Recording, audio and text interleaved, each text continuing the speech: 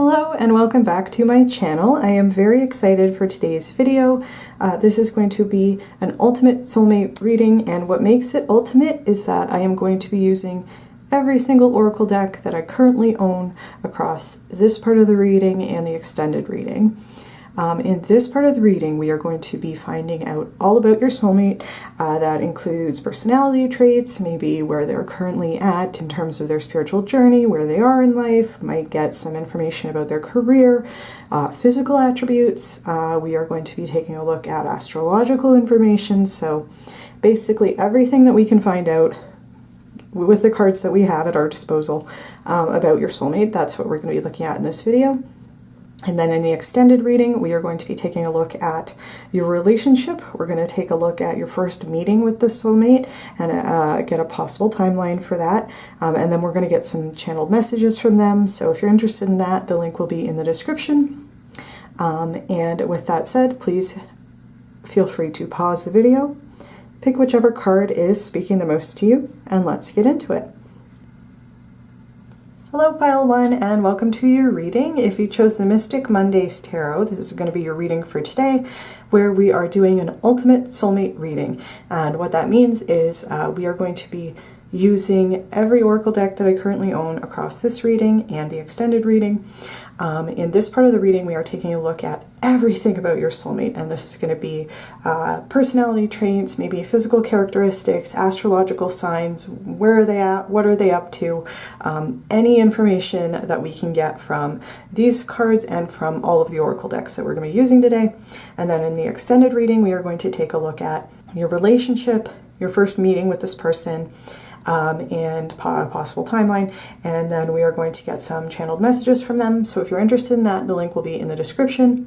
I also want to say this will quite possibly be the longest video I've ever made, so I would suggest getting comfortable, maybe getting a snack or a drink of water, and with that said, let us get right into it. What can you tell me about Pile 1's soulmate? Okay, we have the Nine of Swords. Okay, we have the Hanged Woman, which would be the Hanged Man in the Rider-Waite deck. Okay, we have two more. We have the Queen of Wands and the Ace of Swords. Lovely. What can you tell me about Pile 1's soulmate? Oh, okay. That's way too many. Should I take this one? Yes? Okay. Alright, sorry, Pile 1. A bunch of cards fell all over the floor, but I did want to take this one, and this is Judgment.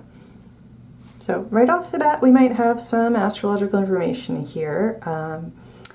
We have two Swords cards, which would be associated with air signs. We have the Hanged Man, which would be associated with Pisces. And then we have the Queen of Wands, which would be associated with fire signs. So, you know, any or all of those signs might be your soulmate's placements, but we will do like a dedicated astrology spread later in the reading. But I did want to start there. What is interesting is, I think with this Nine of Swords here, I think that your soulmate might have gone through like a really rough time in their life, and I think that it really helped to kind of shift their perspective. I think that it might have like informed their personality, like had an impact on their personality and an impact on how they choose to approach life. I think that with the fact that we have this, the Nine of Swords, then the Hanged Man or the Hanged Woman, the Hanged Person, I guess, and then we have this Queen of Wands, it's like this to me is saying we're getting out of a tough time by changing perspective, and then coming towards life in the energy of the Queen of Wands, which I think this has probably not been an easy journey for your soulmate, but I think that they do have maybe a mindset of like a carpe diem mindset, like a YOLO kind of, you know, you only live once, you know, type of mindset where I think that they might take every opportunity that presents itself in their life to practice positivity, to practice gratitude, to practice their social skills, and to just enjoy where they are in the present moment. And I think that with the fact that we also have this Ace of Swords and then the Judgment card, it is likely that, that your soulmate has had some sort of spiritual awakening or spiritual experience, whether they would describe it in those terms or not. It's just, especially with the Judgment card, it's like, and the Ace of Swords, it's like giving me like a clarity of purpose that is guided by spirit, or guided by some sort of greater power. So that's really like the general overview of these 5 cards. Those are my first impressions. The Nine of Swords, it talks about anxiety, depression, dark thoughts, feelings of despair or hopelessness, or like things are never going to get better. It's a very heavy card. It's a very heavy feeling. And that's why I'm saying the fact that this is the first card here is giving me the impression that that your soulmate has gone through a period of time that was very dark and heavy. They might have gone through some like a clinical depression. They might have gone through a period of time where they felt trapped or stuck, or just in a very bad circumstance that was having a negative impact on their mental health. I think that, and you know, this is interesting because I had a similar spread come out in another recent video that I did, where it was the Nine of Swords followed by the Hanged Man, and the way that I interpreted that, and I think it is the same sort of message here. Your soulmate got away from this energy, maybe not because of a drastic change in their circumstances, but because of a change in their perspective. So this could even be, you know, again, like their external circumstances might not have changed. So like, for example, this is just an example, but let's say, you know, that they were in kind of a dead-end job, and they might have really dreaded going into work every day, and it was like soul-sucking work, and it might have provided like a stable paycheck or something that was keeping them there, but they just absolutely hated it. It was having a very negative impact on their mental health. The way that I would interpret this Hanged Man in that example would be, they're still in that job, but they have found a way to cope with their work life that makes it bearable for them. So this might include embracing spiritual practice, going to therapy. They might have done this on their own, or they might have done this with the help of somebody else, the help of a therapist, for example. But this, yeah, it's like this card talks about maintaining the status quo, not moving forward or making a change at this present moment in time, and needing to accept our current circumstances for what they are. And there's also a message here about surrendering to the divine and getting a change of perspective, because, you know, this person's hanging upside down. That would for sure be a change in perspective. And it can be saying like, instead of rushing forward into the next phase, let's change our perspective about where we currently are. And I think that that is, in the context of this spread, something that your soulmate has embraced, has been, you know, how can I make things better for myself where I am right now with the tools that I have at my disposal, so that whatever I'm feeling here is no longer dragging me down. And then we have this Queen of Wands, and this is a beautiful, beautiful energy. The Queen of Wands is charismatic, funny, fun to be around, a positive person. The way I see this card, it is a fiery energy because it's associated with wands, but the way I see this card is like a Queen of Wands is somebody who has a strong sense of themselves and a strong sense of self-esteem, and brings a lot of positivity wherever they are. And like, this is the energy of somebody who, how do I want to put this? It's not leaning into toxic positivity. It's not leaning into the idea that, and I don't want to promote that on my channel either, the idea that if you're going through something really heavy, especially if it's like a clinical depression, the idea that you could just be happy, or that you could somehow cure yourself, you know, from that sort of thing. I think that that is not a helpful narrative. I think, and that's kind of why I'm also saying, like, they very well could have gone through therapy. Like, this might have been very much supported by somebody else, or they might have gone on medication, or like whatever. This is like learning healthy ways to cope with this, and getting to a positive place. So I don't think they're struggling with this anymore, you know, but I also don't want to say that they were just like, one day they just decided to be happy, because that's not a helpful thing to say for people who are struggling with mental health or depression. I know it's not that easy, but I do think that with this Queen of Wands here, that your soulmate is no longer struggling with their mental health through whatever means they had to go through to get here. I think that there might also be a message with the Hanged Man that this could also just be saying this is one of your soulmate's personality traits, is that they are patient.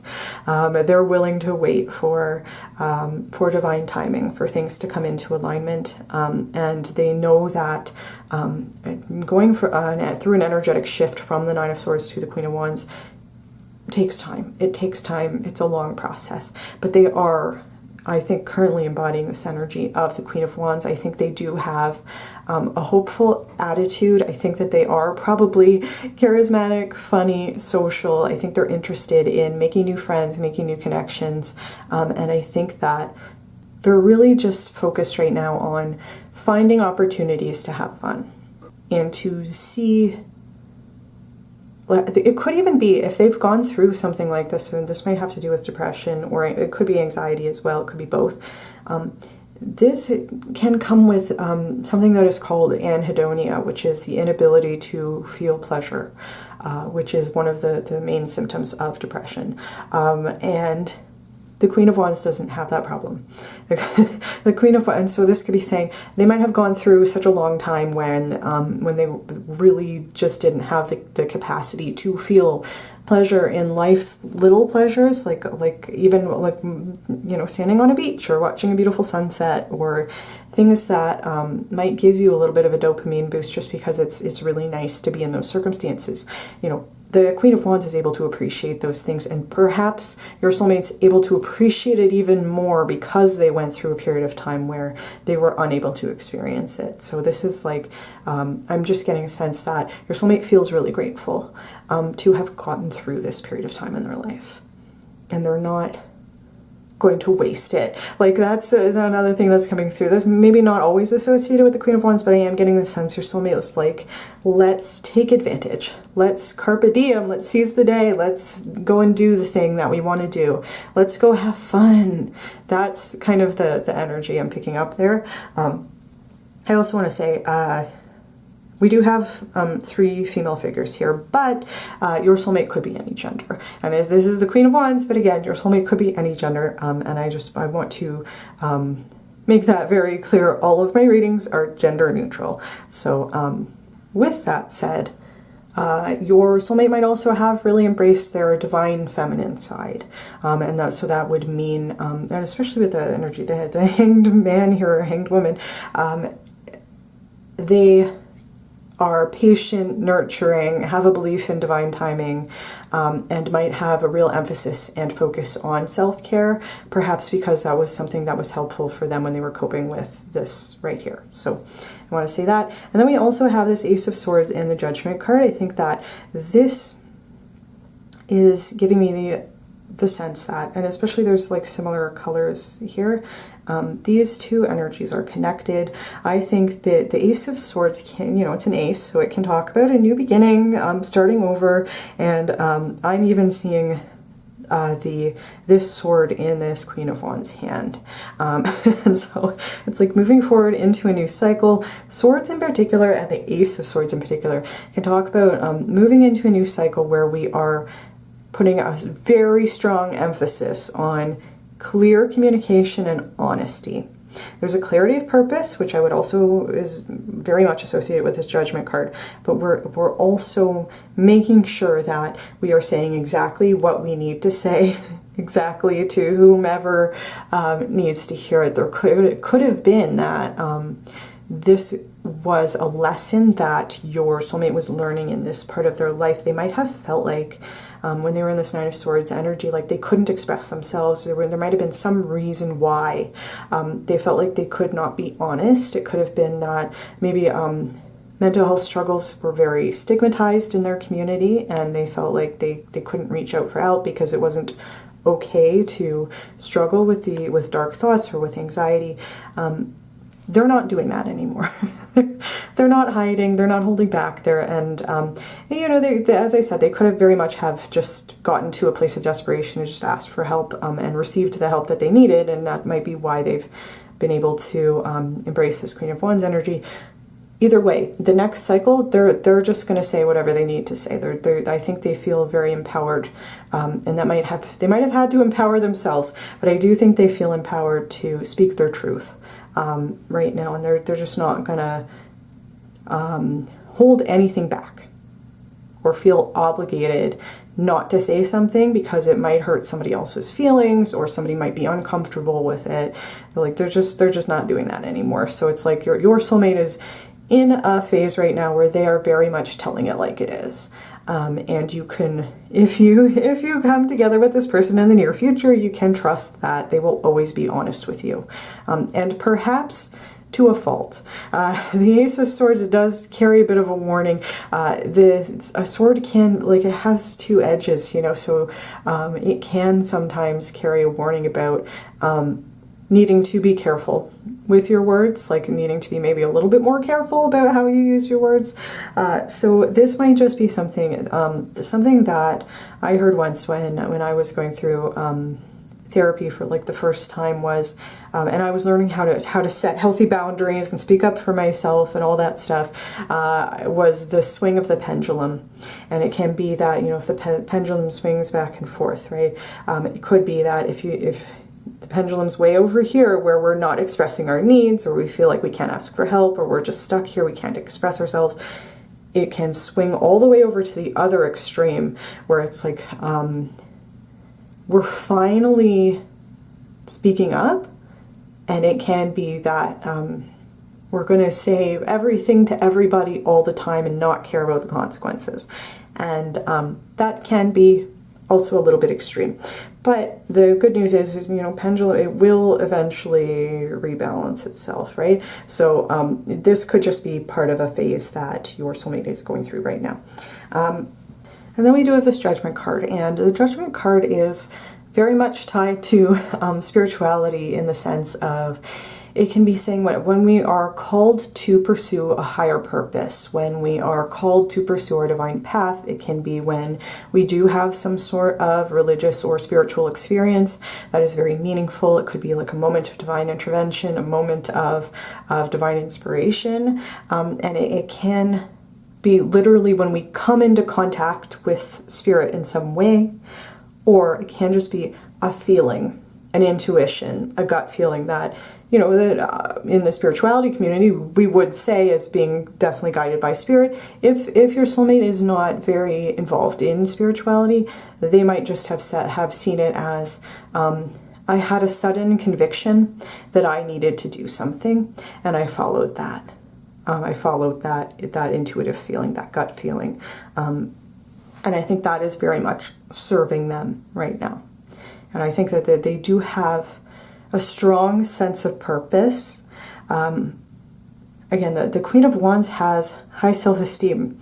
This Ace of Swords is like an energy of like, I'm going to use my sword to cut through any BS, and we're just moving forward, and we're going to, you know, be honest with people and set clear and healthy boundaries.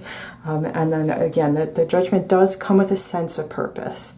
And I think that your soulmate is very much embracing their spiritual journey right now. Again, whether they would use those terms or not, I would take this Judgment card as confirmation of that. Also, there might be a message, because the Judgment card is associated with divine guidance.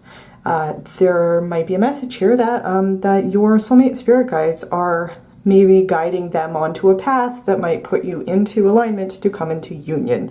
That might be the case that this phase your soulmate's in currently right now, whatever their working towards, whatever, like the new cycle that's starting for them. Again, it's part of their divine path. It might also be part of the path that brings the two of you together. So I did want to say that as well about that card.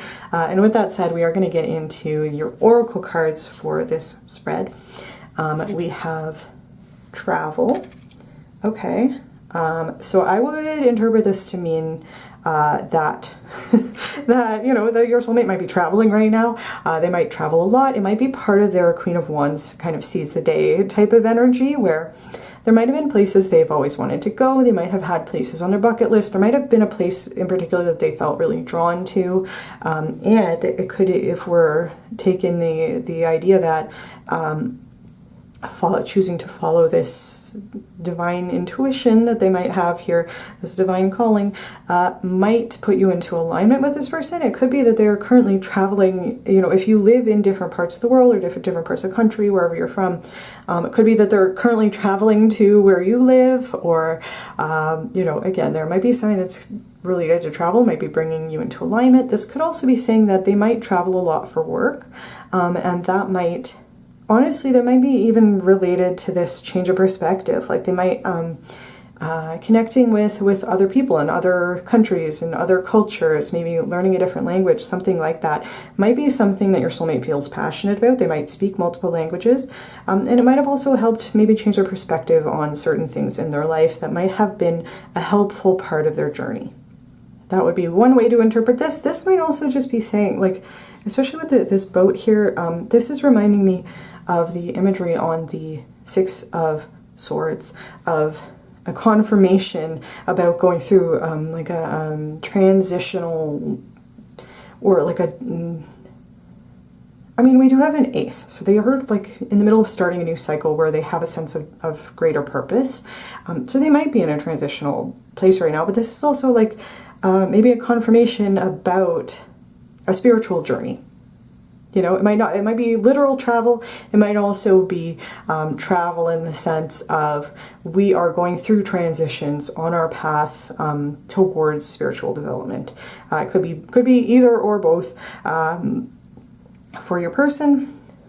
And then we also have this moon on this card, which for me would be a message that it's just a confirmation, yes, they are being divinely guided, perhaps to literally travel somewhere, and or to continue to travel along their spiritual path. And then we have, ooh, I love this. Okay. I love this card. I love the imagery on it. I think it's very cute. We have luck, which is number 28. 28 in numerology reduces to 10, which reduces to 1, which would be another confirmation of this new cycle, starting a new cycle. The luck might be related to, your soulmate might be naturally lucky, or it could be even be saying that they feel really lucky, they feel really grateful to have been able to, I think, get away from this energy and have the experiences that they've had so that they could embrace their Queen of Wands energy. And it could even have been with the Judgment card, like having a spiritual experience, having again, like and, you know, this has happened to me where I had a sudden conviction about changes that I needed to make in my life. And it has changed my life a total 180 from how it used to be. It has had a profound positive impact on my life. Choosing to follow this divine inspiration has really impacted my life. And I feel very grateful and lucky to have had this. And that might be an energy that your soulmate is feeling is very lucky. This could also be saying this crow is having a moment of abundance, windfall here of fish. You know, in the world of a crow, that would be maybe a message of abundance. So this could be saying that your soulmate might also be generating a lot of income right now, or might have had like a sudden windfall that might be related to money. That might be if they are traveling a lot, they might have, you know, the resources to do that. You know, travel is usually not inexpensive. So that could be a message about their financial situation. And I do think that, that there is this, you know, it could be saying your soulmate is naturally lucky and that good luck tends to follow them around. The way I'm being called to interpret it is more about having a sense of gratitude and feeling lucky. And that, I think, is really a testament to the spiritual development that that your soulmate has been through, and to like the fact that I think your soulmate just naturally, it's not, how do I articulate this? Your soulmate has definitely been through some hard times, and I don't want to invalidate that, but I think they like having a positive attitude. I think they like feeling optimistic, again, because they've been through hard times, because they know what it feels like to feel hopeless. Now they cultivate hope. Now they cultivate gratitude, and they cultivate positive experiences. And I just think that they really don't take anything for granted. That's the way to put it. That's what I've been trying to articulate. Your soulmate does not take things for granted. They really appreciate all of the positive things in their life. And I think that that is a beautiful thing. And then we have, oh, okay, this is interesting. We have fog, which says veiled, and there's fog on the card. I think that because we have two cards that are kind of confirming this idea of having a sense of clarity, having a sense of purpose, knowing where you want to go, we have these two cards here, and then we have the Hanged Man, which has a message about acceptance and surrender to divine timing and to divine forces at play. This might be a message that your soulmate has accepted that there are certain things that they cannot control. There are certain things that they cannot see. There are circumstances outside of, even if, if the example that I gave about staying in a job that doesn't make them feel happy or fulfilled, but finding ways to cope with that, and to make whatever aspects of their life that they can be happy with, to focus on that instead, or to have a sense of a reason to get up and go to work every day, even if it's a job that you don't like. Like there might be aspects of that that are outside of your soulmate's control, and they have learned to accept that fact. I think that, again, your soulmate doesn't take things for granted. I think they also are not interested in micromanaging or trying to control every aspect of their life. I think that they have a really strong sense of what they can and can't control. It's reminding me of the Serenity Prayer in addiction recovery. The Serenity Prayer is, God grant me the serenity to accept the things I cannot change, the courage to change the things I can, and the wisdom to know the difference. So it's like serenity, courage, wisdom. And I think that this is just a confirmation. It's veiled. There are certain things that this person doesn't know about the future, doesn't see or control, and I think that they have reached a sense of acceptance about this. And the other thing that's coming to me is, this might also be a confirmation that your soulmate doesn't realize that there is a spiritual force that is guiding them. Could be. That might not apply to everybody, but there could be a message, because they do have a sense of clarity. Like with the fog and veiled, it could be, they very much are being spiritually guided. They might not know that. They might not have clarity about that. So that would be another way to interpret this. And then we get another, I love this. Okay, we have the light attributes of the Queen archetype, which says, radiates the regal feminine, uses her benevolent authority to protect others. And I will say, like, the confirmation of that, the divine feminine radiates the regal feminine. And again, that's regardless of your soulmate's gender. Having a strong divine feminine does not mean that your soulmate is feminine, or that they present feminine, or that, it has nothing to do with their gender expression. What it means is, and we can see on this card, uses their benevolent authority to protect others. And there could be a message here that your soulmate might be in a position of authority. They might be like a community leader, or be the head of a family, or they might have a position of authority at work. They might be a high paying, high prestige career. Might give them the opportunity to travel. Making a lot of money in their career might give them the opportunity to travel. It might be connected there with the luck. They might be earning a lot of money because they have a position of authority at work. The message here would be that they use their power for good.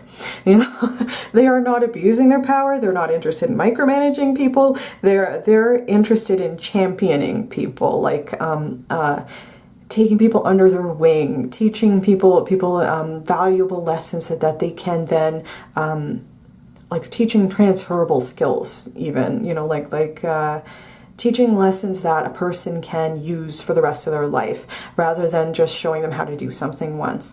You know what I mean? Like, it's that sort of energy, and I think that your soulmate probably feels protective of other people, especially people who have been through similar experiences that they have been through. They probably feel like they do. I think they embrace their responsibility to the people who are under their charge, under their care, under their authority at work. They take that seriously, because I think they know the impact that certain experiences can have on a person. I think they know the impact that toxic people can have, and I think that they strive really hard to be somebody that can be relied on, somebody that can be counted on to have your back. I think that's important to them. There could also be a message. This might not apply to everyone, but there could also be a message here, because the Queen is usually not an elected position. It's usually an inherited title, or somebody marries into. You marry the king, or you marry into the royal family.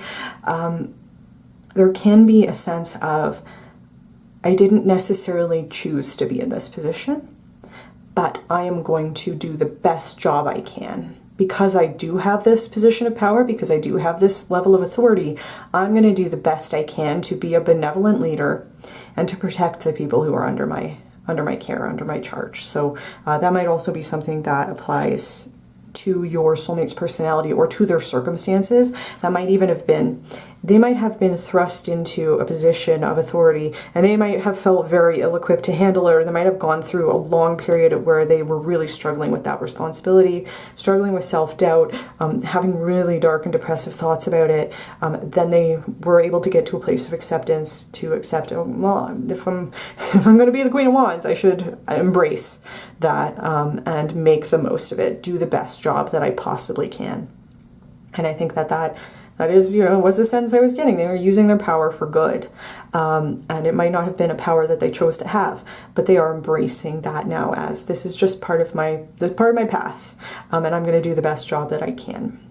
And then we have Child Divine. And the light attributes of this are, sorry, my cat's feeder went off. The light attributes of this are innocence, purity, and redemption. Suggests a special connection with the divine. For sure. Yeah, your soulmate is very connected to the divine.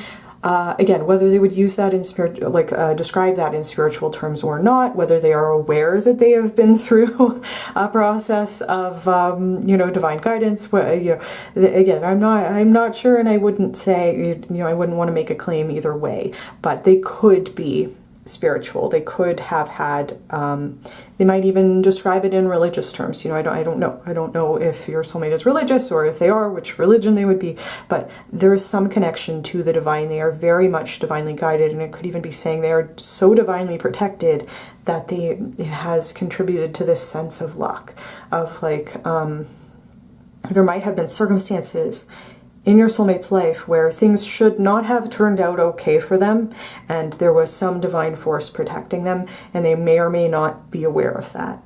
But then we also have innocence, purity, and redemption, which I think is interesting. I think that there might even be a way to interpret this where your soulmate might have had to reparent themselves. They might have had to reclaim their inner child, rediscover their inner child, and work on protecting their inner child in a way that might not have happened for them in the real life, in the 3D when they were growing up. They might not have had anybody to be a queen for them when they were struggling. This could have been something that happened in childhood. It doesn't have to, but it could be. And that might have been when they went through this process, they have reconnected with their inner child. With the innocence and the purity and the redemption, again, this is giving me the sense that if your soulmate has a position of authority, has any sort of responsibility or sway over other people, they are determined to use that for the good of as many people as they can possibly help. They are determined to not be somebody who abuses their power. And that, to be honest, is a very beautiful message. Pile 1, you know, that's a core part of your soulmate's personality. It's that's a core belief, I think, that your soulmate has, is that people in positions of authority should not abuse their power. And that is, again, something that I think is like something your soulmate feels extremely passionate about. And that's a beautiful thing. So with that said, we are going to move into the next spread here. Okay, pile 1. So we're going to start with some spirituality-based cards, and then we're going to get some animal spirit cards, and then we're going to get some tea leaf cards. So the first card that we have here is a Chakra Wisdom card. I love this. This is Discovery. Sorry, some of my decks are a little bit warped just because the air is very dry where I live. But this is connected with the root chakra. There's also a connection to the heart. This person, you can see the heart here, and then this is the pink and green dichotomy associated with the heart chakra.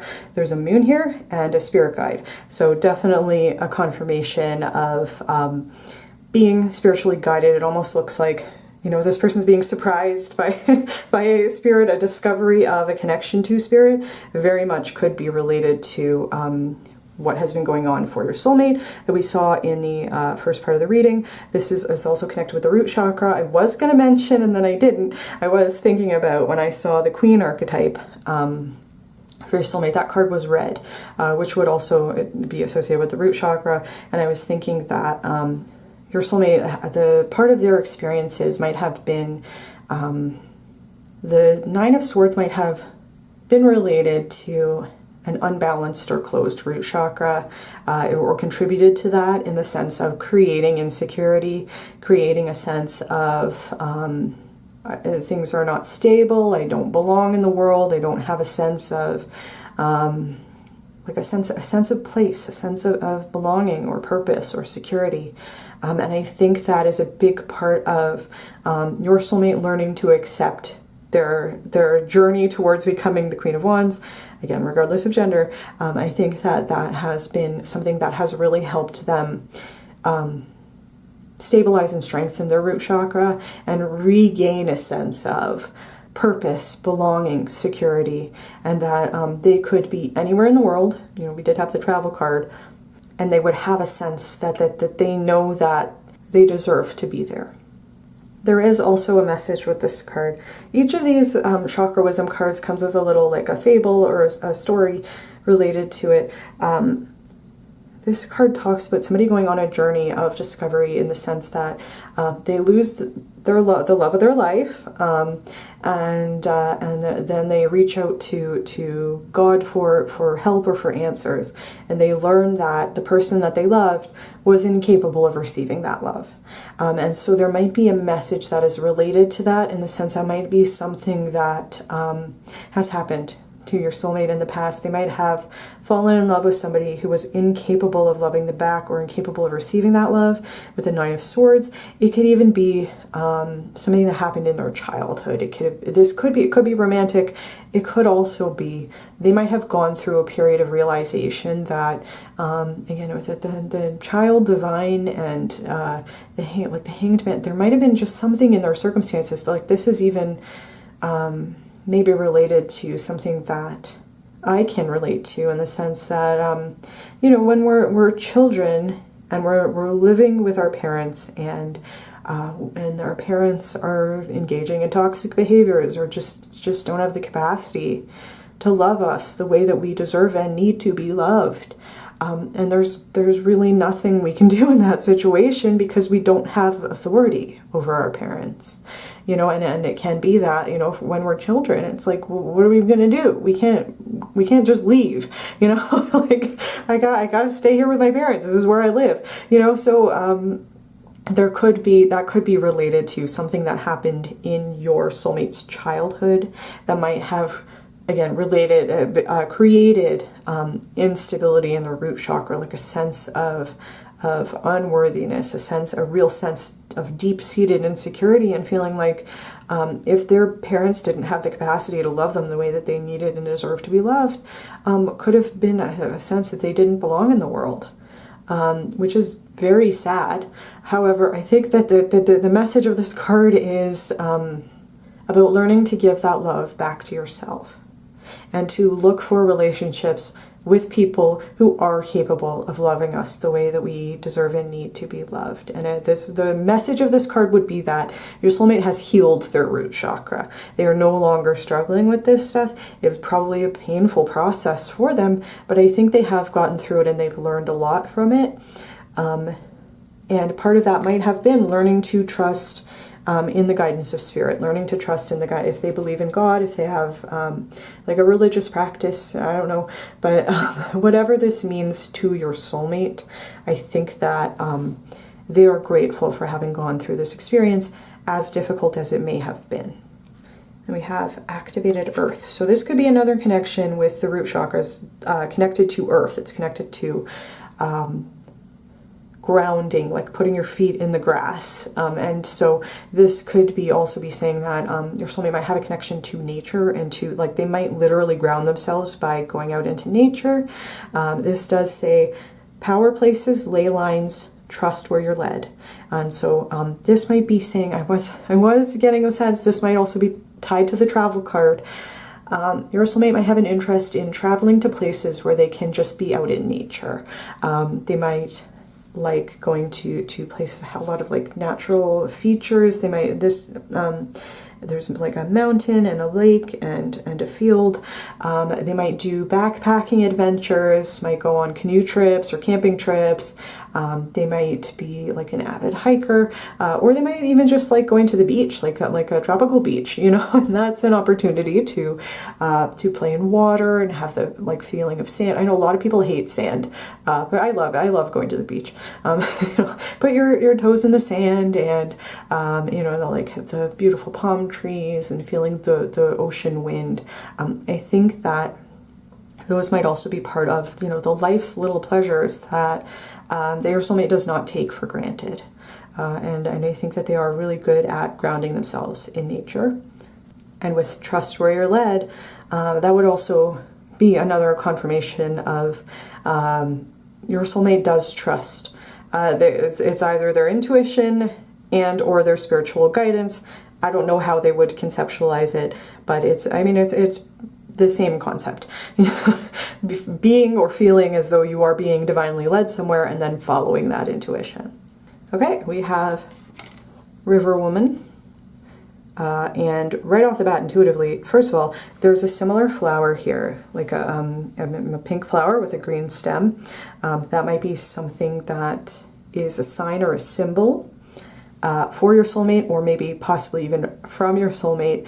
It could be their favorite flower, it could be your favorite flower, and it could be something, if you see a lot of pink flowers, especially pink flowers with long green stems, that could be a sign from your soulmate that their higher self is with you. So if there's a similar image, I like to point that out for that reason. And then intuitively, there's a connection to river.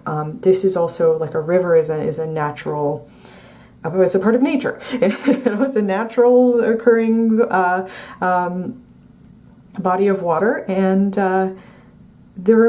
like again, in my intuitive interpretation of this would be to go with the flow, to embrace the river for what it is, and to let things wash over you, in the sense of, again, like the Serenity Prayer, like taking responsibility for the things that you can, practicing whatever power you do have, and then letting everything else go, like letting it flow away.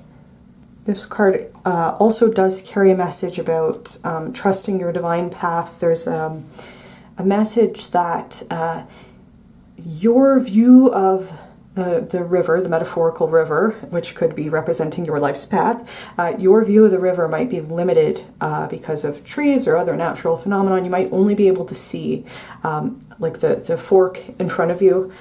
Spirit can see the entire river. It can see the start and the end point. You know, it can see the entire path, and it's whichever, if you are looking at the river and you see a fork, following whichever pathway is in alignment with your divine guidance. It's like trusting that divine guidance and knowing that even if you follow the path that seems to be a little bit rocky, or it seems to have some rapids in it, you know, whatever it is, trusting that you are being guided by spirit. So there is an element also of having faith that you are being divinely guided, even if you cannot see the entire big picture. All right, and then we have, I love this. We have the deep blue dragon, which says, keeps you safe by clearing your pathway. Trust that you are protected. Walk on a path of light. That very much confirms a lot of the things that we've been seeing in your reading so far. Yes, your soulmate is divinely protected. Their spirit guides are working to clear away obstacles, clear things away from their path, and walk on a path of light. I think that is also a confirmation that your soulmate has consistently chosen to embrace the good, the light, the positive parts of themselves. And again, like I think they feel very passionate about doing the most good for the most people that they can with whatever power they have to influence things in this lifetime. And there's also a connection with the deep blue there about intuition, third eye, trusting your instincts and trusting in divine guidance. Again, whether you would recognize it as being divine or not. I will say with all of this energy here, I do think that, first of all, I think that your soulmate is very much connected to their third eye, very open third eye. I also think it is likely that they do have some sort of spiritual practice. There's just a lot of spiritual energy here about trusting the divine and trusting the process, etc., etc. And then with the Judgment card might also be a confirmation of that. So I did want to say that. And then the other thing that I forgot to mention is 23 reduces to 5, which is related to change. And so this would be, again, like a confirmation. The river keeps flowing. Things change. Circumstances change beyond our control. We cannot see the entire path of the river. What we can do is decide, what do we want to do next? We can decide, do we want to follow our divine guidance or not? Do we want to follow the path of light or not? And I think that your soulmate has really embraced their life's journey for whatever it is. I love this. Oh my God. I keep saying that, but I do. I love the energy that I'm getting from your soulmate pile 1. This says divine abundance. You were born to align with love's will, follow the Tao, and serve something beyond the ego. Learn to be abundance, not chase it. This, for me, would also be very much connected with the luck card that I was seeing in the first part of the reading, being connected to the concept of abundance, because, you know, the crow had all those fish falling from the sky, you know, like it's, and I will say, like, we didn't have a ton of cards that were related to, like, literal money. I mean, it could very well be that your soulmate does have, if they have a certain level of influence, they might also have a certain level of affluence.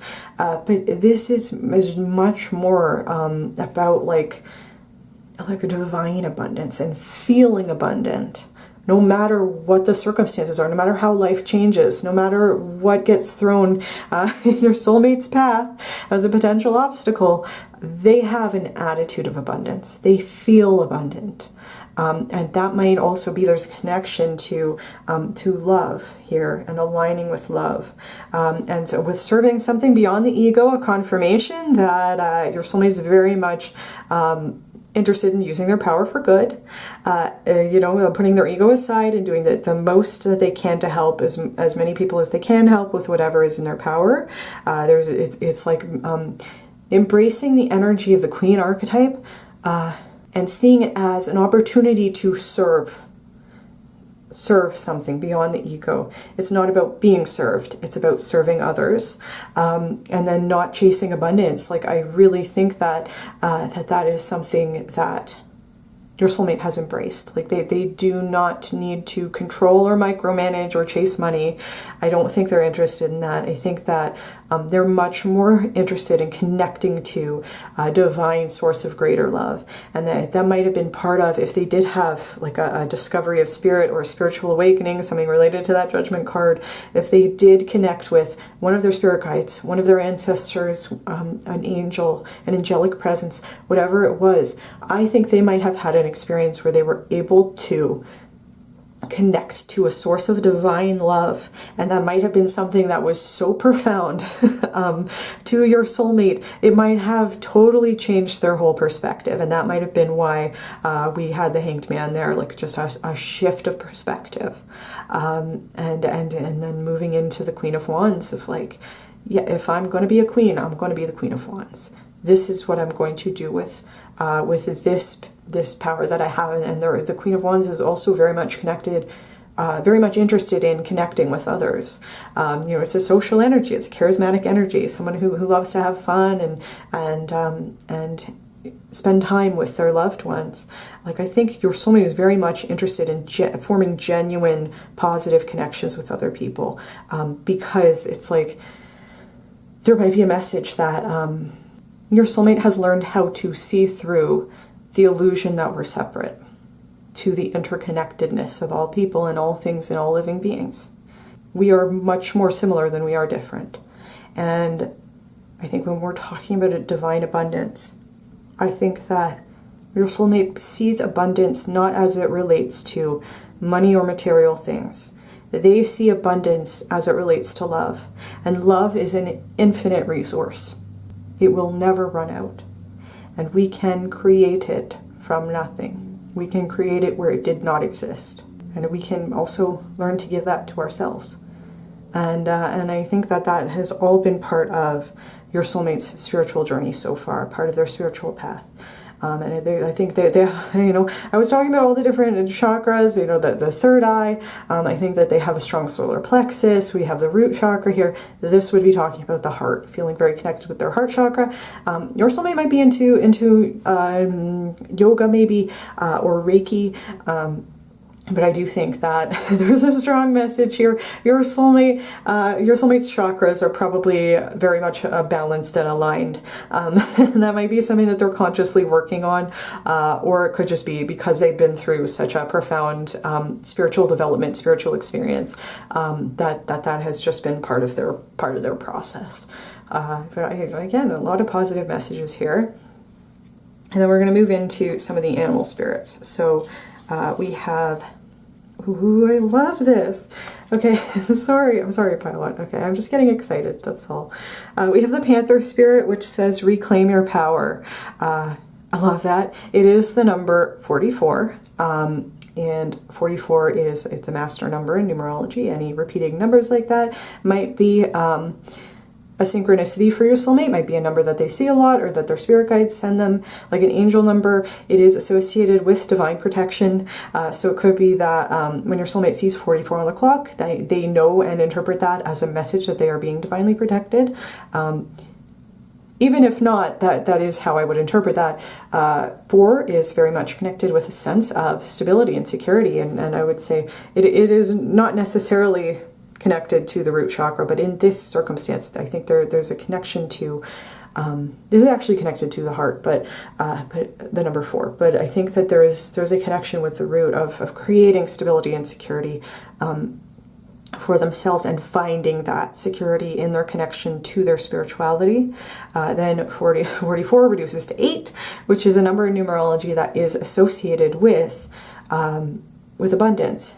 And it's associated with the material world. So it's like, hard work, money, practical concerns. But there is a message about abundance, and it's like finding abundance and stability by reclaiming your power. And I think that is very much connected to the tarot spread that we had in the first part of the reading of like, maybe in the 9 of Swords, your soulmate felt like they didn't have a voice.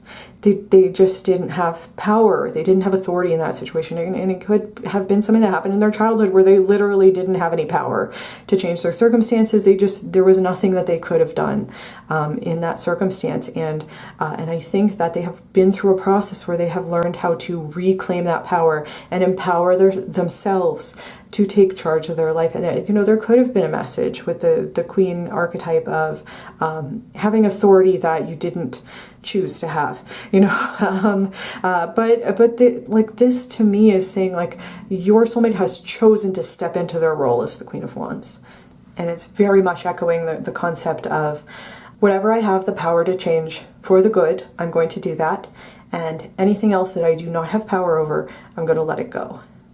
And there is like a don't let your dreams be dreams kind of what I was saying. As soon as I saw that Queen of Wands, I was thinking, seize the day, like go after it, go after what you want, just put it out there. You only live once. You know, those were the things that were popping into my head when I was looking at that card. And that's very much a message associated with this card of, like, just take that first bold, brave, courageous step towards the thing that you want. Just go and do the thing, you know. Because it's like you know, there's a chance that it'll go wrong or that something terrible will happen, but it's like you won't know what the outcome is until you go and do the thing, you know. And like 9 times out of 10, you know, there might even be a message that even though your soulmate is aware that they are divinely protected and divinely supported, divinely guided, there might be a message that they have kind of created their own luck with the luck card there, in the sense that by choosing to step up and claim their power and be brave and bold, and, you know, with the Queen of Wands followed by the Ace of Swords, maybe there was like speaking truth to power, like coming through and calling people out for what they've done and for their bad behavior. You know, like just having the courage to step up and do that, to empower yourself to do that, can create positive opportunities for yourself, and can create, first of all, I think it's worth doing just in it on its own right, but it can help create more opportunities to step further into your role, like your leadership role, if that makes sense. So either way, I think that, like, your soulmate has really stepped up for themselves in this lifetime so far, and this is a beautiful message. Again, like even if your soulmate does not necessarily have a position of power that is related to their career or workplace, they are 100% in control of the direction of their own life. They have taken responsibility for themselves and for their own life, and possibly for, if they have other people who do rely on them, they take responsibility for that as well. And they really try their hardest to do the most good for the most people. And then we have Starfish. Okay, I love this card as well. And I know that one of the keywords of this card is resilience, because starfish can, if one of their limbs gets chopped off, I think they can regrow their limbs. And so there's a message of resilience in the face of adversity. And so I would think that this would be a confirmation that, you know, with the Knight of Swords, that your soulmate's been through tough times. They've been through a really, and I think it was like tough times emotionally. I think they've been through a lot of emotional trauma, perhaps, or just like a really dark times, and they have recovered. They've regrown their limbs, and they've gained resilience and gained confidence in their own ability to survive adverse circumstances through those experiences, and they, I think, have come back stronger for having gone through it. And then the other message of the starfish is also related to good luck, good fortune, and abundance. It is a symbol of luck. And so that, I think, would be like a confirmation. Your soulmate might have natural good luck. I think they also feel lucky. I think even if they've gone through an experience where, you know, metaphorically, they might have lost one of their limbs. Metaphorically, they might have gone through a very painful and traumatizing experience. They feel lucky, first of all, that they were not killed outright. And secondly, that they have had the opportunity to regrow that limb and become stronger than they were. in hindsight. You know, they might not have chosen that experience for themselves, but I think that they do feel lucky to have been able to come back stronger. There is also a message with this card about embracing your uniqueness. You know, you're the only you, you know, in this world. And I think that that has also been part of this lesson here for your soulmate. If there was something going on with the root chakra, something going on with that Nine of Swords, maybe inner child, like feeling like you don't belong, or feeling misunderstood, or feeling like you don't fit in, or there could have been a situation where maybe this person's family or their parents growing up wanted them to be something other than how they authentically are. I think your soulmate has learned how to embrace the aspects of themselves that make them different from other people, because it makes them unique, and they've learned how to embrace and celebrate those parts of themselves and to really show up as their authentic selves. I think they're no longer in a place where they feel like their differences are weaknesses. I think they're much more in a place right now where they're like their differences are part of their strength. And at the same time, what I was saying with this Divine Abundance card about we are much more similar than we are different could also be they have learned through those difficult experiences how to relate to people who are, first of all, are genuinely trying to relate to them back. You know, how to make genuine connections with people who can relate to us based on what we do have in common, our common humanity, rather than whatever superficial differences might separate us. So I think that that also has been part of your soulmate's learning path in this lifetime. And then we have the swan, very beautiful.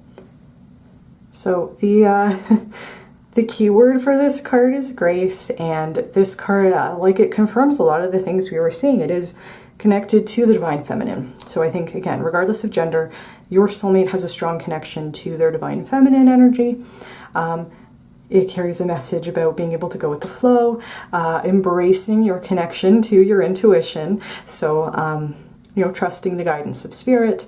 And there's also a message about surrendering to the divine. So again, lots of confirmations of things we've already been seeing for your soulmate. And with the key word here being grace, I think that as there's a message that it's connected to this river woman, like they accept their life circumstances with grace. They accept obstacles as opportunities. They accept, you know, they just handle things with grace. And I think that's a beautiful message. There could also be a message, because swans are known for their beauty.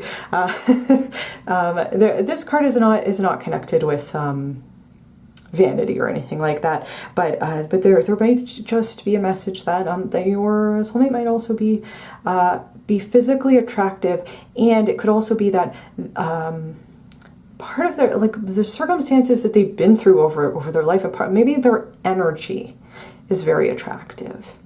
Like it just, the way that they carry themselves, the way that they move through life, is with such a sense of grace, gratitude, acceptance, and intuition. Like, I think that people are naturally enjoy being in your soulmate's energy. That's the way I want to put that. Okay, and then we're going to get to tea leaf cards. We have Quill, which says get back to the basics. I think that is something that their soulmate has done. I think that they have a strong sense of priorities, of like what their priorities are. I think that with get back to the basics, there might be a message about the root chakra, grounding, reconnecting with nature, reconnecting with the earth. And I think that there might also be a message about like healing your inner child, getting back to like the basics, you know. And with the quill here, there might also be a connection to, with the Ace of Swords, to communication. You know, quills are used for writing. They might also enjoy writing. They might write a lot. They might journal. Can be like a helpful practice for them in just, you know, processing their experiences and processing their emotions. And with the quill and get back to basics, and the fact that it was the Ace of Swords, your soulmate might have a very direct communication style, and it might just be because they, you know, they're just trying to be authentic. And I don't mean that in the sense that, like, some people say, you know, oh, I'm just being honest when they're, you know, when they say something mean. Like, I think your soulmate genuinely just tries to be as honest as possible because they want to be transparent. They don't want to hide anything. So that might just be an aspect of their personality. So I did want to point that out. And then we have flowers, which says happiness. So I think this is definitely your soulmate cultivates happiness. I think they find happiness in the little things, like a beautiful flower. I think they're probably very happy out in nature. There's also a bird on this card. They might love birds. That might be something that is also true for them. And then there might also be a connection here with, you know, I was pointing out the similar flowers on this card of like a pink flower. It does have pink on it, but it's not necessarily a pink flower. But there could be a particular flower that is very important, like an important symbol for your soulmate, and it could be that they might have planted these flowers in their garden, or there might be like they might have like collect imagery with that type of flower on it because it reminds them to appreciate the natural beauty of the world as a source of happiness, and it could also remind them of their connection to spirit. And I mean, I do think it's interesting that we have two cards that are connected to nature, because a quill is made from a feather, you know, and there is a connection. It is something practical we use in the everyday. Well, I guess people probably don't use it much anymore. It does have a practical purpose, but it is also connected to nature. So with that said, we are going to move into the next spread. All right, pile one. So I do want to say that I just checked the time to see, you know, to keep track of that, and I did see 44 on the clock. So that might be a confirmation. That could be an angel number for your soulmate. It could be a number that's important to this connection as well. It could also be a number that, if you've been seeing 44 a lot, and only take this if it resonates, but if you've been seeing 44 a lot, that might be a confirmation that that is something that your soulmate is sending you to let you know that their higher self is with you. So I just wanted to mention that real quick, and then we will get into it. So the first card that we have here is, love that, uninhibited, letting go. Definitely, I think, you know, from the energy we were picking up from your soulmate, I think that they have learned how to let go of the things that they can't control, letting go of the outcome. You know, like it's reminding me the river woman card of like, we cannot see the entire river, you know, so just do the next right thing, just do the next thing that we can do, and let go of the rest. You know, we don't need to. And with the uninhibited, this is also just kind of reminding me of what I was picking up from the energy of the Queen of Wands in terms of like, let's just have fun, you know, like uninhibited, carpe diem, seize the day, take advantage of the opportunity to have a good time. And it could be that, you know, I don't know if your soulmate is somebody who enjoys partying, but they might, you know, and that might be something that that they like to do just in order to let loose, to blow off some steam from time to time. So that might be something that you have in common. But either way, I think that your soulmate is somebody who definitely looks for opportunities to have fun, to have a good time, to enjoy just being wherever they are. And then it is a summer-themed oracle deck, but this is on the beach. So there could be another connection to just being in a natural place, being out in nature and travel. So your soulmate might be somebody, again, who enjoys traveling. They might enjoy traveling to the beach if they don't live somewhere with a beach nearby. And I think they do enjoy being out in nature. Okay, and then we have make a mission statement for your soul. I love this. I know I keep saying I love it for every one of these cards, but I just love your soulmate's energy. Like they are so spiritually evolved. It is like a pleasure to tap into this energy.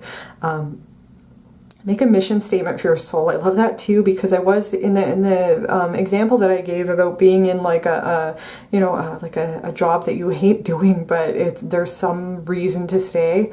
There's something that you know, I used to hear a lot. I worked a corporate job for a while, and I hated it.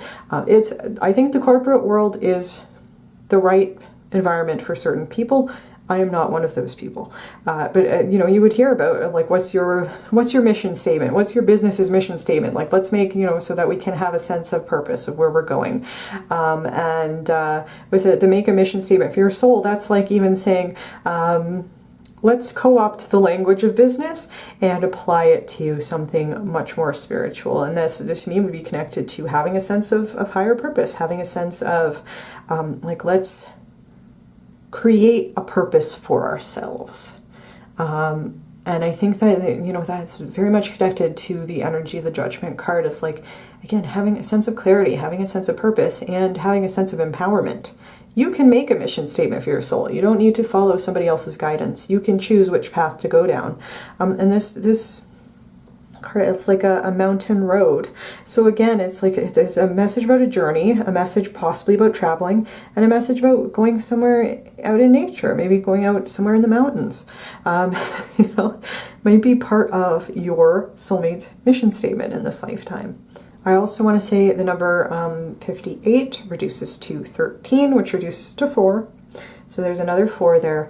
And I think that, again, having that sense of purpose and clarity has really helped your soulmate gain a sense of security for themselves. It's like wherever they are in the world, they know that they're safe because they can protect themselves. That sort of energy. And then we have magic. Okay, this card, yeah, it would be very much connected to some sort of spiritual awakening, having very open upper chakras, including the third eye. This almost looks like an eye, and it is that kind of purpley color associated with the upper chakras. And it says magic. I think that your soulmate has embraced that there is a certain level of magic in the world. It's reminding me of that quote of like, you know, any sufficiently advanced technology is indistinguishable from magic. I'm paraphrasing. I don't know if that's the direct quote, but you know, it's like the idea that there are certain things in this lifetime that we might not be able to fit into a certain framework. You know, and I think that it's likely that your soulmate has had a spiritual experience that they couldn't rationally explain. And I think that they've just learned how to embrace the magic of life. I think that they've learned how to, you know, again, take pleasure in the little things, find magic in everyday moments. And I do think that your soulmate is also probably very connected to nature and finding magic in the beauty of nature. And I love that. It's like being open to the magic of the world and seeing magic in everyday experiences wherever you can. And again, it's just a confirmation also that I do think your soulmate has very open upper chakras. I think they're all their chakras, the full spiritual chakra alignment for sure, I think. But what was the other thing I wanted to say about this? Oh, there might also be a connection to the Magician card in tarot, where that is a card also about empowerment, embracing your personal power to affect certain changes in your life. It's also connected with manifestation, which might be something that your soulmate is practicing doing, or might be something they're interested in doing. And I think if they do, they're probably very good at it, because they do seem to be in an energy that is very positive for manifesting positive things in their life. They did have the luck card, you know, they had that energy of the attitude of abundance, which is really nice, and really good for manifesting. And so they might be actively trying to manifest things, or it's just something that they're naturally great at just because of where their energy is. So I also wanted to mention that. And then we have, this card is Basil. It is connected with inspiration. It's also connected with the third eye chakra, another confirmation of having an open third eye, trusting your intuition, trusting your guidance from spirit. They might be seeing angel numbers, including 44. But this is Basil. The trigger statement says, "I am tired of it all," which might have been related to an old energy connected to the Nine of Swords. The true statement is, "I find strength in my purpose." And there's another connection to purpose, having a sense of purpose, and make a mission statement for your soul. This card also does talk about the concept that we can right now my mission statement is just to drive into these mountains, and when I get into the mountains, I'll decide what the next step is then. I don't need to have my entire life's plan in front of me. I can take it step by step. There is a message about that. I find strength in my purpose. Like, I think that again, your soulmate does have a strong sense of purpose that I think they have had to cultivate for themselves. And it is divinely led. There's a connection to the third eye there. And then this card also says, please rest and know that in this stillness, you will find clarity around your purpose here. The need to cope will fall away as you find the question you are the answer to. I love that. That's a beautiful message. That also would echo the message of the Hanged Man, of like finding peace and clarity through stillness. We don't need to be chasing. You know, that also on the Divine Abundance card of not chasing. You know, that we can find what we need either within and or through spiritual support and or wherever we are. Wherever we are in the universe, we can find what we need in order to move forward with a sense of purpose and get away from simply coping with the everyday life and moving towards building resilience and strength and confidence, especially confidence in our divine path. So that, like, again, a lot of confirmations there of things we've already seen. Okay, and then we have Citronella, which says expel. This is connected with the solar plexus chakra. And the trigger statement is, I am being invaded. The true statement is, I am pure. And this, with the I am pure, this card also looks like it's the same color or a similar color to the Child Divine, and with the emphasis on I am pure and it's like innocence, purity, and redemption. I don't know if this is true for everybody, but your soulmate might have gone through an experience in their childhood or when they were younger, earlier in their life, where they might have felt violated in some way, invaded in some way. They might have created the Nine of Swords situation for themselves, a situation that they might not have been able to get away from at the time. And they have been able to reclaim that part of themselves.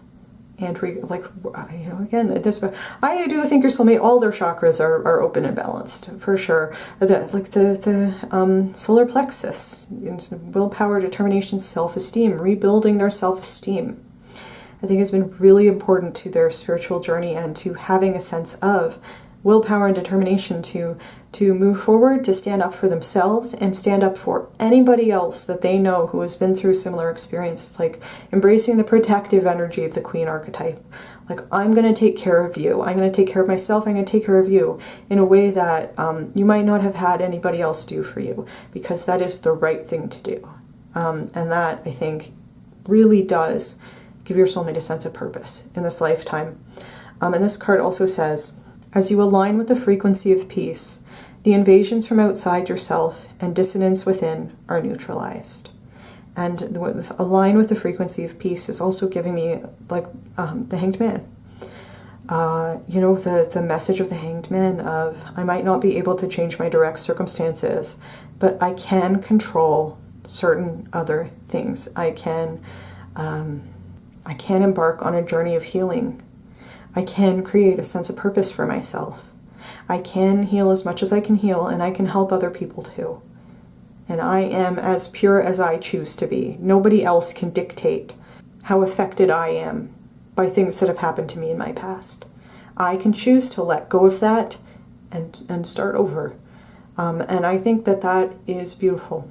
A beautiful message. I do think your soulmate's been through some tough experiences in their life, and they have learned so much. They are really far along in their healing journey, and I'm getting a little bit emotional because I feel really proud of this person. Your soulmate is so strong, and they've had to build that strength through adversity, and they've come through the other side with so much compassion. It's just like a normal for people not to be able to cope with situations that are extremely difficult and traumatizing. A lot of people, they just through no fault of their own, they just don't really know how to cope with their trauma, and it's very sad.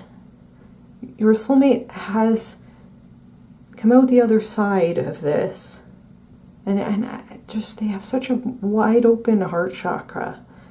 It's just amazing. Anyway, I'm getting distracted. So, okay, the next card we have is protection. And this says, "This is my house, stained by the very blood flowing through its walls, covered in a veil of delicious prayers, yet deadly to those who dare lift its hidden." Okay, so that's a little obscure. I do think right off the bat, protection. Your soulmate knows they are divinely protected, and I think they also feel protective of other people in their life. They might have, there's 3 figures on this card. They might have friends and or family members who might also have had really tough experiences. And I think that your soulmate really wants to protect people. That's like, I think, a big part of their sense of purpose is, I'm going to use whatever power I have to protect myself and others. And in the same way, I am also being divinely protected along my spiritual path. Honestly, I think it won't resonate for everybody, but if you are familiar with Dungeons and Dragons, this person's giving me big paladin vibes here. Just like gaining energy from a spiritual source and then feeling really protective and like I want to use my power for good. That is what's coming through. And then the other thing I wanted to mention is it's interesting that these are veiled figures. And it says, "Covered in a veil of delicious prayers." And then we did have the fog, which said veiled. So there's a connection to the concept of a veil, which is something, that kind of obscures our vision, yet it is usually semi-transparent. And so there could be a message that your soulmate has seen beyond the veil towards the truth of a situation. There could be a message there. I was connecting it to the concept that there are certain things that we cannot see. So it could be like, again, your soulmate knows that they are divinely protected. With the magic, like I think, and the letting go, like I think they just kind of accept that there are forces in this world that they cannot explain away in rational, practical terms. Like there are spiritual forces at play that cannot be fit into a specific box. So I do think there's a connection there also, which I thought was interesting. And then, the message of this card is really just about being divinely protected, and and a confirmation that I think your soulmate has gone through a period of time when they did not have a sense of safety. They did not have a sense of security. They were not safe or secure wherever they were. And they had to reach out to spirit and also go inward at the same time. And I think that they have largely healed from those experiences. But I think they really did have like a profound impact on how your soulmate approaches the world and how they relate to other people as well. Okay, we have Trick or Treat, which says mischief and play. I think that that this is a card that I would take as confirmation that your soulmate has a very fun side. I think that, yes, they've been through some really heavy, dark stuff, but they really enjoy having a good time. I think that with mischief and play, I think they have really reclaimed their inner child and their inner sense of like, let's just go and have fun. Let's be uninhibited. Let's go trick-or-treating. I don't care that we're 35 years old. Let's go, like that kind of thing. Like, I think that they probably have a very playful sense of humor. They might be somebody who enjoys like teasing other people in a way that they know is not actually going to hurt the person. I think they'd be devastated if they thought that they had actually hurt somebody with their words. But I think that once they have a certain level of comfort with somebody and there's a certain level of trust there, I do think they probably have like with the mischief, I do think they enjoy teasing people and maybe playing pranks on people, again in good faith, not anything that would be destructive or harmful, but yeah, and play. Like, I really think that like, your soulmate is just so much fun to be around. They love to have fun. you know, and it's like a bright, vibrant energy. That was also something that I didn't mention about the starfish spirit. It's like it's connected with, because it's a star, it is a fish, it's also a star, actually I'm not sure if starfish are fish. Anyway, but there's a connection to shining brightly. And I am getting the sense like your soulmate is so much fun to be around. They just love having fun.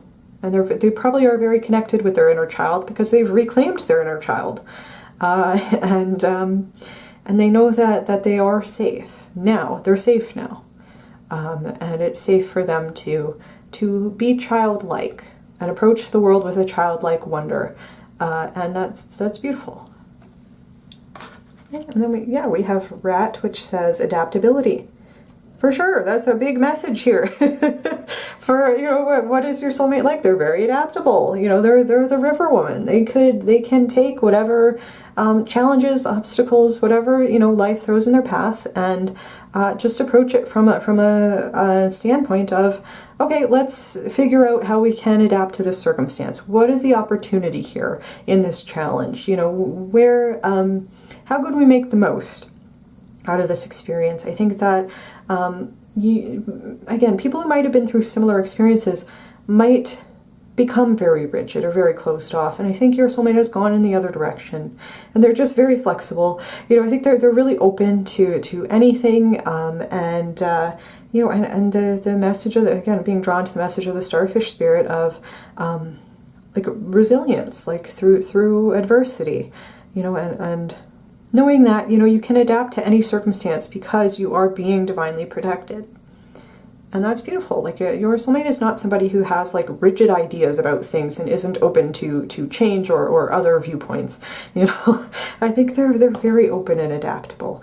And I think that is something that they really value about themselves. And then we have,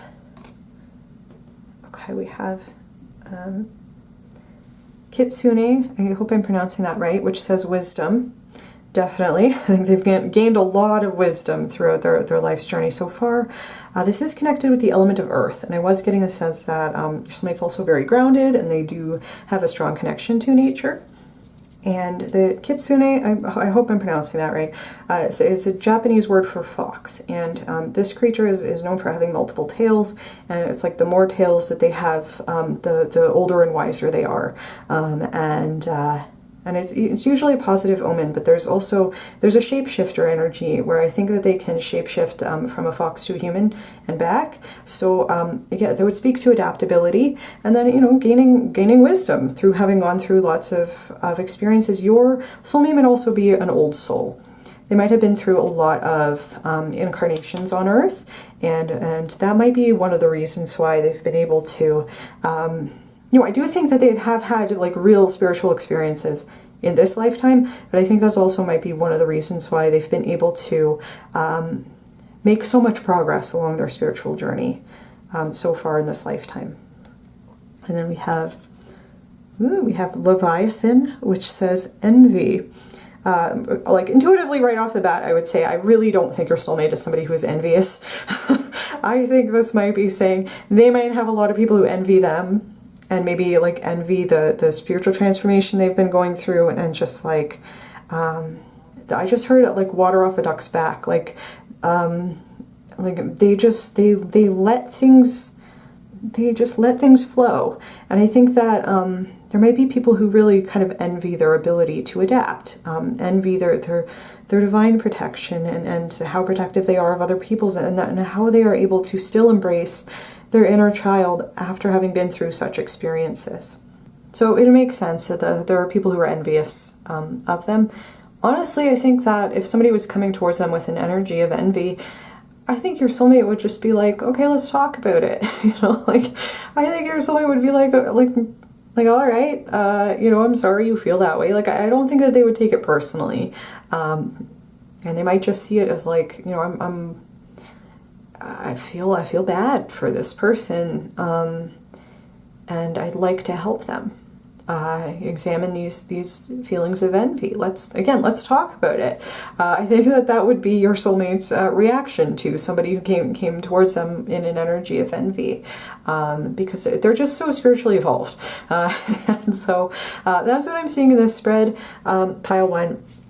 And then we're going to move into the astrology spread, where we'll get some astrology cards, we will roll the astrology dice, and then we're also going to get some bonus traits. I made some paper things with which we can, I'll see you in the next spread. Okay. Okay, pile one. So we're going to start with some astrological oracle cards, and these might be astrological placements that your soulmate has, but they don't have to be. They could also just be related to certain experiences and or personality traits, or like the advice or blurb or association of the card might be more important than the specific astrological placement. So I did want to say that. So we're starting with, what do you need to release with the waning moon? And that really, I keep saying this, but it does seem like, we're not getting a ton of conflicting information about your soulmate. I think that, they worked really hard to release certain things. I think that they might currently be going through a process of releasing things, but I do think with the Ace of Swords and the Judgment, I think they have largely let go of certain things that they have needed to in this lifetime. I also think it's interesting that it's kind of like a winter scene here. So, like winter I would associate with, with darkness, lack of sunlight. Certain things have died, but certain things are still alive. For example, like coniferous trees tend to, like, they have like needles. They're like evergreen. They don't lose their needles during the winter. So like certain things can survive a winter. And with the what do you need to release, it's like I'm also being reminded of the trees that do lose their leaves over the winter, and then they regrow. They grow back. They grow new leaves in the spring. So there might be like a seasonal phases kind of message to that. But again, I really think this is just a confirmation that this has been one of the major life themes for your soulmate, has been releasing certain things that needed to be released, processing their experiences, and getting to a place where they can move forward without bringing the baggage of the past with them in an unhealthy way. Okay, then we have Ascendant, which says Entrance. And this card is, it can come up as like, first of all, the Ascendant is your rising sign, but this it's like how you entered the world is the way that the book puts it. But this card it does carry a message about taking a deeper look, and it's like taking a deeper look at your particular worldview, and your experiences and things you've learned over the course of your life, and really examining those things. So that you can gain like a broader perspective on your experiences. And that's like releasing and really like changing your perspective by examining things more closely. Definitely related to the energy of the Hanged Man. And then there's also a message here about making sure that the actions that you take and the words that you speak are in alignment with your intentions. So that might be something that, like a lesson, a part of the lesson your soulmate's learning is also to be very clear and honest and authentic in their actions and intentions and communications, related to that Ace of Swords of, I'm going to speak the truth. And there might have been a period of time where your soulmate did not feel safe to express themselves, to express it might not have been safe for them to do that. It might have been like a survival mechanism, which would have just been, pretending to be okay, pretending to be fine when they're clearly not fine. That might have been a behavior that they needed to unlearn. And I think they have. I think that is something that they're really working on is making sure that their actions and words are in alignment with their authentic truth and with their intentions. So that's an interesting message there. Okay, so we do have an actual astrological sign here. We have the last quarter moon in Taurus, which says, be proud of yourself. So yeah, I think your soulmate is proud of themselves. I think they're able to give themselves credit for the hard work that they've done. I think they really pour a lot of the love and self-esteem into themselves, that sense of safety and security into themselves. I think they probably have learned how to reparent themselves. Something that they have been forced to do. And I mean in the sense, like, if they wanted to heal, that was how they had to do it. Not in the sense that like, you can't force somebody to heal themselves, but you know, I think that they might just have had to really give themselves that pat on the back and the kudos for like, I think they are proud of themselves and they should be. You know, I was feeling very proud of this person for the transformations that they've been through so far in this lifetime. And then we do have Taurus. So Taurus could be, you know, one of their signs, sun, moon, or they might have a Taurus rising. And the connection to Taurus might also be something that is related to a connection to nature and the earth. That might be, and to life's little pleasures, to be honest. You know, with the... you know, having a cocktail on the beach, we were seeing in the last part of the reading, like really enjoying life's pleasures. Perhaps because there was a period of time when you did not have that opportunity, or you just didn't have the capacity to enjoy those things. But like, I do think that if your soulmate embraces certain aspects of the sign of Taurus, it would be a connection to nature, a connection to groundedness. They might have like they might have a practical side, a really practical side. And then I also think, again, it's allowing and giving yourself permission to enjoy the pleasures of life, and really taking advantage of every opportunity to do that. Okay, we have another earth sign. So your soulmate might be an earth sign, or they might have a lot of earth in their chart. And this one is the moon in Capricorn, and it says, scale mountains to gain a sense of achievement, and it's associated with accomplishments. Be proud of yourself, accomplishment, releasing things, and really examining our worldview and coming into alignment with our authentic self. And I really think, yeah, like, your soulmate has genuinely accomplished a lot already in this lifetime, and they can recognize that and give themselves credit for that. And I think that they do, and I think that they also, I was seeing with the Queen archetype in the first part of the reading, they really like championing other people too, and really giving other people kudos as well, and celebrating the achievements of other people who have been through similar experiences and are also working on themselves. And like, I just think your soulmate might be the type of person who will throw a party for you for any like minor thing that you achieve and accomplish in this lifetime, because they really want to celebrate and let other people know that that they're not alone in their accomplishments. And that, I think, is a great energy. And with moon in Capricorn, you know, your soulmate might have a Capricorn moon. So, you know, just however that resonates. I do think that like, there is a certain level of ambition, but it's a kind of more of a ambition towards spiritual development, and I think it's like a quiet ambition.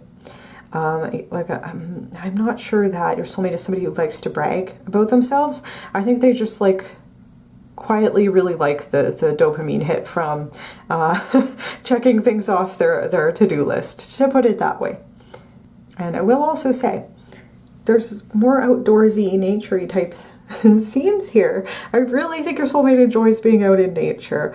You're like, this is like a mountain range, a snowy mountain range. This is like a snowy kind of forest, meadowy area. This is in the summertime of like fields and trees. And yeah, I really think that your soulmate enjoys being out in nature and feels very connected to the natural world.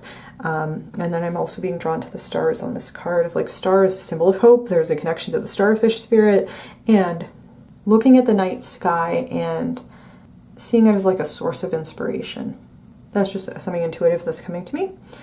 So next, we will roll some Astro dice.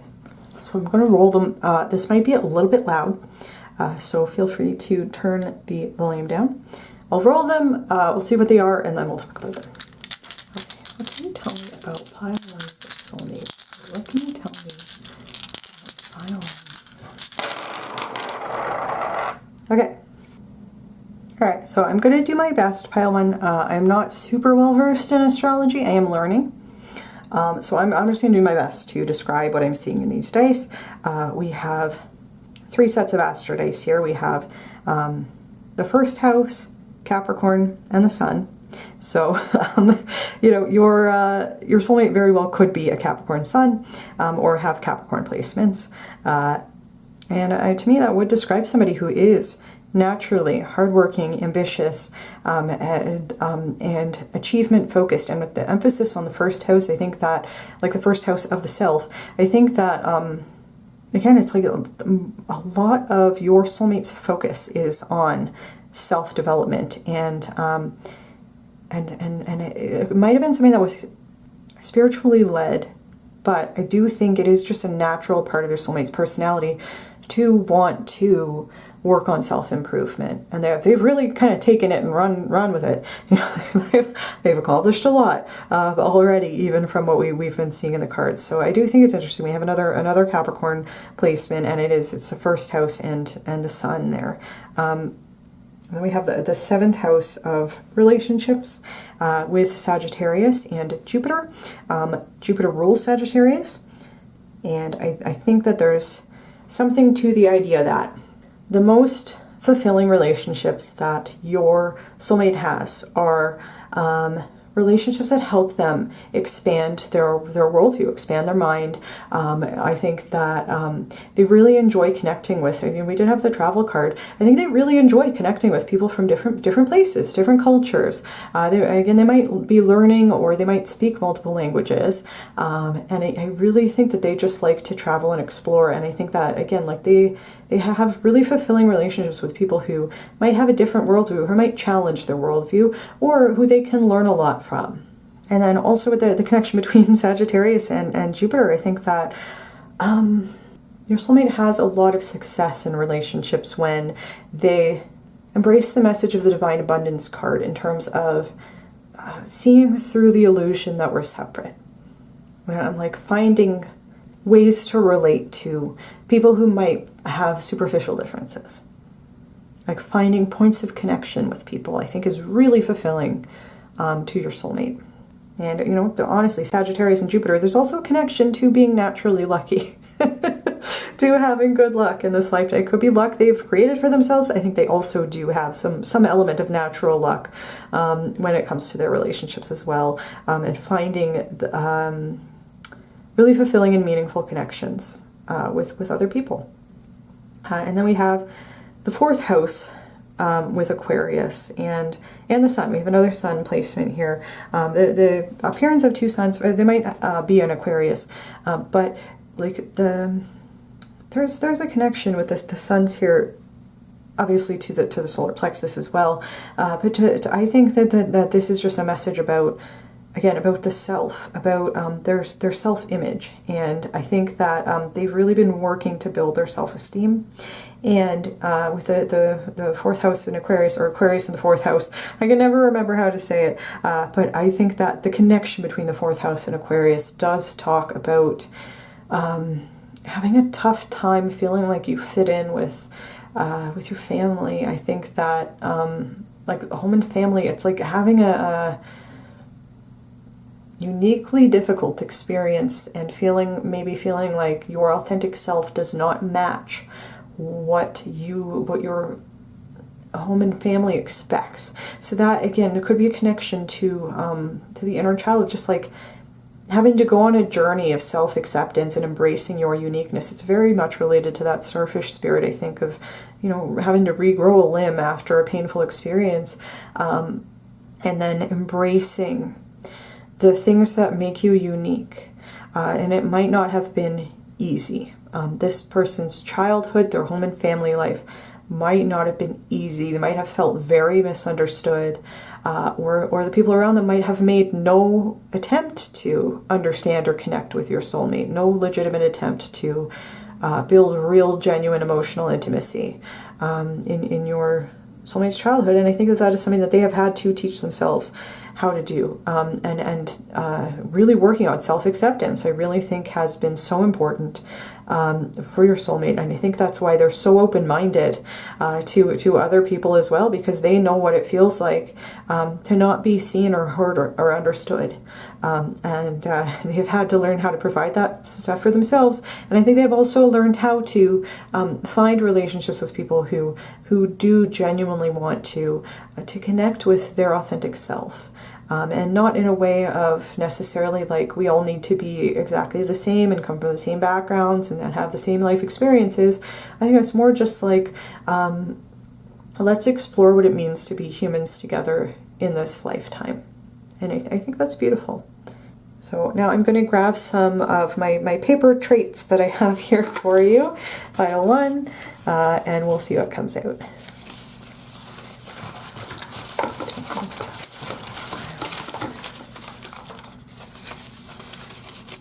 Okay.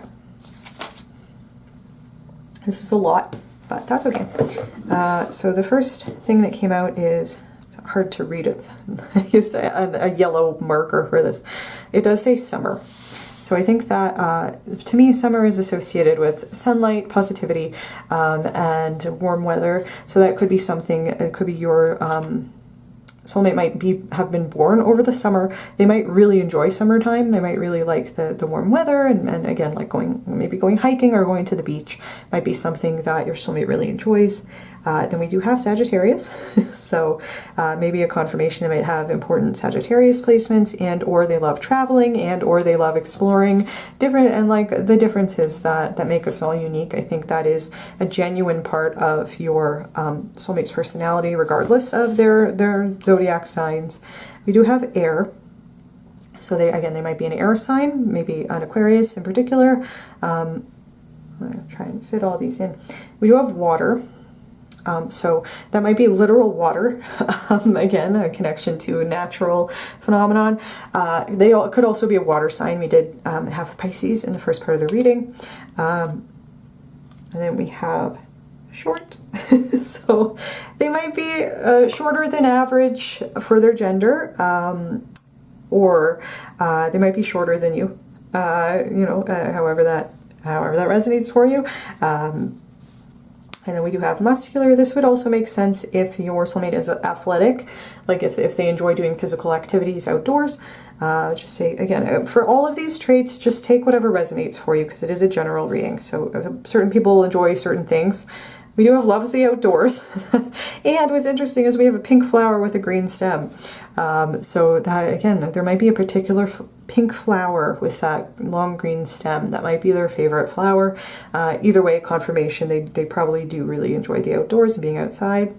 We also have tech guru, which is interesting. So that might be something related to something that they do for work, or they might just enjoy, like, and a part of the Sagittarian energy of trying new things. They might be like an early adopter of new technologies and really enjoy like embracing innovation in terms of technology. We do have travel, which confirmation. Yes, they probably do enjoy traveling a lot. Ooh, we have a vegan or vegetarian. Okay, so we have a pretty wide range of elements and zodiac signs. We also have Earth, a connection to the Earth itself. If fire comes out, then we have like all four elements, and that would just be kind of a confirmation that probably your soulmate does enjoy nature and all the natural elements of the world. And it could also be like as a general reading, so it could be like any sign, a mix of signs. They might have like really a balanced chart in terms of the different signs in their chart. But we also do have we've Capricorn and then Taurus. So it could be an Earth sign. We have November. So at the time when I'm posting this, it is November. So no, they could be born in November. You might be born in November, or if we get a couple of months here, might be like potentially a timeline. We will get into more of a intentional timeline in the extended reading. If you're interested in that, the link will be in the description. We also have January. So November to January might be an important time frame. We also have October. This could also be someone's birthday, birth month. Okay, we have Cancer. So they might be a Cancer. September. I mean, a lot of autumn months, and then January. Ooh, okay, sports. I could definitely see them being into sports. You know, because I could see them like enjoying the social aspect, especially team sports like group sport, like soccer or hockey or something like that, where they're playing as part of a team. Might be something that they enjoy. We have fair hair, so they might have fair hair. Okay, we have moles / freckles / beauty marks. So if they might have fair hair and freckles, it might be something that resonates. Ooh, okay. So we do have the money signs, the dollar signs, so that might be saying that they do have a lot of material abundance. You know, we were seeing, like with the luck and the divine abundance, that you know, they and with all the traveling energy, you know, again, it takes money to be able to travel like that. So they might be earning a lot of money. And then we have board games and RPGs. That might be something that they enjoy. I could definitely see somebody in Queen of Wands energy organizing like a board games night, or with RPGs, it's like role-playing games. So that could be, you know, like online role-playing games, or something like Dungeons and Dragons, which is a very social game. So that might be something that they're involved in or that they enjoy doing. And we also have short hair, so they might have short hair. And then we do have June, which is the first summer month, but we also have Cancer. So like June is part of Cancer season. So you or they might be a Cancer. And then we have your last trait here is geeky. So like with the tech guru and the board games, RPGs, they might have a little bit of a geeky side too as well. I do think they kind of embrace it in more of like a social kind of let's have fun kind of way. And I don't think, you know, if that's not resonating for you as something that is true for you as well, I don't think it would be like a deal breaker for this person. I just think that they're interested in having fun any kind of way that they can. So with that said, this is where I'm going to leave this part of your reading, pile 1. I do hope that you have enjoyed it. If you're interested in the extended reading, where we will take a look at your relationship with this soulmate and your first meeting with this soulmate, and potentially get a timeline and get some channeled messages, the link to that will be in the description. I want to thank you very much for watching this very long video. I hope that you have enjoyed it. If you did like it, please feel free to give it a like. Please comment down below and let me know how this resonated for you. If you enjoy my videos and you want to see more from me, you can feel free to subscribe to my channel. And with that said, thank you for watching Pile 1, and I do hope to see you in my next video. Hello Pile 2, and welcome to your reading. If you chose the Prism Tarot, this is going to be your reading for today, which will be the Ultimate Soulmate video. What makes it ultimate is that we are going to be using every single oracle deck that I currently own across this reading and the extended reading. In this part of the reading, we are going to be taking a look at who your soulmate is. And so we're going to try to get personality traits, maybe some context for some things they've been through in their life, where are they at on their spiritual journey. We're going to look for astrological signs and possibly some physical traits or characteristics. We might get some insight into their career, or we might not. You know, we'll see what comes out in the cards. And then in the extended reading, we are going to take a look at what your relationship is going to be like, your first meeting with this soulmate, and maybe get a potential timeline. And then we're going to get some channeled messages from them. So if you're interested in that, the link will be in the description. And with that said, let us get right into it. What can you tell me about Pile 2's soulmate? Okay, we have Death. Very nice. Can you tell me about Pile? Okay. We have the Hierophant. What can you tell me about Pile 2's soulmate? Okay. All right, we have the Four of Wands, the Queen of Cups, and the King of Wands. This is a beautiful energy. Okay, so right off the bat,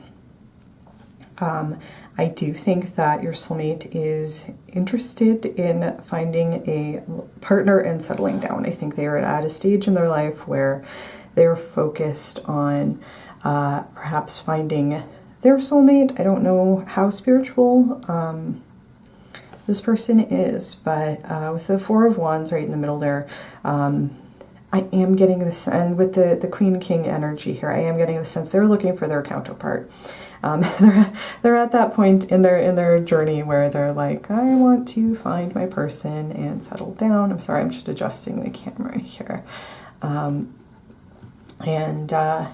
So that's good news. You know, in terms of when we're doing a soulmate reading, we see that one person is ready. It's usually a good sign in the sense that it might mean that the two of you are going to be coming into union soon, because it looks like your person's ready. You know, and I'm not sure about your level of readiness, but that's usually a good sign. And we will get a look at a potential timeline in the extended reading if you're interested in that. The link will be in the description. And so I want to start by talking about astrological signs. We do have Scorpio, Taurus. This is associated with Aries. It's also Wands, so associated with all fire signs. We have the King of Wands associated with fire. We have the Queen of Cups associated with water. Scorpio is a water sign. Aries is a fire sign. So they might have prominent Scorpio and or Aries placements or Taurus placements, as well as water and fire in their chart. And what's actually interesting about this deck in particular is that it does include the usual associations for the different tarot cards. It also includes planet associations. So you see we have Aries and Venus here. So this might be saying your soulmate might have Aries and Venus. If that, you know, it doesn't have to be, but that could be one of their potential placements. The other thing is that usually when people interpret zodiac signs from the court cards, it usually is by suit, right? So for example, all of the Pentacles court cards would be associated with earth. All of the Cups court cards would be associated with water, etc., etc. And then in this deck, it's actually by their position. So for example, all of the queens in this deck are associated with water, and all of the kings in this deck are associated with air. So it has the little air symbol there. So that's it, just kind of like an interesting difference for this deck. So we do also have the element of air here. So we have like a good spread of different zodiac signs. So I just wanted to start with that. And then what's interesting is we have this Scorpionic energy of the Death card right next to this Moratorian energy of the Hierophant.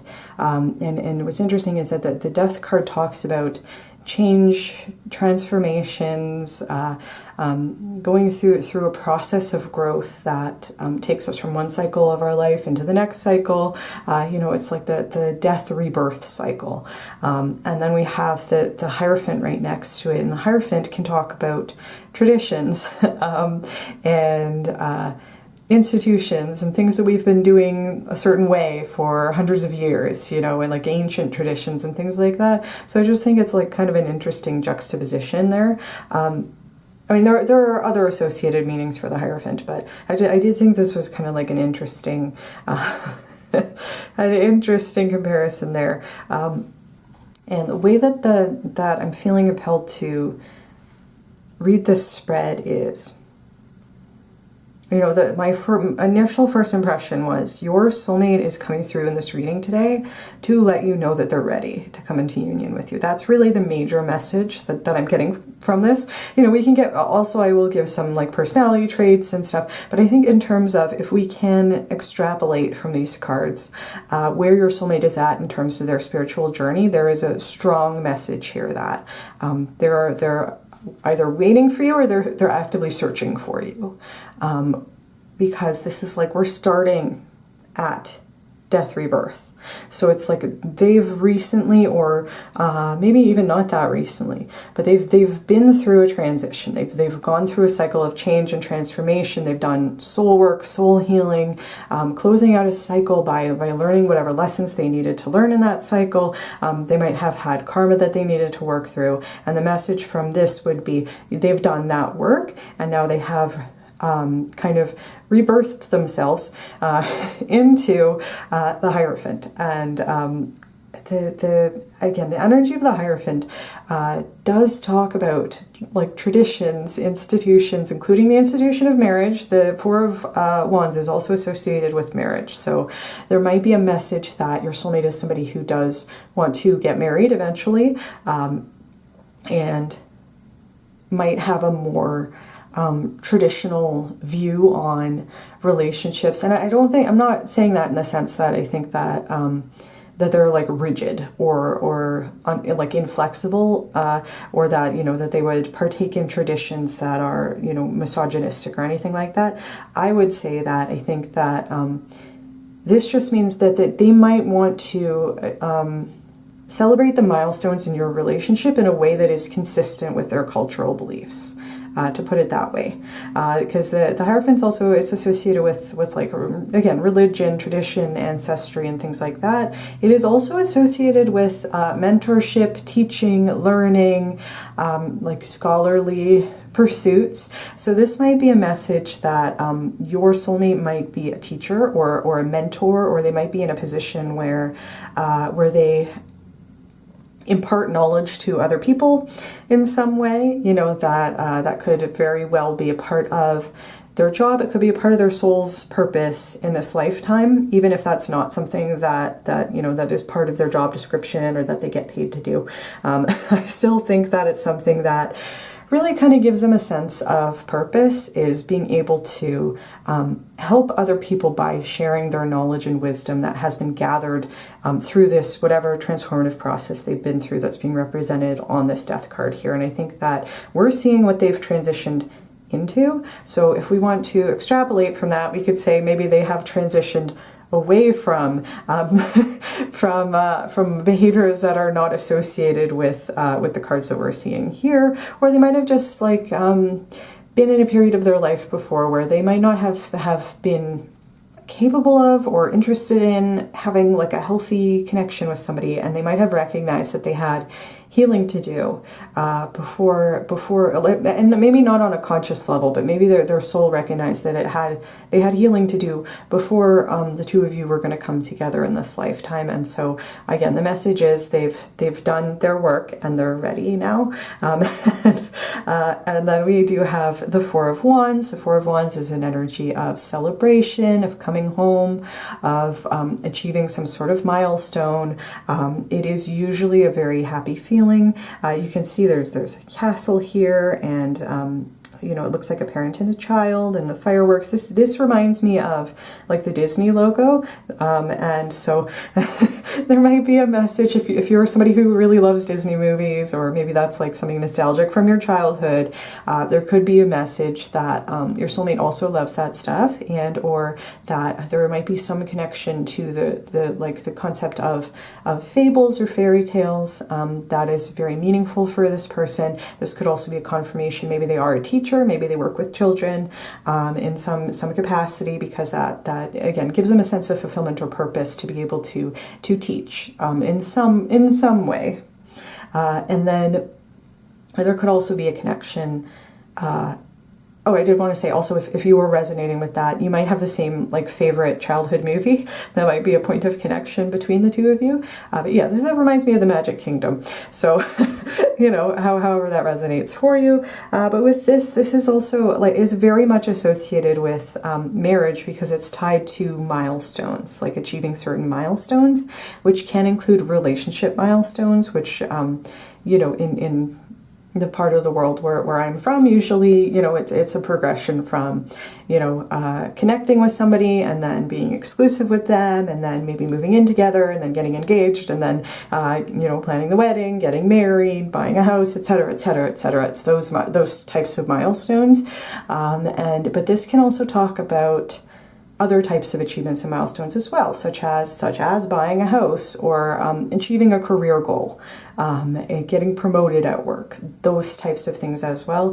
This card is also associated with the feeling of coming home, the feeling of returning to something that is familiar, and it's in a triumphant sort of way. It's not in like, I'm going to slink back home because I moved somewhere else and it didn't work out. It's an energy of I've had a great time away from home, and now I am coming back to my hometown, and I feel victorious, and it feels great to be in a familiar place with familiar people, maybe like loved ones, people from childhood. So there could also be a connection that you might be from the same town, you might be from the same place, the same culture, you might be, this could even be somebody that you have met in this lifetime, maybe as a child.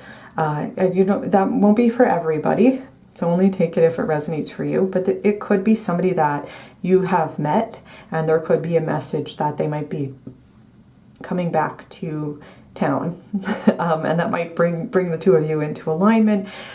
There might also be a message with this card about like a soul, you know, but this is your soulmate, but like a soul connection that like you've incarnated with this person in multiple lifetimes. So this could be like a past life connection, where that might be why it might feel familiar when you meet this person. That this could, your soulmate could be coming through in this to say, like, when we meet in this lifetime, it is going to feel like coming home. They could be coming through to say that in this message. I mean, this spread is about them and where they're at, but I do want to also give that message because that might be something that they're coming through to say. And then we also have this this beautiful message of the Queen of Cups, King of Wands, and like, you know, whenever I see, if it's specifically in a relationship reading, when I see a Queen and a King, you know, for me this is it's counterparts energy. It's like, this is confirmation. This is a soulmate, and particularly if we're tapping into their energy, it's like, I think that this is saying they are embodying the traits of the Queen of Cups and the traits of the King of Wands. I think there's an additional message in addition to this Four of Wands, in addition to the Hierophant. There's an additional message here. They are ready to find their partner and settle down. So that's why that was like the first thing that struck me right off the bat. It was like, we have confirmations about relationship style, milestones, marriage and traditions, and then a Queen and a King together. And so I'm like, you know, and especially after the energy of the Death card, I'm like, yes, this is, oh, I also just realized, sorry, I'm interrupting myself, but I did talk about like Disney and fairy tales, folk tales, Magic Kingdom. This looks like the from Beauty and the Beast, the rose that was losing its petals in the little bell jar that the Beast had, that was like representative of I think it was representative of the time that he had left to undo his curse, and so this is reminding me of that. So there could very well be a message here that your soulmate, I think, is a romantic. I think they really have faith in the idea that, I think they believe in soulmates, and I think they have faith in the idea that that they are going to find you in this lifetime. Like, I really think that they're just very much coming through to say, I'm ready to meet you, pile two. I'm so excited. I want to have the fairy tale romance. And, you know, I mean, hopefully that would be something that you would want as well. But I do think they have a really romantic side. I think they like romantic stories. I think, like, even the ones where, you know, there might be some initial hardship or challenge, you know, but it's like a true love wins in the end, you know, that sort of thing. So I did notice that and want to point it out.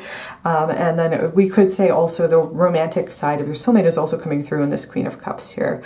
The Queen of Cups is somebody who is very much connected to their emotions, emotionally mature, who is very nurturing. It is a more of like a caretaker energy, but in a healthy and balanced way. Also, I forgot to say it, like a Queen and King together describing one person's energy would also be a message that they do have a very balanced divine feminine, divine masculine side. Again, that is like regardless of their gender, all of my readings are fully gender neutral. You could be any gender, your soulmate could be any gender. This is just representing their energy, and having a balanced divine feminine, divine masculine is a very healthy thing. What it means is this person is in touch with their more nurturing side, and emphasis on taking care of themselves and others. Again, being very in touch with their emotions and their intuition. The Queen of Cups has a very, very strong intuitive side. And they're also very responsible, taking care of practical day-to-day matters. They're assertive about taking care of their needs and making sure that everything gets done, you know, and taking control of things that are their responsibility. So that is, you know, that is a very kind of healthy, balanced energy to be in. And I think that there's an additional message there. I also want to point out the Queen of Cups in this deck. The way that she is holding that cup is kind of and sitting on this ledge, it's like this person is waiting to give their cup to somebody, you know, and that I think would be an additional message of your soulmate is ready, then they're just patiently waiting. There is an energy of patience here as well. I think they're ready, and they're also like these two figures are sitting.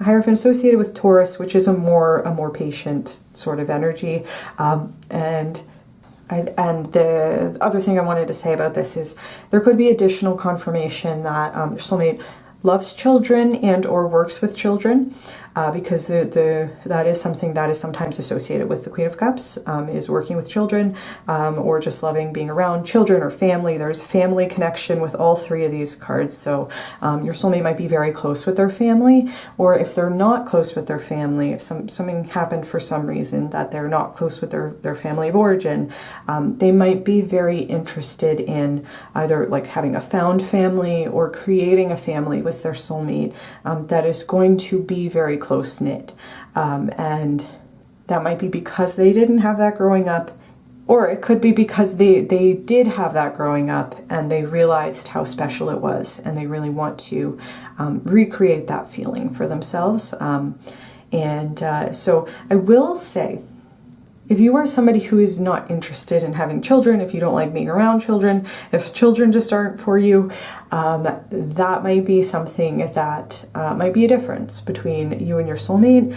This is soulmate, is a soul level connection, and this person is very patient, and I'm just getting like a very kind of calm, steady, emotionally aware, go with the flow sort of energy from the Hierophant and the Queen of Cups. I think that they would fully be willing to talk that through with you, and like it wouldn't be an instant deal breaker for this person, I don't think. But I will say, I really think there's a strong emphasis on a family and perhaps children, perhaps working with children. So I did want to say that. And then we have this King of Wands, and the King of Wands is somebody, and you know what, the celebratory energy of this Four of Wands here, it could be that, as I was saying, your soulmate might have recently achieved some sort of milestone, might be associated with this Death card. Like, for example, they might have gotten promoted at work, or again, they might have like bought a new car, or like something that they had been trying to achieve for a while. They might have achieved it and they're celebrating. They're in a celebratory energy. I think that your soulmate is also somebody who really likes celebrating things. I think they might be somebody who likes throwing parties, maybe somebody who likes throwing like surprise parties. And again, like if you're somebody who's like, I hate parties, I hate surprises, then I think that would be so. With the Queen of Wands, the Queen of Cups energy there, I think all you'd have to do is tell your person that, and they'd be like, okay, no big deal, you know. But I think that they are somebody who does like to have a lot of fun, because that's something that is associated with the King of Wands. The King of Wands is somebody who is funny, charismatic, fun to be around, and is a real go-getter, and really has an interest in trying new things and going new places, and maybe interested in traveling, maybe somebody who really likes like learning things about different cultures, or going out to different restaurants. Your soulmate might be somebody who, there is an emphasis on tradition here with this Hierophant energy, but the King of Wands, like they could be somebody who is more of like an early adopter of new technologies and just likes trying things out. And it is a more sort of a social energy. So I do think that your soulmate has kind of like a quieter, gentler, softer side. They also have a really outgoing, fiery, passionate, intense side as well. And I think that something that's coming through is with this King of Wands energy, they might feel very protective, like there's a kind of a fieriness to it. They might feel very protective over family and children in particular, for whatever reason. That's just an intuitive message I'm getting there. So there might be something to that.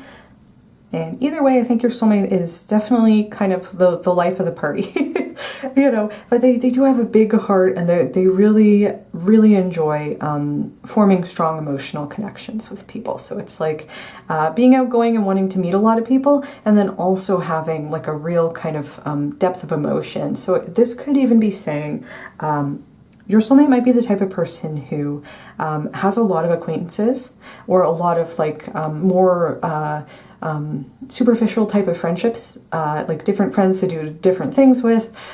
They might have a few connections, like a much smaller number of connections that are much deeper.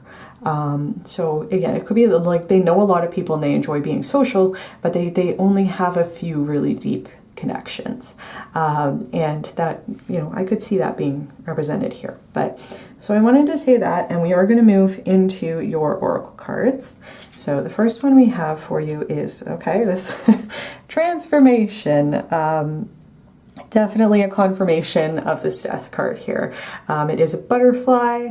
Butterflies might also be a symbol that, honestly, if your soulmate is in this energy, their higher self might already be connected to you. They might already be sending you messages, signs, symbols, synchronicities. If you've been seeing certain numbers on the clock, that might be a message that those are being sent by your soulmate's higher self.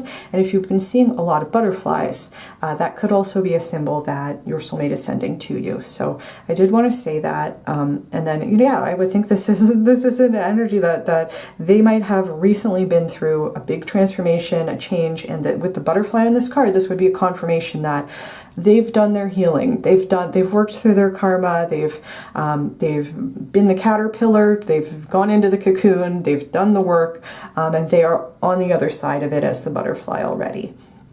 So that might be a reason why, if the two of you have not come together yet in the 3D physical world in this lifetime yet, if you feel like it's taken a really long time, if you feel like you keep hearing that it's coming, and it hasn't been taking, or it's been taking a long time and it hasn't materialized yet, there might be an explanation why, that there was a necessary transformation that your soulmate was going through, and the message is that they're ready now. They've come out the other side now, but there was some transformation that they needed to go through before the two of you could come together into union. Okay, yeah, communication, and so intuitively right off the bat, we have an emphasis on communication. I did notice that the King of Wands over there is associated with air, because the kings in this deck are associated with air, but air is associated with communication. So this could be saying the King of Wands might be representative of your soulmate's communication style. They might be somebody who tells a lot of jokes, like tries to bring lightness and positivity to a situation. They might be very charismatic, and they might do speaking as part of their job. I think that if we're talking about transformation and communication, there might also be part of this death card here might have been learning how to communicate in a healthy and effective way. Like, I think with the charismatic energy of the King of Wands, I just think that it is likely your soulmate has always gotten along well with people. The Queen of Wands is very empathic and emotionally intelligent. The King of Wands, as I said, is charismatic, and is social, gets along well with people. But there might have just been some unhealthy aspect to how they used to communicate. It could have been that they might have had some codependent traits. They might have learned that it wasn't safe, maybe in their childhood or earlier on in life. It might not have been emotionally emotionally safe to be vulnerable with people or to communicate in an authentic way. They might just have been in like toxic connections, had a toxic relationship with their family of origin, whatever it is. They might have not known how to communicate in a healthy way, and that might have been part of this transformative process, is learning how to communicate their needs and the importance of open and honest communication to forming an emotionally intimate bond with somebody. And I think that that is something that they have very much learned. And then we have the number 9 associated with completion and fulfillment. And I think that this could also be saying your soulmate gets a real sense of completion and fulfillment from communicating with other people and being able to connect with other people in a genuine and authentic way. And what's interesting is there might be an additional message. The reason why, like, as soon as I saw your spread, I was like, oh, this is very clear. Like, I was like, I'm not confused about what the message here is. It's very clear. We have a lot of confirmation of the same type of information because this card is associated with learning how to clearly communicate, and the idea that, you know, people are not mind readers. People can't read your mind to figure out what you want. You know, so you need to be extremely clear about what it is you want, and then put that out into the universe. So I really think that that is part of what your soulmate has been learning, is how to clearly and effectively communicate their wants and needs. And that is why I think this spread is pretty straightforward in terms of like the message that smacked me in the face was your soulmate is ready. They're ready for this connection. So then the next card we have for you is, ooh, I love this. Okay. We have the summer solstice, which says radiance, and it has a big bright sun right there. And you know, and that, you know, with the sun energy, that would be for me connected with the Wands suit and fire signs, and you know, this King of Wands energy with radiance. I do think that your soulmate like radiates positivity.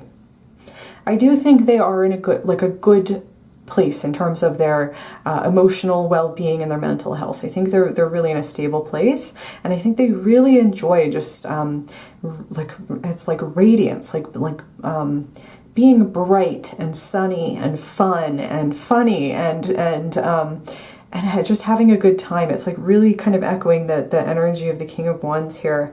And I do think their energy is extremely attractive to be around. And I think that is, you know, as I was saying, I think they do have a lot of like acquaintances. They know a lot of people. I think they do like going out and meeting new people. And then I think they have a few connections that run very deep. But I do think that like they just kind of radiate a sort of positive energy, like a sunny kind of energy. And you know, the sun, I would also associate that with the solar plexus, which would be associated with, you know, willpower, determination, self-esteem. I do think that they have high self-esteem. That might have been something that they really needed to work on with this, you know, the transformation and the death card here might have been part of that transformative process, was learning how to take care of themselves, take care of their own emotional needs first, and really working on their self-esteem and their sense of worthiness. And this card is also orange, which would also be connected with the sacral chakra, which is associated with water. It is associated with emotional intimacy. It is also associated with creativity and physical intimacy, to put it that way. So if your soulmate has a very open sacral chakra, then I think that that's just another message, or not open, very balanced and healthy sacral chakra. I think that it's not like too open, you know. Anyway, but I think that this is just a message, another confirmation that that your soulmate's ready. They're ready. They're ready to come into union with you. So that's what I'm seeing with that card. And then, okay. You know, I wasn't going to go too far into it, but we do have the light attributes of the Don Juan archetype, which says spotlights your positive, seductive qualities. I think there might be a message here.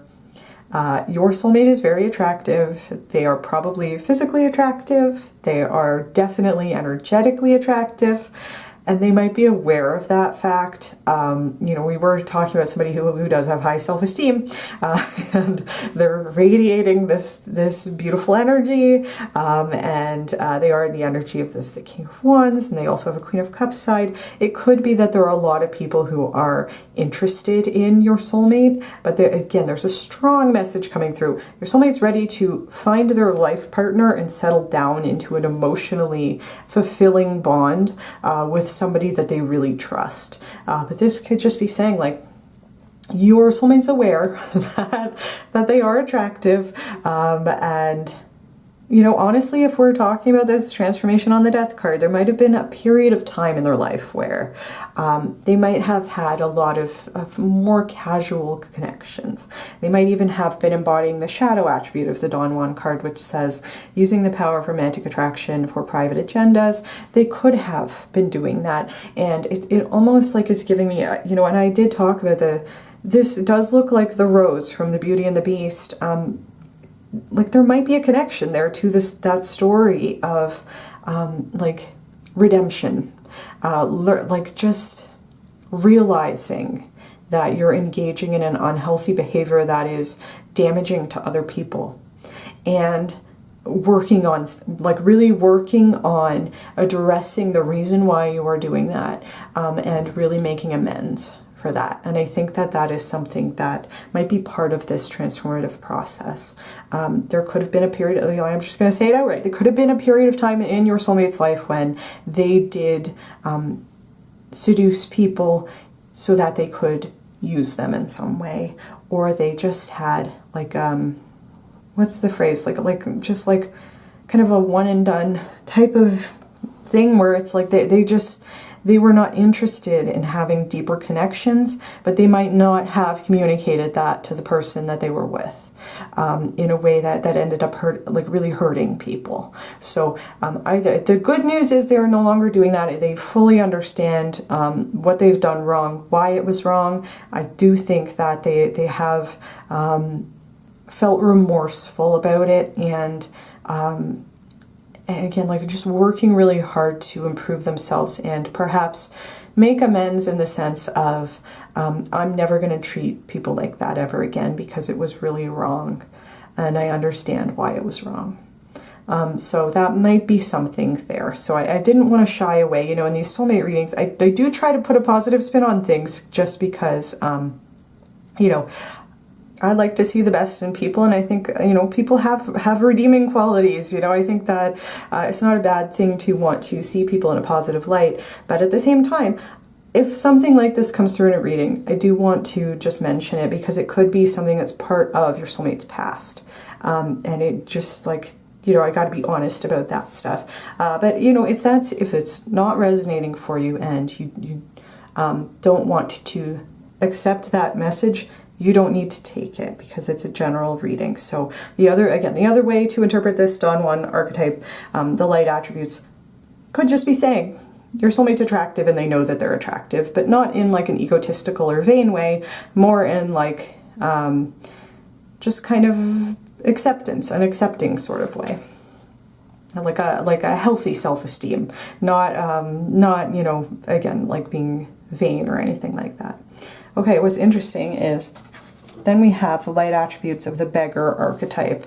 So it says, confronts empowerment at the level of physical survival, awakens the spiritual authority of humility, compassion, and self-esteem. So, you know, based on what I was just saying, this could very much also be related to this transformative process. You know, this might be your soulmates coming through to say, this is what I am transitioning into.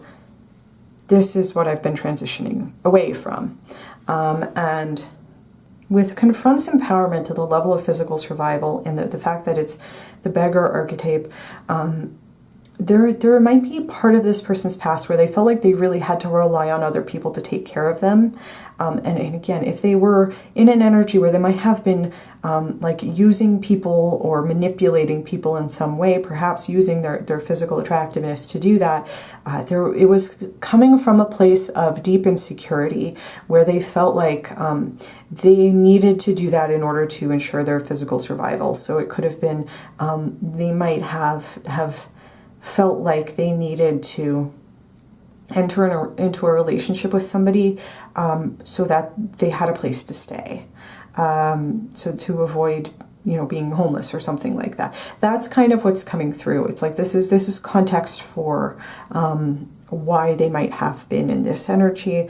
But what is interesting here is there's an emphasis on empowerment, and I think that your soulmate has worked to empower themselves to be in a place where they were like, well, instead of using and manipulating people to get my needs met, I'm going to work on ways in which I can meet those needs for myself. And with awakens the spiritual authority of humility, compassion, and self-esteem, I think there might have been some like light bulb moment, come to Jesus moment for your soulmate where they realized what they had been doing. And humility talks about just having a really honest look at our strengths and weaknesses, like a really, really deep understanding of who we are as a person. And it's like humility is it's not about necessarily feeling inferior to other people, but it's about not feeling superior either. You know, it's recognizing that we're all kind of on a level playing field.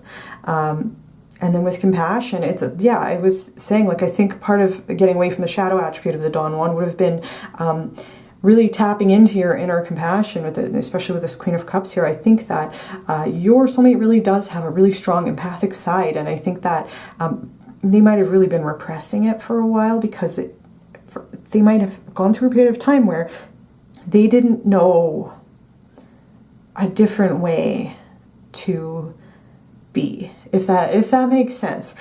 So it's like they might have at the time had a really strong sense of guilt and like what they were doing was wrong, because they do have a strong empathic side.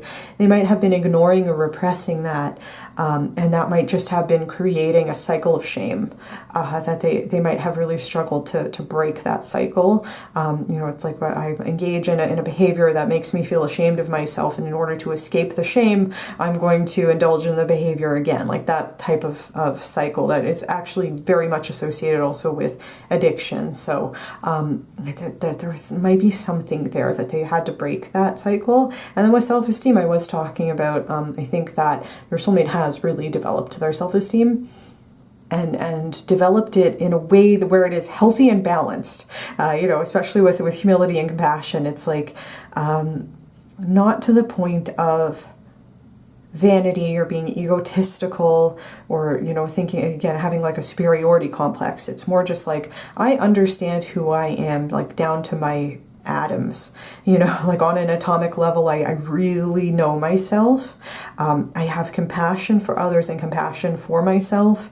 And I have a strong sense that I am worthy, I deserve to be loved, I deserve to have good things in my life. I like who I am as a person now that I have worked on myself a lot and healed a bunch of stuff that I needed to heal. I really like who I am. And at the same time, I understand that I'm not better or worse than anybody else. So that's what I'm seeing in the light attribute of the Beggar card.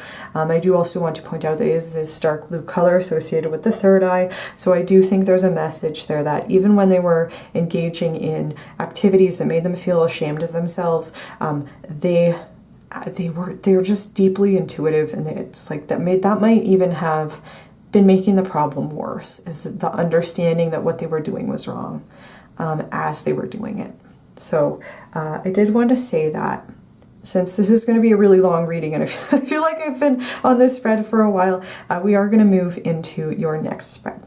I do also want to say, pile 2, before we get into the next spread here, with the Beggar archetype, your soulmate might have gone through a period of time, particularly maybe in their childhood, where they did not have any type of like financial security, and they might have been in poverty. They might have gone through a period of homelessness, or just like instability at the level of having their basic needs met, like the physical needs of survival, and that might be one of the reasons why the Hierophant and the Four of Wands came out together, in the sense that like what in the Four of Wands, it could be that they might have that might be representing some, like a milestone and an achievement they might have been really working towards for a long time, which might have been buying a house, or even just finding an apartment and being able to consistently afford the rent.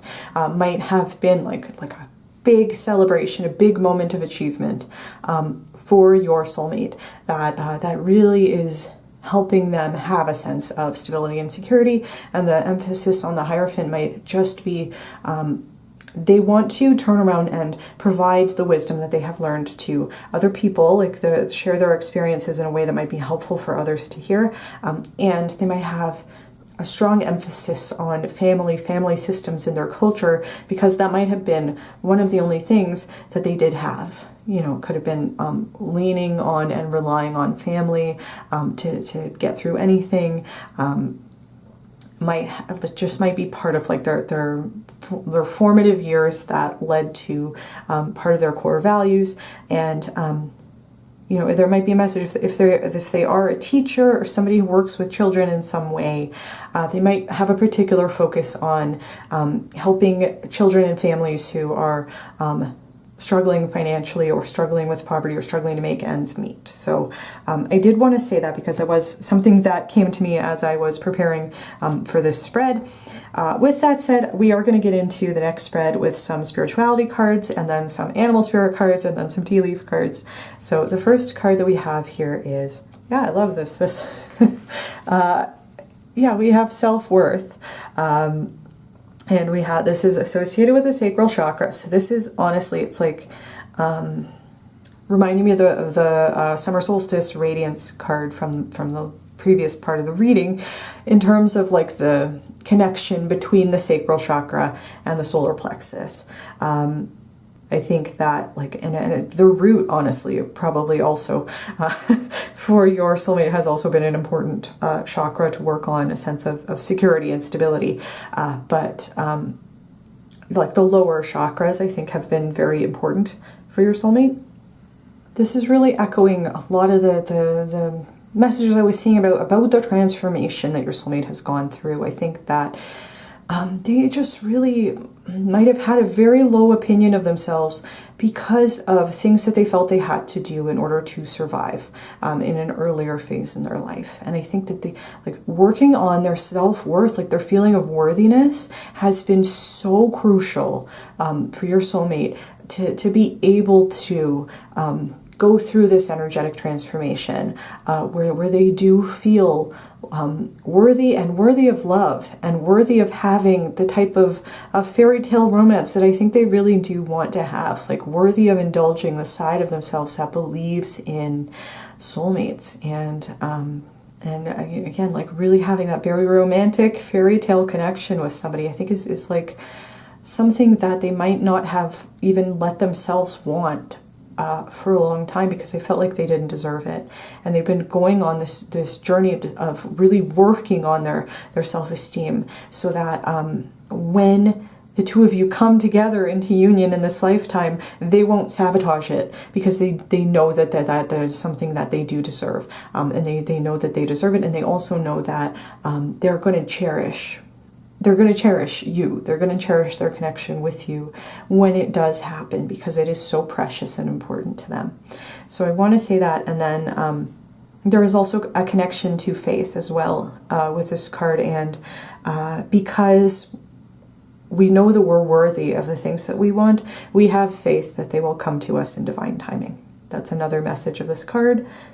And with the fact that it is connected with the sacral chakra, and we did have that sacral energy, I think this is also a confirmation that there's first of all, your soulmate is attractive. I think they're also, you know, that they are very, like, there's going to be a strong physical attraction between the two of you, to put it that way. And then the next card that we have is the Seas of Mintaka. It says, seeing potential, bringing unconsciousness to light. This might be a confirmation that they might be a Mintakan starseed. It doesn't have to be if you're familiar with the concept of starseeds. If not, then this might be like a different message. It might be just a little bit more intuitive in terms of your soulmate might feel very connected to water. They might enjoy swimming a lot. They might live somewhere near a beach or a lake or somewhere where they can go swimming. They might really love the water. And then with seeing potential and bringing unconscious to light, I think that I think that your soulmate, like they are deeply intuitive. That is another connection to water, is an intuition. Also water connected to the sacral chakra. But it's reminding me of the energy of the Queen of Cups, of seeing potential, in terms of seeing our own potential for development, developing self-worth, and also seeing potential in other people. I think that might be one of the reasons why, if your soulmate is somebody who enjoys like teaching or mentoring or taking people under their wing, I think that they really enjoy seeing potential in people, and it could be in the sense they really enjoy connecting with people who have been in the same circumstances that they have been, and being an inspiration to others, to help those people reach their potential. With bringing unconsciousness to light, this is also giving me the sense of your soulmate's gone through a real process of examining their unconscious, examining things that might have been an unconscious pattern, or I just really think they've done a lot of self-examination and really done a deep dive into their own behaviors and their own feelings and needs, and perhaps unaddressed needs that were causing certain behaviors, and we really kind of taken responsibility for that and healing those things.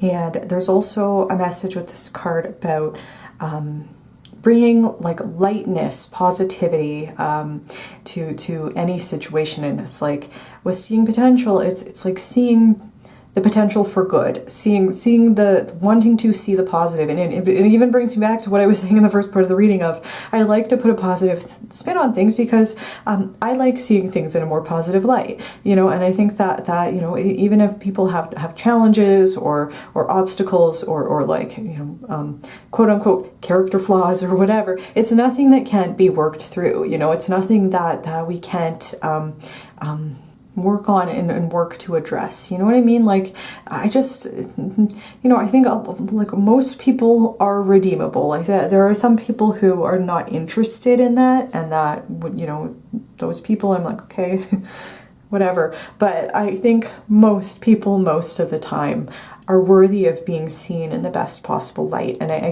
think that is something that your soulmate, maybe because they went through a period of time where they really, I feel bad saying, but I think they really just hated themselves for a period of time. I think that they have a vested interest in helping other people who have low self-esteem, and bringing positivity and just really building people up. And especially, again, people who they can see are acting out of a wound, or acting out of a similar wound that your soulmate has. I think they have an interest in helping those people because they can recognize themselves in others. So yeah, that's what I wanted to say about that. I hope I'm communicating that clearly, but I feel like I'm having a little bit of trouble articulating that. So then we have Rise here. It is the number 22, which is a master number in numerology. It could be that your soulmate might be a life path 22, but they don't have to be. It is also a number that reduces to 4, which is associated with safety and security. And this card is just very much associated with a lot of the things we were seeing. It looks almost like a fire elemental on this card, and that would be associated with kind of the fiery energy of the King of Wands, of feeling passionate, feeling inspired, feeling like let's go see what's out there, let's go have a fun time, let's connect with other people. There's also a message with this card of having been through a transformation. It's the fires of the phoenix, and working through past trauma to heal those wounds and get to a place where we can recognize that it is safe to open our hearts again. And you know, this card is auspicious for new relationships. So I do think that there's another confirmation your soulmate is ready for your connection, because they have done the hard work of healing from things in the past. They're rising from the ashes like the phoenix. There's lots of transformational energy here as well for your soulmate. So this is a confirmation that they have really worked on going through a process of transformation and leaving their old self in the past. They're no longer interested in being the person that they used to be. They are a new version of themselves now, and they are ready to move forward into the future in a way that is very much authentic and in alignment with their divine purpose in this lifetime. And then the next card we have is the Silver Dragon. Yeah, lots of confirmations here. It says, illuminates your potential with higher light. We have, you know, seeing potential, bringing on consciousness to light. It says, access untapped resources and look into your soul, see higher possibilities. Yeah, this would very much be confirming the message of this Seize Mintaka card. Illuminate your potential with higher light. There could be a message with, even with the Hierophant, that your soulmate might also have a mentor themselves. Like they might have had somebody who helped them see their own potential and really kind of change their perspective on their own ability to change and to become the type of person that they always were, you know, but that was maybe hidden or repressed, or that they didn't feel worthy of becoming. And and the reason I'm also making that connection is this dragon is holding it like a fiery key, right? And that the Hierophant was holding a key. And so there might be, again, like the key to seeing this potential might have to do with something that's being represented on the Hierophant. Like they might have again, like a mentor or somebody, like an authority figure. Maybe it could have been somebody, maybe like a pastor at their church, or just for example, you know, or like a teacher somewhere. Like just somebody might have taken them under their wing and really bolstered their self-esteem so that they could start to discover their self-worth. And that might be a reason why, if your soulmate is involved in helping other people do the same, they might just want to like pay it forward because somebody helped them and they want to turn around and help other people as well, to put it that way. And with look into your soul, this Seize Mintaka, the connection to the Queen of Cups, I do think that your soulmate has done a lot of soul searching. I do think they are a very deep person. They feel their emotions very deeply. And I think that they really have worked really hard to heal stuff that they needed to heal. And they're just like an emotionally very deep person. This is also the color of the third eye chakra. So, you know, so there's a lot of like fiery orange yellowy type of energy. There's also connections to the third eye, which is connected with intuition, trusting your intuition, empathic abilities, and accepting the guidance of a higher power.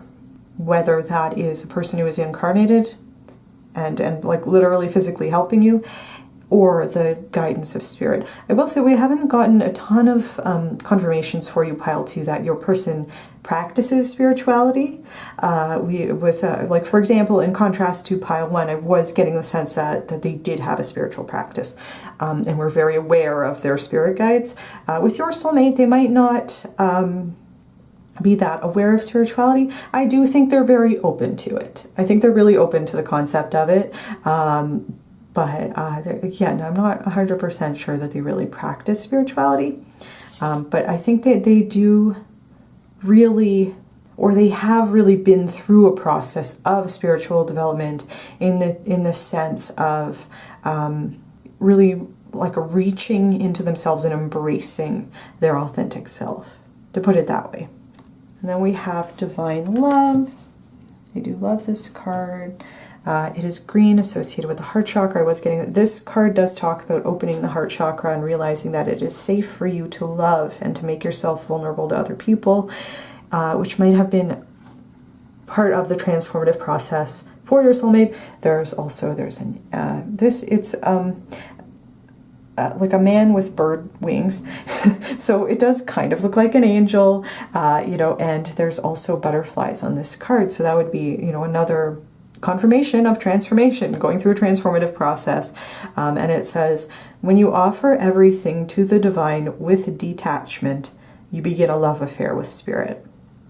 So with that, you know, there could be, you know, I just finished saying I'm not sure that your person is spiritual.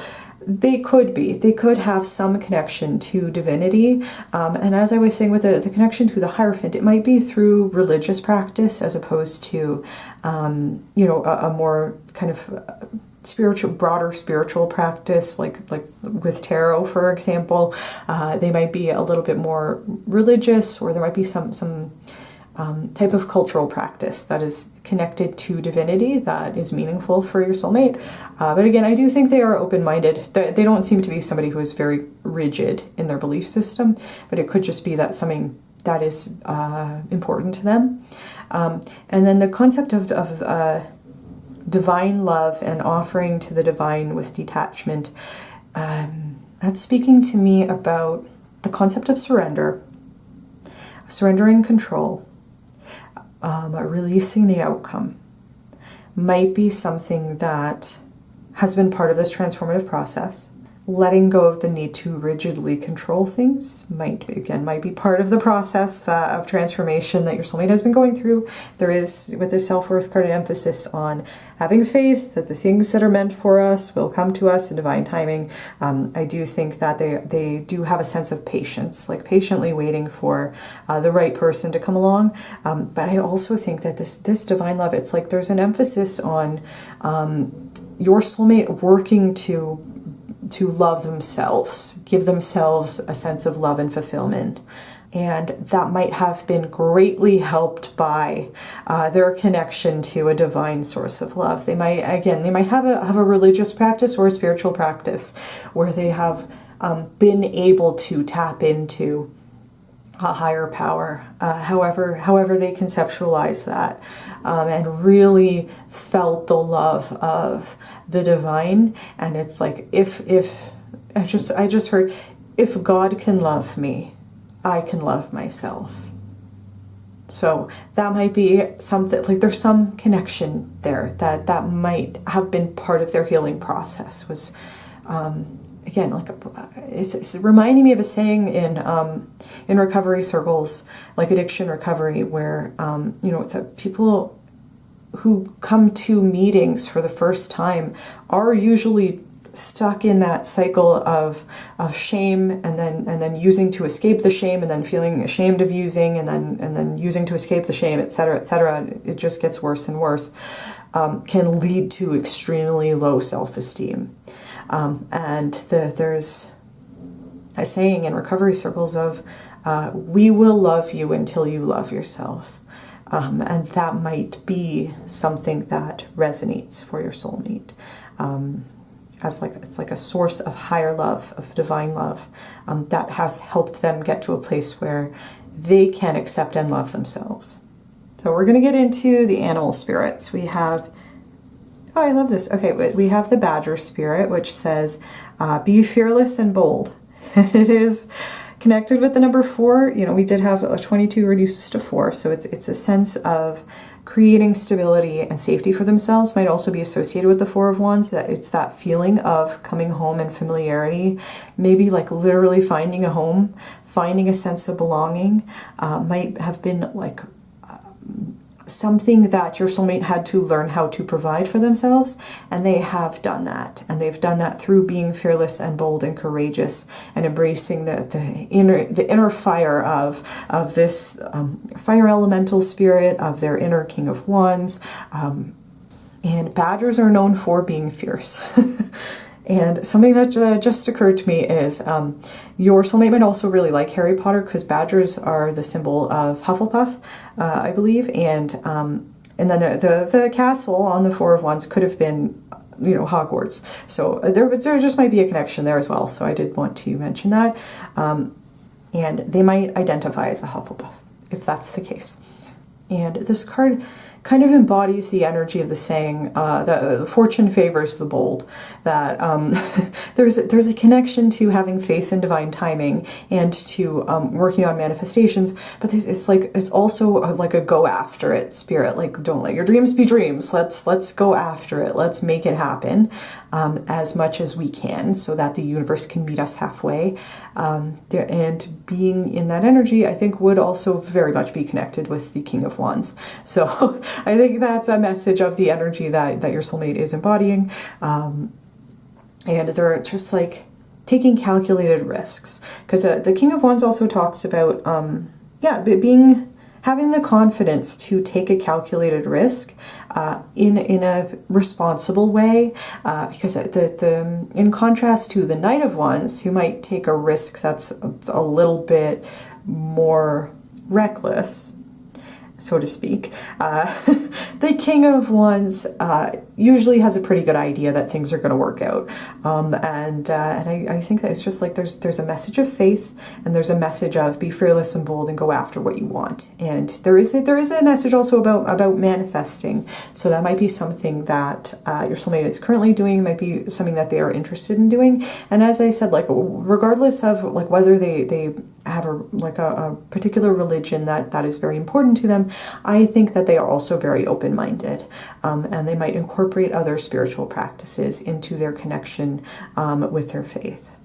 And then the next card we have is Chameleon, and I did want to say, I forgot, the badger is also associated with like tenacity and ferociousness and determination, and so it's like, yes, be bold and fearless, also keep working hard, you know? So I did want to say that. And then with the chameleon spirit, there's a message with this card that you can get through anything.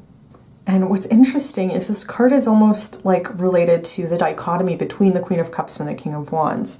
It's like, it might be a confirmation that your soulmate does have a lot of friends, and a lot of like different friends groups, just like a lot of social groups, and they're kind of a chameleon. They can fit in with anybody. You know, they can be like loud and boisterous and extroverted when they need to be. They might be an omnivert, to put it that way. And then they also have, with the Queen of Cups, like a much more emotional side to them as well. That's like very interested in having like one-on-one conversations, deep conversations, soul-searching conversations with people, and really connecting with people one-on-one. And then there's like another energy of like, let's have a party, you know. So with the chameleon spirit, they might be a chameleon where, you know, they can really fit in with anybody, and that's like a natural skill that they have. And it's not in the sense of being disingenuous. Like, they're always showing up as their authentic self, but they just have different facets of their personality, you know, that show through with different people in different groups. You know, different people meet different needs. And I will say, I think that when you come together with this soulmate, you will be able to see every aspect of their chameleon self. And there's also a connection to having high emotional intelligence in the terms of being able to, like, quote unquote, read the room, you know. Like, I think, and that is connected to the energy of the Queen of Cups in terms of being very intuitive. I think that your soulmate knows which energy to bring to which situation, and is very much in touch with their empathic side. Like, you know, they're good at reading the room. They can tell when the energy shifts. They can, you know, and I think they're really good at reading other people's energy as well. And that is what makes them such a chameleon. Ooh, okay. We have the grouse.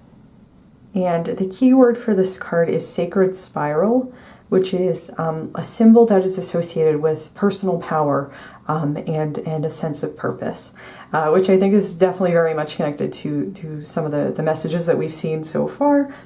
And there is an emphasis on movement.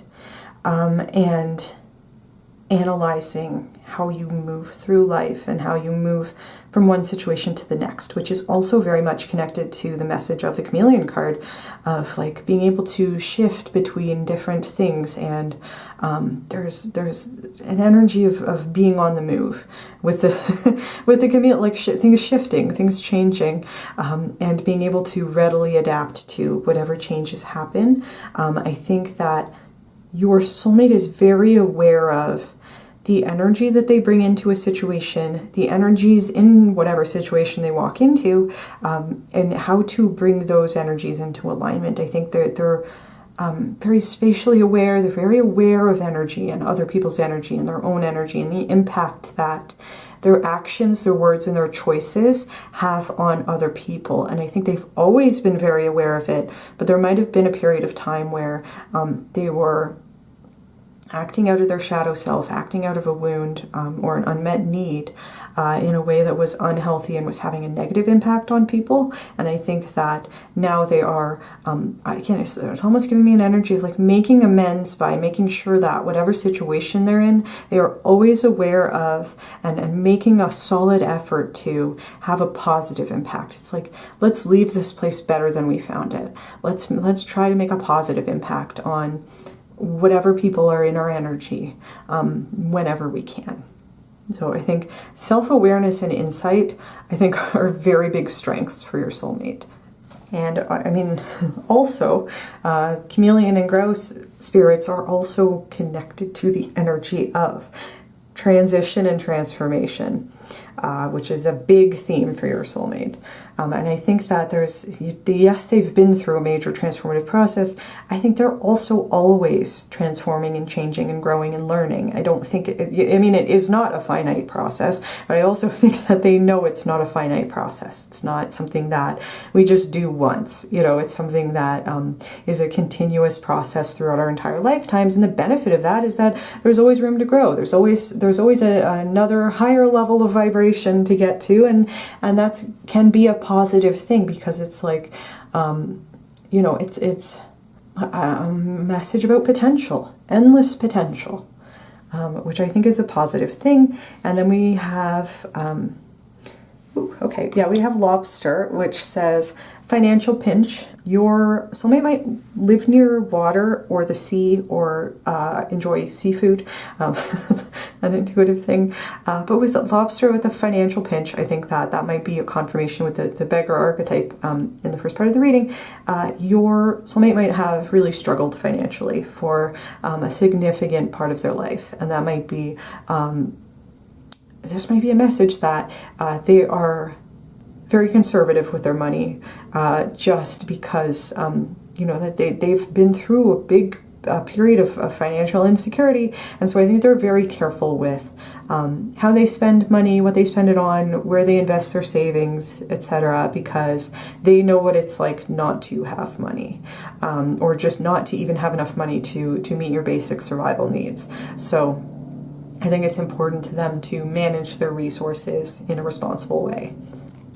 Okay, and then we have Gong, which says an exciting event.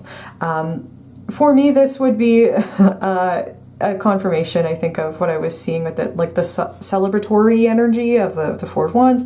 They might have recently achieved something and it has been an exciting event for them. And they might be somebody who does really enjoy parties, celebrations. They might like going to weddings. They might just really like that atmosphere of like, let's celebrate this thing. Let's do something exciting. And I think they do seek out opportunities to have fun and be involved in important moments in other people's lives and in their own life. And with that said, we are going to move into the next spread. Okay, pile 2. So the first card we have in this spread is, very nice. We have Soaring, which says rising quickly. This could be a reference definitely to that Four of Wands of achieving milestones.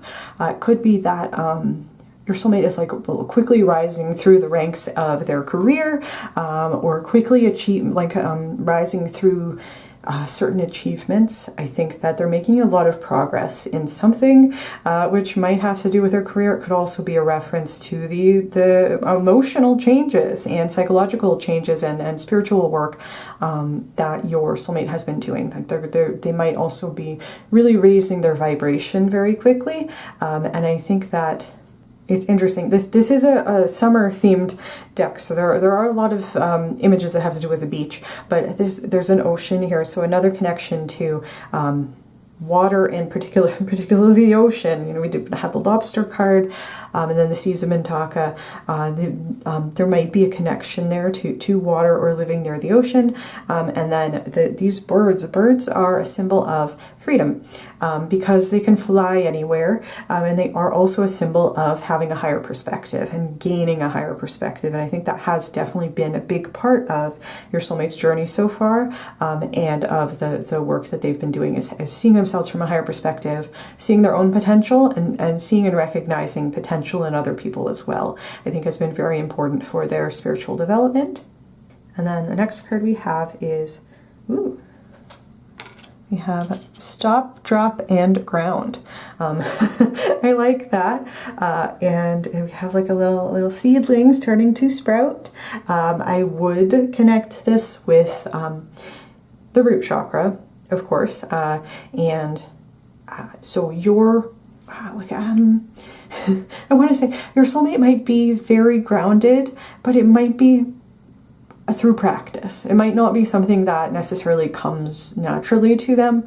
They might even be, if there was a time when they were not processing their emotions a lot, they might have felt very emotionally overwhelmed. Learning how to ground themselves, and particularly ground themselves in nature, might have been a very important part of their healing process. And like that might be a healthy coping mechanism that they employ when they feel like they are getting overwhelmed, or when things are moving a little too fast. We have rising quickly here. So it's like rising quickly and then stop, drop, and ground. Like let's ground ourselves, because we don't want to be like barreling too fast into the future. Let's also make sure that we are staying grounded in the practical world. And I do think I am getting the sense it is something that they have learned through practice. It's maybe not an innate skill. And there might, with all of this social energy, the King of Wands, and then I was just kind of picking up the idea that your soulmate probably has a big social group. They probably have a lot of friends. They might be very close to their family. They might not be very close to their family, but I do think that they know a lot of people, and they do enjoy being social, and particularly with different types of social groups. I think they spend a lot of time around other people, and for somebody who is very deeply empathic and able to adapt to people's energies, they might need to periodically take breaks. And again, I think this is a learned practice that they have been doing as an act of self-care, has been learning when to pause, take some time away, reconnect with nature, because I think that if they don't do that, they might start to get ungrounded. And this is a common theme for people who are highly developed empaths of needing to clear our energy and bring our energy back to ourselves and reroute ourselves in the present moment, in our present circumstances, because it's very easy to take on other people's energies and not even realize it. So that might be something that is true for your soulmate. And there's an emphasis on, with the connection to self-care and the earth, the physical body, the root chakra. They might also do yoga or any other type of physical activity that helps them feel like they're kind of getting out of their head and back into their body. For me, yoga is very helpful for that. And so again, doing yoga or any other type of physical activity, exercise in particular, might be something that your soulmate uses to reground themselves and to it's a healthy coping mechanism for when life gets a little bit overwhelming. And there might also be, this is just fully intuitive, not connected with this card, but I am also getting an intuitive message that there's a connection to Virgo and maybe possibly the 6th house here, with just the emphasis on groundedness, the connection to the earth, and the emphasis on self-care, exercise, nutrition, taking care of your body would connect to Virgo for me. So I did want to say I felt compelled to mention that. Yeah, balance. Yeah, there definitely could be. They could have a lot of 6th house placements and or some prominent Virgo placements, or, you know, just however that resonates. Balance is also associated with Libra, of course, but and the green color on this card is talking to me about having an open heart chakra. It's also having a balanced heart chakra, and there might also be a balance between, as we were saying in the first spread, a balance between divine feminine, divine masculine, and there could also be like maintaining a healthy work-life balance as an important part of your soulmate self-care process. That is something that this card does talk about. You know, giving yourself time to take care of yourself, however that resonates, so that, you know, if you're soaring and rising quickly and things are moving and you're socializing and you're moving from group to group and being a chameleon and going after your dreams, etc., etc., let's also take time to make sure that we're making time to have fun, we're making time to take care of our responsibilities, and we're making time to take care of our body and our physical self, and to take care of our spiritual needs as well. And I think that your soulmate is working towards carving out a really balanced routine for themselves, and I think that that is fantastic. Okay, and then we have Melaleuca, which says evolution. It is associated with the solar plexus. The trigger statement is things will never change. And the true statement is I attract only what is for my highest good. And this card says the imbalances and relationships that have been keeping you down are no longer needed. You are ready to transform. And this, for sure, this is fully in alignment with what we've been seeing. With the trigger statement of things will never change, that might have been an old limiting belief that your soulmate had for a long time. They might have felt like they might have been feeling hopelessness or despair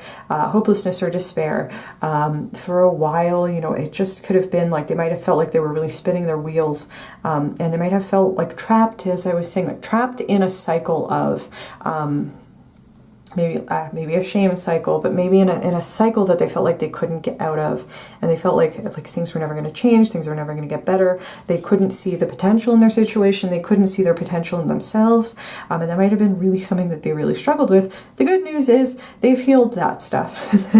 And the true statement is I attract only what is for my highest good. And then this is associated with the solar plexus. They've healed their solar plexus. They know that they have the willpower, determination, self-esteem. They're embracing their badger spirit, and they know that they attract only what is for their highest good. And so the energy that they're putting out into the world is what is attracting positive things towards them. And there's that faith in the manifestation energy of meeting the universe halfway. And I do think I was getting a sense, like from the first spread, that your soulmate has a very attractive energy, and they know and they have faith that the things that are meant for them in this lifetime will come towards them in divine timing. Whether they would express that in like spirituality terms or not, I think they do have faith in that concept. And then we have it says balance, and then it mentions imbalance. The imbalances in relationships that have been keeping you down are no longer needed. You are ready to transform. We had transformation, we had death, we have, lots of, we had the fire spirit in the last part of the just lots of confirmations about transformation. And then with imbalances and then this balance here, there's working on balancing the heart chakra has been very important for your soulmate, and learning how to have balanced and healthy relationships, I think, has been very important. Like, it could be romantic relationships. It's also every other type of relationships. Like, how can I connect to people in a way where everybody is bringing the same level of energy to the connection. Everybody is showing up as their authentic self, and it's an equal give and take. And I think that that has been part of the learning process for your soulmate. They're really working on that, bringing balance, like, yes, balance, self-care, work-life balance, etc. There's also an emphasis on having balanced relationships, which I think is very important to your soulmate. And it's also, you know, as I was saying, like the Queen King balance in terms of, I think it was important for your soulmate to balance their divine feminine, divine masculine sides in order to be able to approach a relationship with you from a healthy place. And if this person is moving away from the shadow attributes of the Don Juan archetype, we can say that, you know, the imbalances in relationships, and even moving away from the shadow attributes of the beggar archetype as well, like the imbalances in relationships that have been keeping you down are no longer needed. They know that they don't have to engage in those behaviors anymore. They never have to do that again. And I think that that has been like hugely important for your soulmate's sense of safety and security. Oh, interesting. We have another solar plexus card. And this one is topical. I'm getting ahead of myself. Okay. It is topical. It is associated with the solar plexus. The keyword is harmony. The trigger statement is, I am boiling over. The true statement is, I allow myself to feel. And this card says, give yourself space to decompress and take time to nurture your body, mind, and spirit. Allow emotions to surface and release. Yes, that for sure. I think that there was a period of time, definitely a period of time, where your soulmate might have been repressing, trying to escape from, not acknowledging their feelings, and it might have felt like they were boiling over. Like every time they had a feeling about something, it was overwhelming because they weren't processing anything. And I think that they have gotten to a place where they have learned how to process their feelings and give themselves space to feel whatever they're feeling so that they can release it. Like these, but just release it, just let it go. I can feel it and then I can release it. And I think that has, again, been very important for them and their development. And then with giving yourself space and time to decompress, that would definitely be connected with this stop, drop, and ground. I think this has been very important.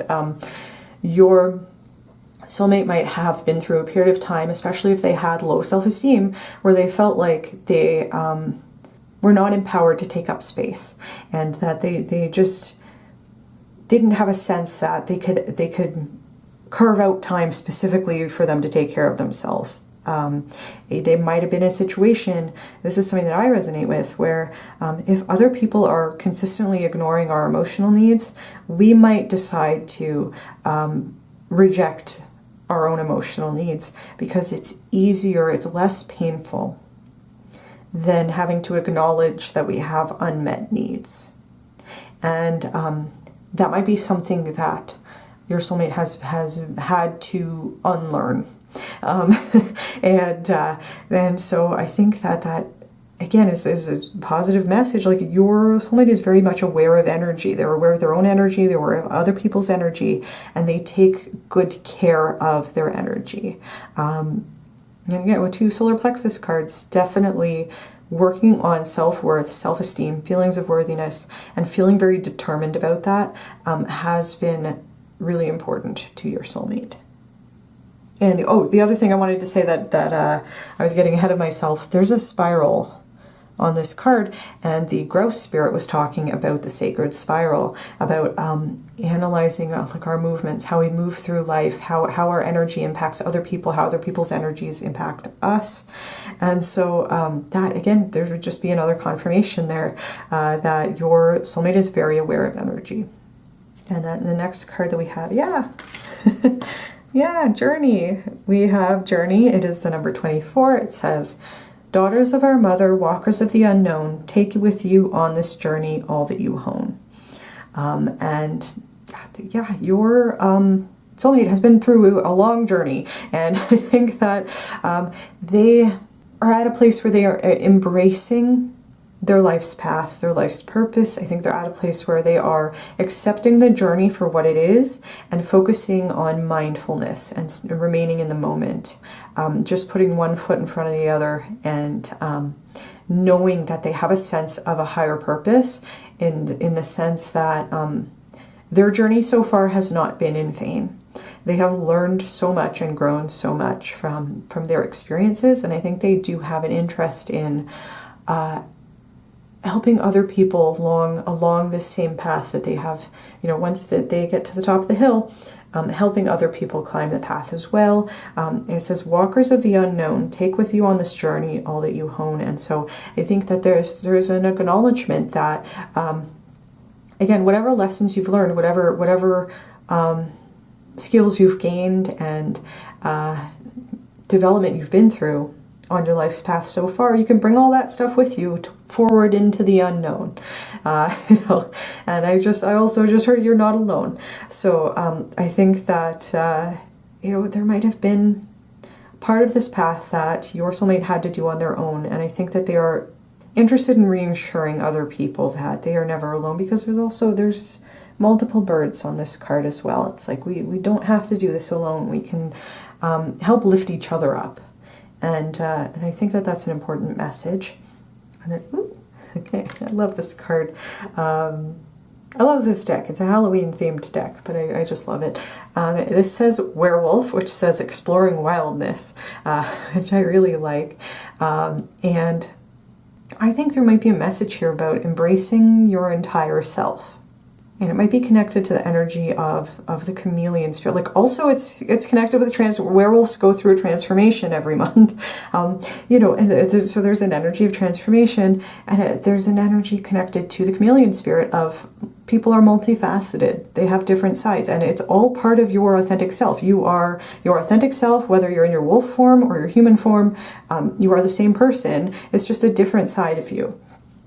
Right, and so I think maybe there might be a connection with exploring wildness of embracing the parts of yourself that are unrefined, embracing the parts of yourself that are more primal, this could be saying, like, doing this deep dive into their emotional body and really giving themselves the permission and the space and the time to explore their emotions and like really get into their feelings, which might have been something that they just repressed for a long time. Like, that is part of exploring wildness, exploring the primal side of yourself. But there might have been even like repressed anger that's related to I am boiling over, that might have made them feel like a werewolf. Like, it might have made them feel like when I get angry, I get so angry that I can't control myself. And it might have been part of their bringing themselves into balance, might have been through allowing themselves to feel and express their anger when it happens, so that it no longer gets to a point where they just snap. It's like, let's have a conversation when I'm at the level where I'm irritated about something, so that it doesn't turn into rage. And this could even be saying, and I don't know, this is a general reading, but for some of you, your soulmate might have even needed to go through some anger management, or like they just might have needed help and guidance in terms of, that might be connected to the Hierophant, in terms of how to let themselves feel and process their emotions. And there might also be a message with this card of like, there are aspects of our life, or in the certain aspects of our circumstances, that we might not have been able to control. Like, for the most part, I think in most stories and most lore about werewolves, most werewolves did not choose to become werewolves. They were bitten at some point, and they then became a werewolf. So there is some, and even the transformation into their wolf self, there's an aspect of a loss of control, of somebody took our choice away. It was not our choice to be this way, or to go through this process, and the challenge lies in, how can I embrace this part of myself and accept who I am all my facets of myself and come to terms with even the things that are true about myself that I did not want for myself, so that I can integrate all the parts of myself into the person that I actually am. Yeah, and then we have a wren, which is another bird, and it says awareness. So yeah, I think awareness has, I was getting the sense your soulmate is very aware. They're very self-aware. They're very aware of other people. They have a strong sense of highly developed awareness, and they might have repressed it for a long time. They might have just known certain truths and really tried not to deal with it until it started to boil over, and they just got to a point, I think, where they were like, I gotta do something. But I think they're just naturally very aware of their own energy and other people's energy and their own motivations and feelings. They have a lot of self-awareness and a lot of insight. I think I did say that. I think like self-awareness and insight are big strengths for your soulmate, and this card just confirms that. They might also have very good like spatial awareness, situational awareness. They might have very good reflexes, might be another thing there. And then we have, I'm not sure how to pronounce this. I'm going to try my best. This says Olatiao, maybe. It is associated with air, and it says expanse. For me, the basic message of this card would be, because these are cryptids, they are gigantic bats that have like a 12-foot wingspan. And with the word expanse, it's like learning how to take up space. You know, learning how to expand to fill whatever space I'm in and give myself that space. And it's like expanding awareness, my awareness of myself and others, expanding my worldview, and expanding, again, it's just like expanding to fill my space because I deserve to be here. I think has been like a really important part of your soulmate's growth. Ooh, okay. And then we have, again, I'm not sure how to pronounce this. I'm going to try my best. Tsuchinoko, which is associated with earth and which says lies. And I very much think this is a part of your soulmate's past that they are trying to leave behind. The Tsuchinoko is associated with telling lies. It's also associated with an affinity for alcohol. So there might be a message about, I wasn't saying that directly, but there might be a connection to addiction or addiction recovery, or maybe part of the reason why your soulmate had the beggar archetype might be because one of their parents might have struggled with substance abuse and might have created a lot of instability and a lot of dysfunction in their life growing up, and they might have reacted to that by just learning to tell lies. And that lies are also a big part of engaging in codependent behavior because it's a survival mechanism. It's an adaptation to a circumstance where it is not safe to tell the truth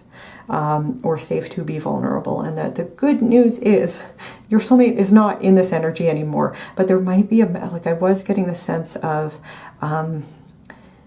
really feeling the need to make amends for past behavior, and that could be recognizing that that they were lying to themselves and others in a very unhealthy way, and like an unhealthy way to cope with whatever situation they were in. And for me, I know personally, I used to do this too. I have an alcoholic parent. I'm a recovering alcoholic, and I was very codependent for a very long period of time. And to me, when I was in that period of my life, lying was second nature. It was automatic. I didn't even think about it, and it took me a long time after I entered recovery to unlearn that, because I realized even for months and months, or like my first months sober, that I would tell lies I didn't even need to tell. Like it was just an automatic thing. It was a learned behavior, and I've been working very hard on unlearning that behavior because, first of all, honesty is its own reward, and authenticity is so important. It's important to me. Like it's in building trust, confidence, emotional intimacy. It is so important to be honest even and especially when you feel like what you're going to say is not going to be what somebody wants to hear. If it's the honest truth, it's important to express that. I mean, obviously also being aware of not just you know, saying something to be mean or in order to hurt somebody, but it's like, if you need to express something, it's okay to express that, you know. And that might have been something that your soulmate had to learn, was to let go of this compulsive need to lie as a means of protecting themselves and coping with a dangerous situation, so that they could show up as their authentic self and as the Queen of Cups, who is willing, ready, and able to offer their genuine emotional intimacy to their partner. So that's what I'm seeing in this spread, and we will move into the final spread for you for this part of the reading, which will be all about astrology, and then we'll get some other traits, perhaps personality traits or zodiac signs, whatever else comes out. So we're going to go and do that.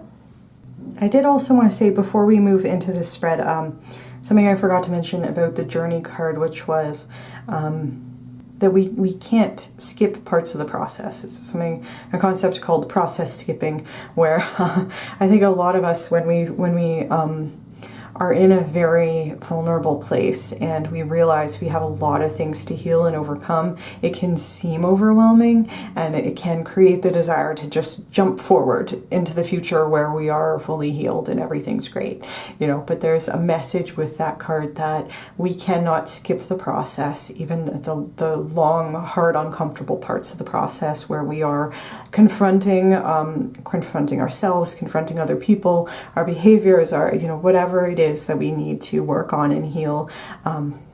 It can be a very long and uncomfortable process, and unfortunately we cannot skip the processing part of it. So that might be another something that your soulmate has embraced, is that you know, embrace the journey for what it is, right? And that's uncomfortable parts and all. So I did want to mention that because I had forgotten to bring that up. And so we're going to get into the astrology cards here. I will say that there might be specific signs or specific placements that come out.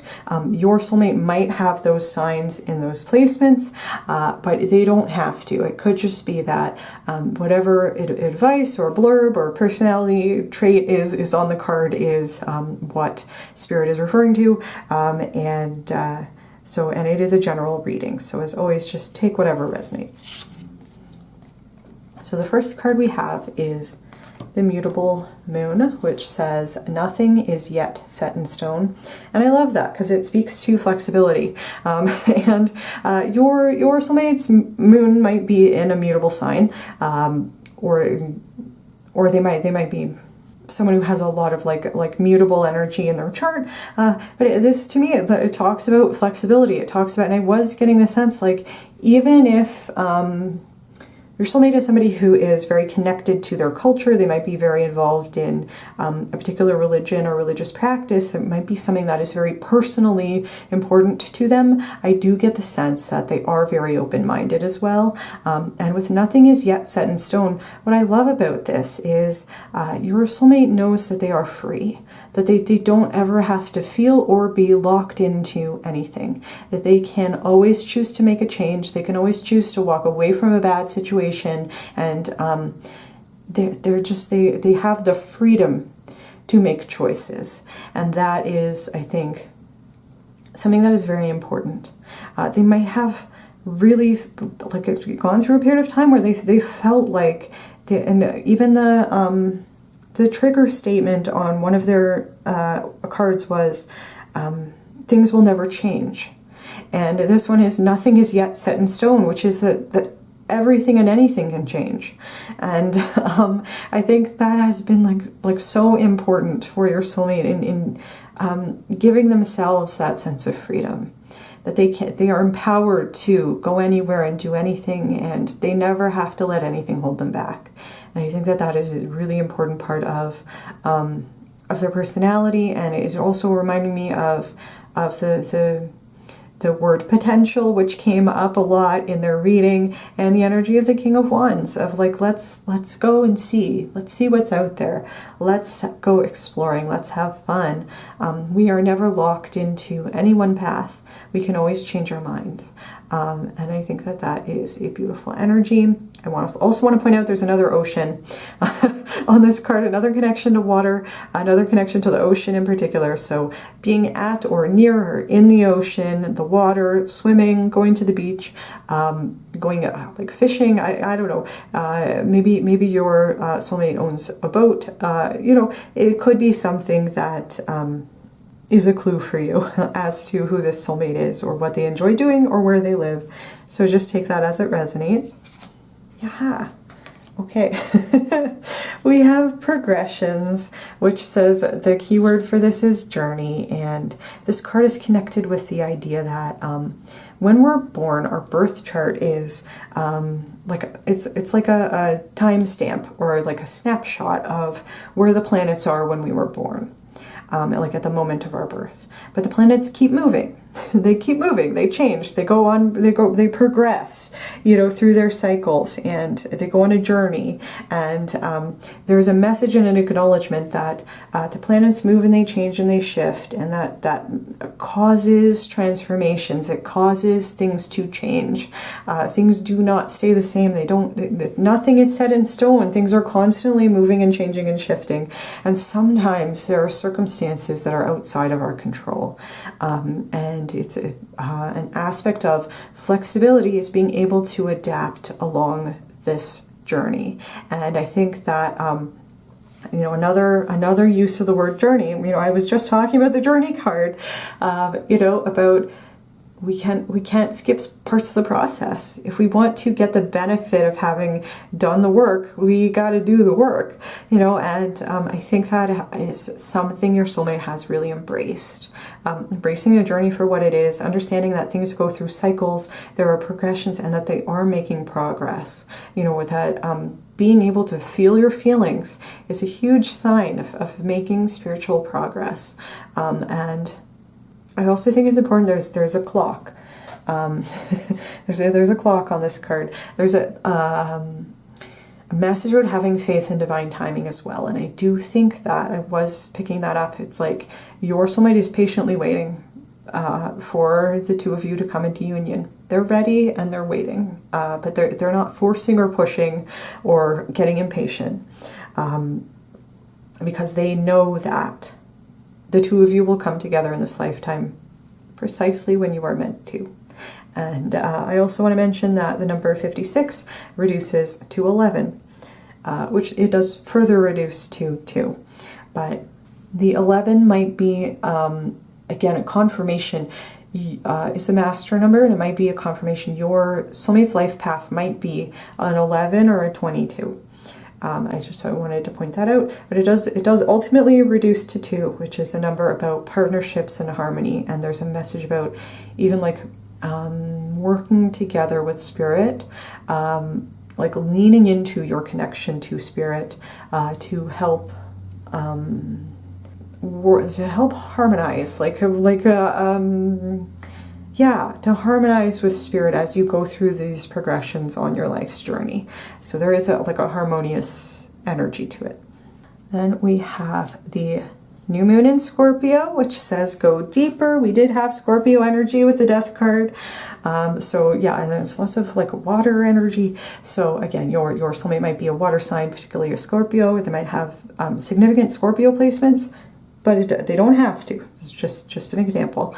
But with, the energy, the transformative energy of Scorpio, the fact that it's a new moon, and the fact that it says go deeper, I think that, your soulmate is somebody who's really gone very deep into examining their emotions, their motivations, their past, their thoughts, feelings, and beliefs, and how they impact how they interact with the world, and really going deep into a process of healing and transformation so that they can be in this new cycle and be ready for new things, and to have really deep and meaningful connections with people, like on a really deep emotional level.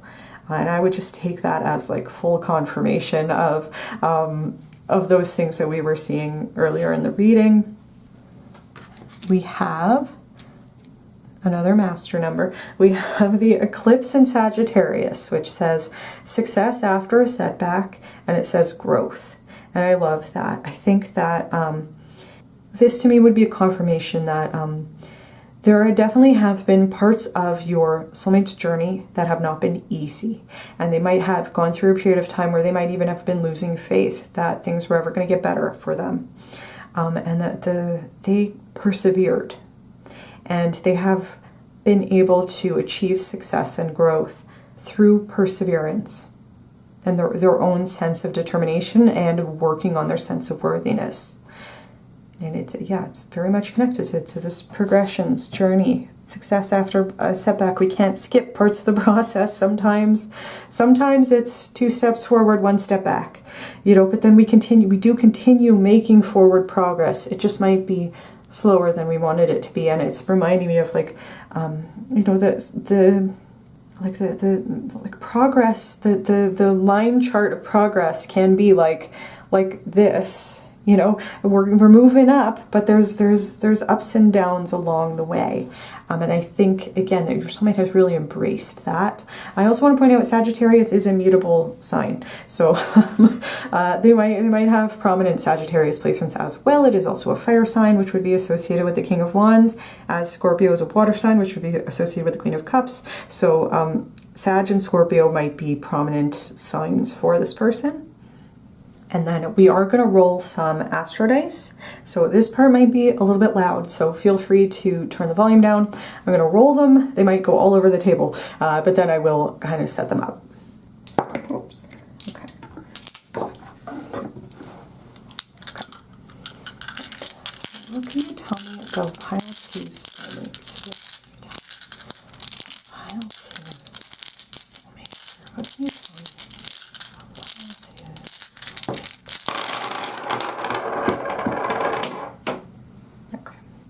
Okay, pile 2. So I want to start off with a disclaimer that I am still learning about astrology. I'm not super well versed in it.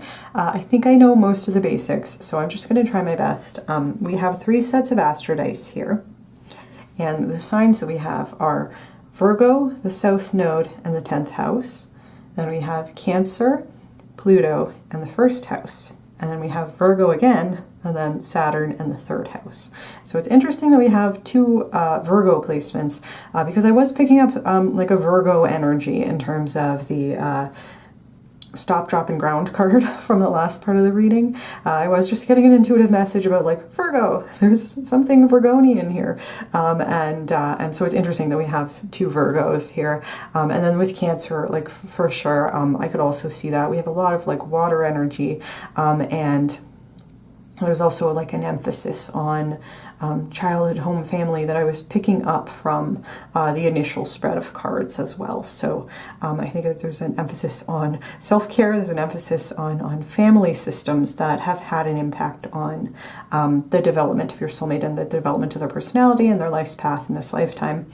So I am going to go set by set and do my best to describe what I am seeing. As always, feel free to add additional interpretations in the comments if you see something that I'm not aware of, or if you have more knowledge of astrology than I do, please feel free to share, because that is helpful for me and it's helpful for other people who are watching. So with Virgo in the South Node, or the South Node in Virgo, I never know how to say it, but the connection between Virgo and the South Node would be an indication to me that I think your part of your soulmate's karma has to do with maybe in a past life they were very disorganized or chaotic, and they might have not taken responsibility for taking care of the things that they needed to take care of and taking care of themselves.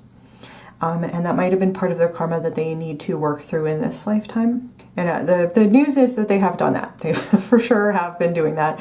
And then with the connection between Virgo and the 10th house, that to me would give me the idea that your soulmate does have a very practical side. They do have, they're a clear thinker. They have an analytical side. I think we did have like awareness. Like there's just a lot of self-awareness.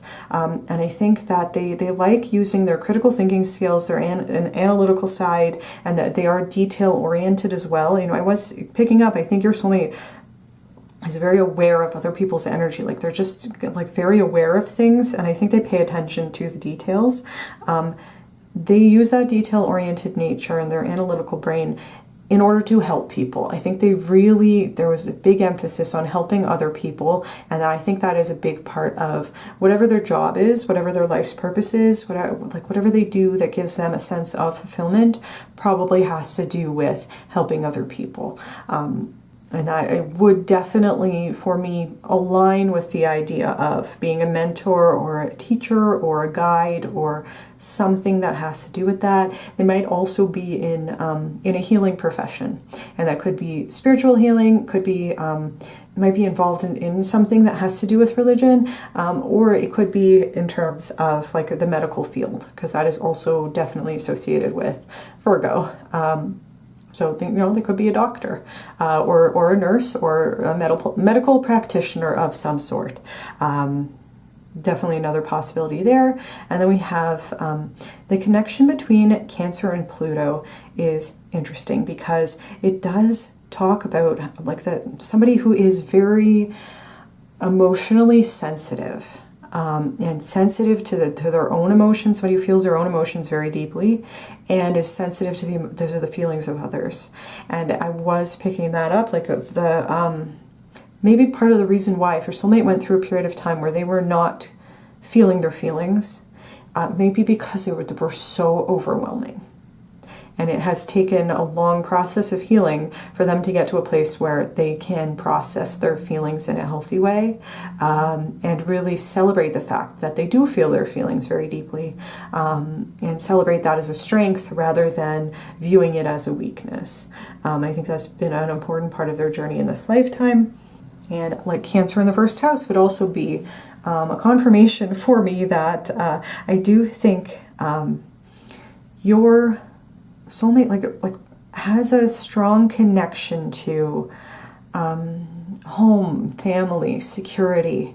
They might have gone through a period of time where their security was not stable, and it might have been related to childhood or family, but there was just something there. There was a lack of stability, a lack of emotional security, and I think they really had to create that for themselves, and give that to themselves in this lifetime. Like with the first spread, I was picking that up, just a strong connection to home, family, children, whatever that means, maybe their own childhood, wanting to help other children.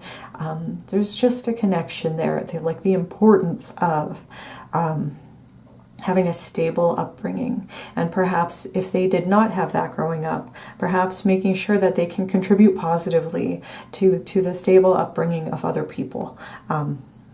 That could be something in these dice here as well. And then we have the connection between Virgo and Saturn. For me, that would be like instantly the thing that popped into my head was workaholic. Because Saturn is a very serious type of energy. Virgo is very much associated with being hardworking and serious. So I think when your soulmate feels seriously about something, they commit to it. They just have a very committed energy. We did see that dedication in the Badger spirit. Like once I'm in it, I'm in it, And I think that with the connection to the third house, I think that is how they approach their deep connections and important friendships in their life. I think it is how they approach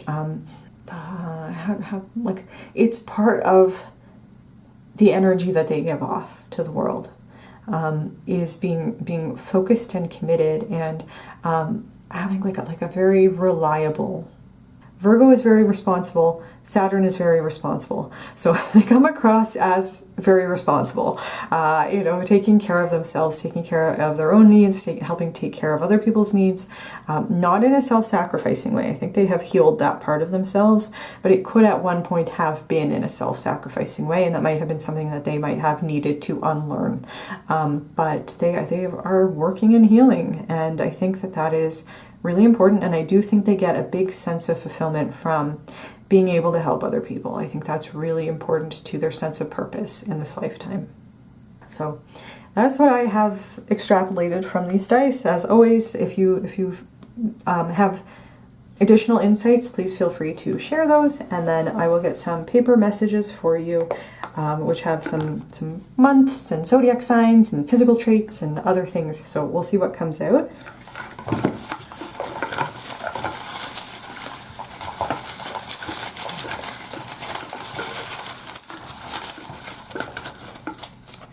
So the first thing that popped out was December, and so this could be an important month. It could be a timeline of when you're going to meet this person. We will get further into the timeline in the extended reading, and also there's a connection to Sagittarius because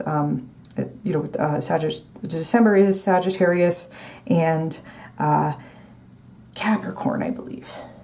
So that could be their birth month, and then we have fair hair, so they may have fair hair. As always, with any kind of physical traits or anything else here, take whatever works for you. You know, if you see something you don't like, you don't have to take it. It is a general reading. And then we have loves the outdoors. I was getting that sense, particularly probably the ocean. There's also a waterfall on this card. The ocean and the beach, I think, are important places for this person. We do also have January, so we have 2 winter months there, and we have Capricorn. So in addition to Sagittarius, we have more Capricorn energy here. Okay, then we have board games and role-playing games. They might enjoy doing like a board game night, role-playing night. They might be part of like a role-playing group, like playing Dungeons and Dragons with a group of friends. They might have like a board game group of friends. You know, I was getting the sense that they have like different social groups for different things. So they might have like an outdoorsy group of friends and a more nerdy group of friends, etc. Because it's part of that chameleon spirit. Like your soulmate has an easy time getting along with anybody, fitting in with any group of people. I think they're very open-minded to trying new things and really connecting with people.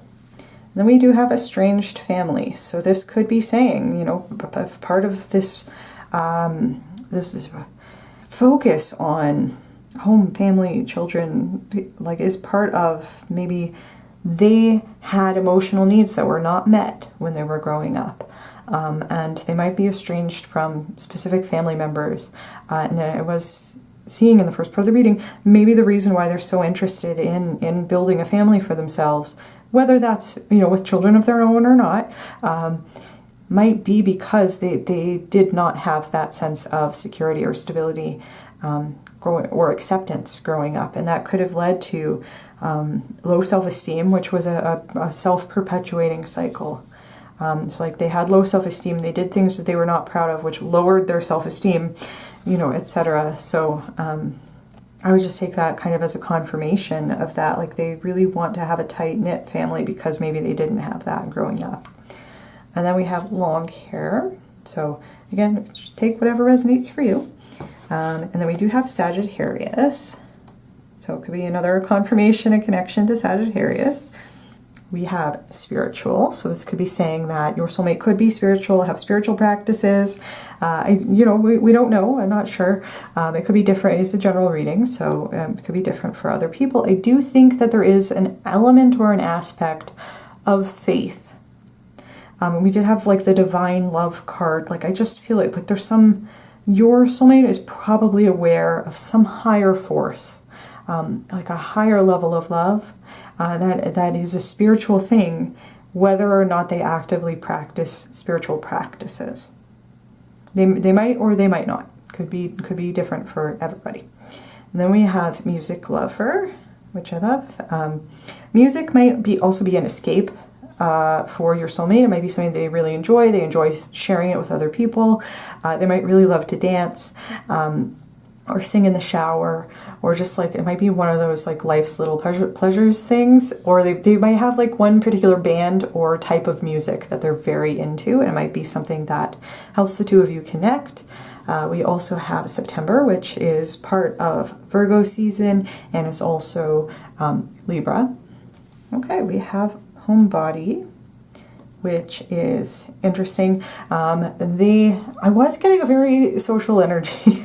So I think they're a little bit of everything. They might also be a little bit of a homebody. It could be that they, as I was saying, like they're kind of an omnivore. Like they have days when they are extroverted and they gain their energy from spending time with other people, and days when they are introverted where they need to recharge by being alone, or being in a more protected space where they are protecting their energy. And so it could be there are days when they're a bit of a homebody because they need to recharge a little bit after periods of time of being very social. And they might enjoy, you know, when the two of you are together, they might enjoy those days where you can just stay in and like watch a movie and order pizza. And at the same time, I think they also enjoy going out and trying new things and going out into the outdoors and, you know, playing games and that sort of thing. We also have sports. They might be athletic. They might be part of a sports team.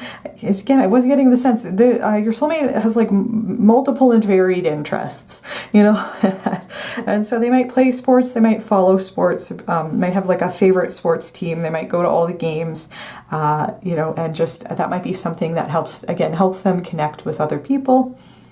We do have small family, so your soulmate might come from a small family where they don't have a lot of blood relatives, or they might want to have a smaller family so that it's more of like a smaller, closer, tight-knit family. But, you know, just, again, take whatever resonates. And then we do have winter, which is interesting. So we have like September, December, January, these definitely winter months. So you might meet this person in the winter. They might be somebody who enjoys winter time, like really enjoys winter weather and like the snow and, you know, and in places where, you know, people might celebrate winter holidays such as Christmas, you know, if they are Christian, you know, that might be something that they really love, like all of the like winter aesthetics. And, you know, I know a lot of people in my life who really love winter, and, you know, I live in Canada, so we do have usually, you know, we have a snowy winter that gets very cold, and a lot of people really like that. They like doing winter sports. They like, you know, bundling up and feeling cozy. It's not for me. I hate being cold. I love the summertime. You know, if it was easy for me to just pick up and move to a country where it was summer all year round, I would do that in a heartbeat. But I do know people who really love wintertime. And it could be that your soulmate lives in a part of the world that has very temperate winters, and they might just enjoy a little bit of cooler weather. And there might be a time when you meet this person. So yeah, that we do have introverted. And then we also have outgoing. So this would kind of confirm what I was saying about being both, you could even be an outgoing introvert, like, you know, in the sense that, you know, that you only gain energy by having periods of time where you can be, either on your own or with somebody else who does not sap your energy, you know, but you need that time away from being out in public, being out with too many other energies in order to recharge. And at the same time, you can also be really outgoing and love meeting new people and love being social and having fun and having a lot of different interests and social groups that like doing different things. So I was getting this sense there's a little bit of a both. There's both going on for your soulmate, and it's funny that it's been confirmed there. With that said, that is where I'm going to leave your reading for today, pile 2. I know it's really long. I hope you've been taking care of yourself. You've been taking breaks and having snacks and stuff. So with that said, in the extended reading, we are going to take a look at your relationship with this soulmate. We're going to take a look at your first meeting with them and maybe a potential timeline for when that might happen. And then we're going to get some channeled messages from them. So if you are interested in the extended reading, the link will be in the description. And with that said, thank you very much for watching this whole thing, pile 2. I'm very happy to have been able to do this reading for you. If you liked it, please feel free to give the video a like. Please comment down below and let me know how this resonated for you. If you like my videos and you want to see more from me, you can feel free to subscribe to my channel. And thank you again very much for watching Pile 2, and I do hope to see you in my next video. Hello Pile 3, and welcome to your reading. If you chose the Bright Future Tarot, this is going to be your reading for today, where we are doing the Ultimate Soulmate video. And what makes this video ultimate is that we are going to be using every single oracle deck that I currently own across this reading and the extended reading. This is hands down the longest video I've ever made. It is a very long reading, so I would suggest getting comfortable, maybe grabbing a snack, making sure that you take some breaks. And what we're going to be looking at in this part of the video is all about your soulmate. So we are going to be getting maybe some personality traits, where are they at in their life right now, maybe something about their career, their physical appearance, zodiac signs, and probably going a little in depth into their spiritual journey, because that seems to be where the cards are taking us in this video. And so it's going to be all about them and who they are and where they're at in their life. And then in the extended reading, we're going to take a look at your relationship. We're going to take a look at your first meeting with this person, and then we're going to get maybe a potential timeline, and we're going to get some channeled messages. So if you're interested in the extended reading, the link will be in the description. And with that said, let's get into it. What can you tell me about? Okay. All right, we have the Six of Pentacles. Up straight out, we have the Ace of Wands. What can you tell me about Pile 3 Soulmate? Okay. The Knight of Swords. Oh my gosh, okay. Okay. Oh, interesting. Okay. Then we have the Two of Pentacles and the Nine of Swords. Alright, Pile 3. I'm going to be honest with you. It is a different day from the day when I pulled these cards, and I'm sharing this because I think it's important to your spread here.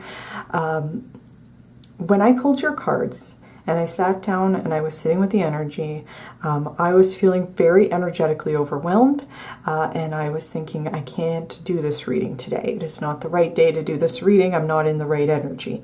And but I also didn't want to reshuffle and re-pull your cards, because I felt like these are the cards we're meant to have. And then during the time between when I pulled the cards and now, I had an experience that I think is being described by these cards. And so that's why I'm talking about this, because I think it's an important part of my doing this reading here is I needed some time to go through a personal experience so that I could describe what these cards might be talking about for your soulmate. So I think your soulmate is learning right now about certain types of communication. I think they're learning about what they're looking for in terms of any type of relationship. I think this might have to do with romantic relationships, and I think it has to do with any other type of platonic relationship in their life. So with friends, with family, coworkers, just like who they are in relation to other people, how they present themselves, how they manage their energy, I think is a big part of what they're going through right now. I think they are naturally very generous. I think that they have a tendency to give too much of themselves to other people. And part of the reason why I'm saying that is the first card we have here is the Six of Pentacles. And the Six of Pentacles can talk about like an energetic exchange, but it's usually not an equal exchange. It's usually, even though 6 is a balanced number, it's usually, this card talks about one person giving and the other person receiving. In the example that is usually given with this card is it usually depicts somebody either asking for help or somebody giving to charity. You know, so it's like, again, like in an act of giving to charity, you are giving with no expectation of receiving something back. And that is usually a positive experience. It's positive for the charity. It's positive for you because you feel good for, you know, supporting the charity. And I wanted to talk about this Six of Pentacles first, because there's a story there's a story in the fact that we have these specific 5 cards together in the spread here that is very relevant to something that I just went through. So it was like, it's a lesson that I'm kind of in the middle of learning, and so I wanted to share about that because I'm seeing that reflected here for your person. And I know I've talked about this in other videos, but I'm a recovering alcoholic, I'm a recovering codependent person, and unfortunately, you know, and I grew up with an alcoholic parent, so there was a lot of like chaos and turmoil and just like emotional instability and emotional unpredictability in my environment growing up.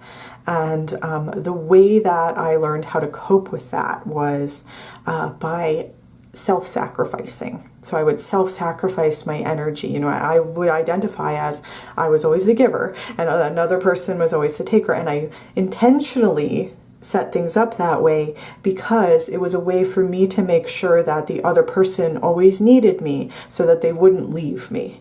And that's not a healthy energy to be in. That's not a healthy way to relate to other people, you know, and it's basically saying to myself and others and the universe that my entire worth as a human being is based around what I can do for other people. And again, that's not healthy and it's not true. And so part of my recovery has been learning, like, no, I'm a worthy person. I deserve to be here, like, period, full stop. I deserve to have my voice heard. I deserve to have my needs met. I deserve to, like, people who are in a healthy energy, who genuinely want to be around me, will not leave me.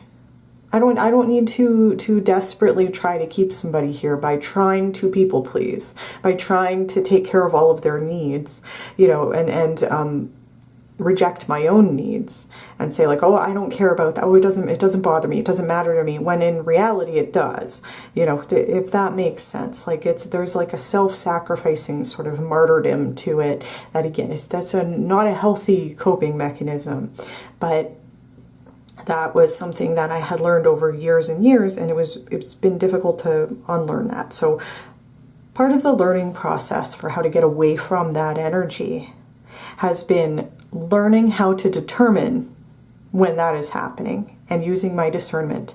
And so unfortunately, I've had a lot of experiences recently where I have realized that certain connections that I have, certain friendships that I have, I am much more able to tell when and discern when somebody actually wants to be with me because they like who I am as a person and they're interested in getting to know me. And when somebody wants to be with me because they like my energy, they like what I can give them, they like that I provide a lot of emotional support, that I'm genuinely interested in them and what they're doing and how they're doing. But I'm much better able now to recognize and understand when that energy is not being directed back to me. So when people don't ask follow-up questions about me, or when they ask how I'm doing and I give, you know, several paragraphs about like, this is what I'm up to, this is what I'm working on, this is what I'm doing in my spare time, here's how I feel, this is what I'm doing right now. And the response I get back is like one sentence responding to one part of what I said, and then the person's back to talking about themselves again. You know, it's that sort of thing where I'm just like noticing. That's what my therapist says. She says, good noticing. I'm noticing when that is happening more often. And the reason why I'm going off on a tangent to talk about that is, first of all, I just had another experience like that over the last couple of days where I realized, oh, this person that I thought I was making a connection with, I realized, oh, they're not really in this because they want to get to know me. They're in this, they like talking to me because I'm in this energy, you know, because I have learned how to rebalance things, you know, but part of that is like me being aware, is this person using me for emotional support unintentionally? Like, again, I'm not going to say that they're There are people who do it intentionally. I don't think this person was doing it intentionally, but I was like, they're just not interested in who I am as a person, you know? And so I think that that's the reason why I had to have that experience over the last couple of days so that I would be able to interpret this spread. Because I could see this happening here for your soulmate. I think that they might be going through something similar right now where they are realizing, oh, I don't need to share my energy with everybody. I don't need to caretake or people please. I can set boundaries. I can stand up for myself. I can speak up for myself. And in fact, part of what happened over the last couple of days was I had set a clear boundary, and the person that I was talking to got a little passive aggressive with it, and I was just like, okay, like I said my piece. It's a reasonable boundary. I'm not going to apologize or explain it away. If this person doesn't want to respect that, like that tells me a lot more about them than it says about me. And that, again, this is like part of what I'm seeing here for your person. I think that they're used to giving, and they really enjoy sharing things with other people and taking care of people. They might be, if they have financial resources, they might be a philanthropist, like somebody who donates a lot to charity. They might do volunteer work. They might really like helping other people out. And that's because it gives them like a genuine sense of fulfillment to do that. But I really think they're learning boundaries. I think they're learning how to take care of themselves first. And I think they're learning how to discern when somebody's actually interested in them as a person, or when somebody is interested in what they can do what your soulmate can do for them.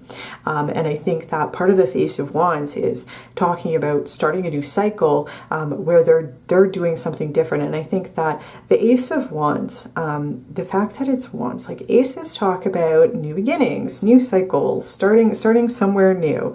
And so if your soulmate is used to being in the Six of Pentacles, where they're naturally very generous with their time, energy, and resources, people might have taken advantage of that in the past. Again, people might have done that intentionally or unintentionally, and it doesn't matter because it's up to your soulmate to learn how to take care of their own energy.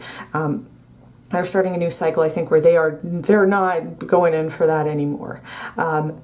And the fact that it's wands is telling me that I think your soulmate feels really passionate about it. I think something lit a fire under your soulmate and they're like, oh, like I actually really care about advocating for myself and potentially other people as well who might also be struggling with how to speak up for themselves and things like that. This Ace of Wands, if this is we're asking, I did want to talk about this energetic story, but if this is part of your soulmate's personality, like who they are as a person, the Ace of Wands could also be talking about they might be very creative. They might be doing something that is a creative project. They might be a musician or an artist, or just there is something that they're working on or they're doing with their time that makes them feel very passionate. And I think that the fact that this is the Ace of Wands and it's followed by a Knight. Knight is like a cardinal, go-getter, action-oriented energy. Tells me that I think that your soulmate's not like waiting around for things to happen. Your soulmate is action-oriented. I think they are goal-oriented. I think that there might have been a period of time where they were engaging in maybe some codependency, maybe some people-pleasing, caretaking behaviors, maybe a little bit of martyrdom.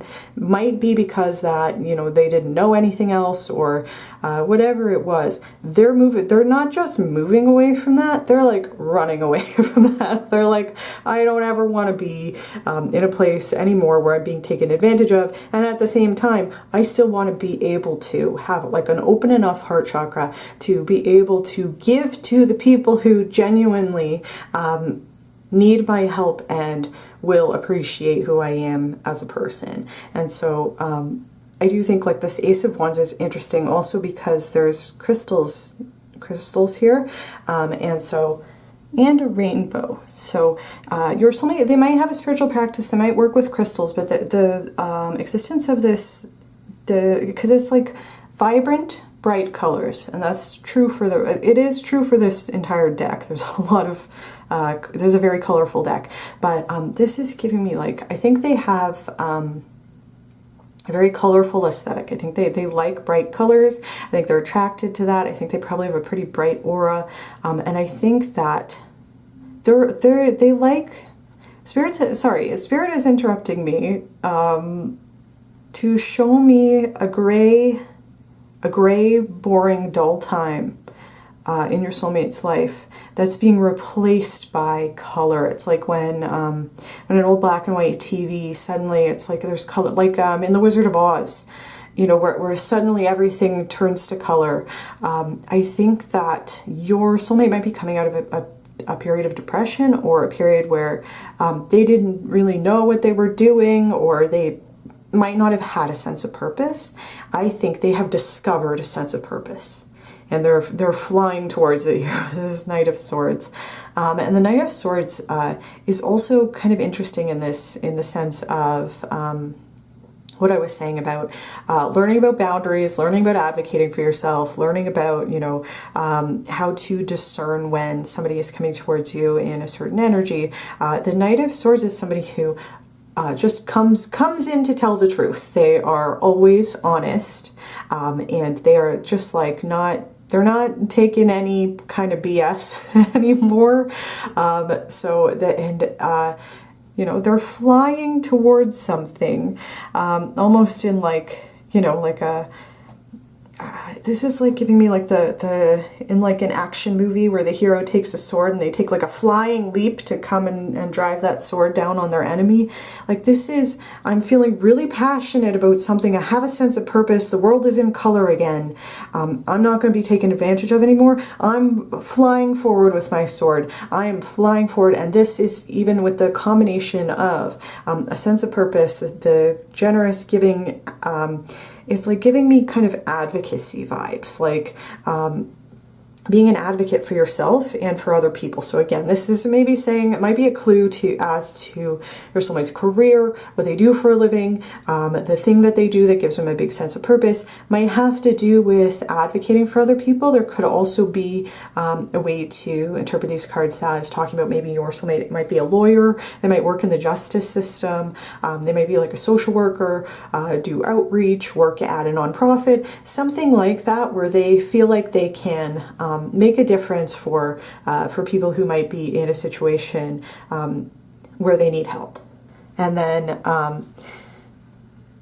okay, two things, just, sorry, I know I keep interrupting myself, but two things here. I just want to finish out what I was saying about, you know, this experience that I just had, because we do have the Two of Pentacles and the Nine of Swords, and these are, this is like overworked, overburdened, despair kind of energy, and I think, you know, when I initially laid these cards out and we're ending with the Two of Pentacles and the Nine of Swords, I was thinking like, oh, is your soulmate, is pile 3 soulmate feeling overworked? Are they feeling overburdened? Are they feeling like they feel despair, like they're working so hard and they're spinning their wheels and nothing's ever going to get better?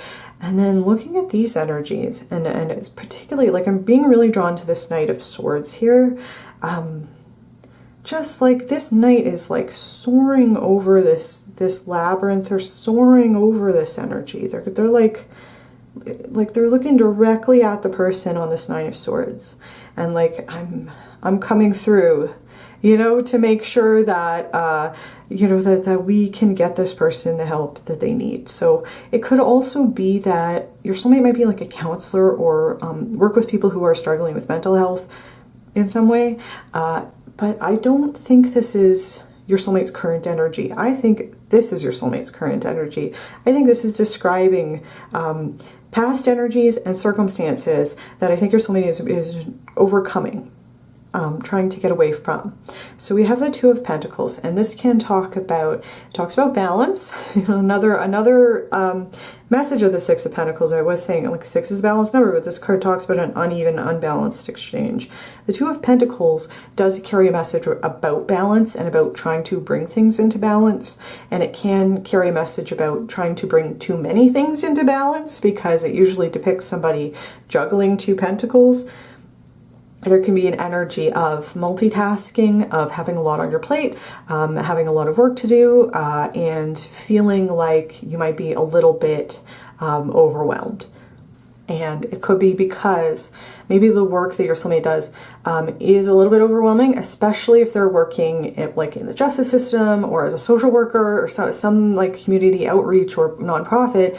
There's a lot of burnout in those fields, specifically because there can be a gigantic caseload. It's like understaffed, overworked, underpaid. There's so many people to help, and there's just not enough time, not enough resources to help everybody, you know. And so that can unfortunately cause a lot of burnout. But if that's the case, I think that your soulmate is really working on how to balance everything. This could also be saying looking for a balanced exchange of energy in a relationship. This can also be saying working on work-life balance, particularly if they have a career that does have a high burnout rate. I think that they might have gotten to a place where they were realizing that if they continued down this path, especially with this Nine of Swords, they might have been realizing, if I continue to take on too much, I'm going to burn out, and then I'm not going to be any good to anybody. You know, I'm not going to be taking care of myself, and I'm not going to be able to take care of anybody else. And so I think that they are taking the chance to kind of examine this and to really advocate and advocacy is the word that keeps coming to my head with this Knight of Swords. Like, they're standing up for themselves, they're standing up for other people, they're setting clear and healthy boundaries. And they're doing that from a place of clarity and a place of having a newfound sense of purpose. Oh, this is how I'm going to handle this. This is what I'm going to do here, because what I was doing here was not working. And then we have the Nine of Swords, which again, I think this is context for what your soulmate is currently feeling passionate about standing up for, is in the face of this Two of Pentacles and the Nine of Swords. The Nine of Swords is a very heavy energy. You know, it talks about having dark thoughts, being stuck in like a thought spiral that's causing a lot of despair. It can talk about anxiety, sleepless nights. It could talk like, it can go as far as a clinical depression, where it's like we feel hopeless. It can be like that gray feeling that I was describing, where you know, where just every day is boring and dull, and the things you used to love, they don't feel good anymore, and you're just like, I'm stuck in this place, and nothing's ever going to get better. It's like those really dark and heavy feelings, and that's why I was also mentioning mental health here, because this is when you're not in a good place in your mental health, the Nine of Swords can come up. I think this is what your soulmate and their Knight of Swords energy is working. They're working to overcome. I think they're working on their mental health. I think they're working on their work-life balance. I think that they're working on, like, however they have to change things in order to better manage their time, energy, and resources, whether that comes to interpersonal relationships and or perhaps like a workload or a caseload that they're working on. They are doing everything in their power to make sure that they can rearrange things so that they are more balanced, so that that your soulmate doesn't burn out, so that they are taking care of themselves and their mental health. And I just want to say, like, the Six of Pentacles, I'm not 100% sure that it is associated with Virgo, but it does give me Virgo vibes. And so it's like, I think it's just because it's like the six of like the sixth house, and then the Pentacles associated with Earth. But like there's some connection here to work and self-care and like energy management. And I think that's something that your soulmate is working on. And then, again, with the combination of the Two of Pentacles and the Nine of Swords, I think that if we're talking about, like what can you tell me about Pile 3 soulmate, and these two cards come out, they do have a natural tendency to take on too much, and to put themselves en route to burnout and to feel like I can't make a difference here. Nothing I do is making a difference. And it's reminding me of that, the parable of the starfish, which I'm going to paraphrase, which is, you know, somebody is walking along a beach and there's starfish who have been like washed up onto the shore all along the beach. And, you know, the tide's going out and, you know, and all these starfish they're going to dry out. And, so this person's walking and they see somebody picking up starfish one by one and chucking them back into the ocean. And, you know, and then the person says, like, why are you doing this? Like, there's so many starfish. There's no way you're going to be able to save them all. Like, what you're doing isn't really making a difference.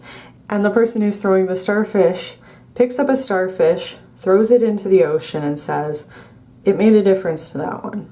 So that's kind of what I'm seeing here. Like, your soulmate is shifting their perspective from, I have to help everybody, I have to save everybody, I have to fix everybody, I have to, you know, I gotta do everything for everybody, into, I'm gonna focus on what I can do for as many people as I can help, while also taking care of myself. Because I think part of your soulmates, like one of their life lessons is learning how to fill their own cup first.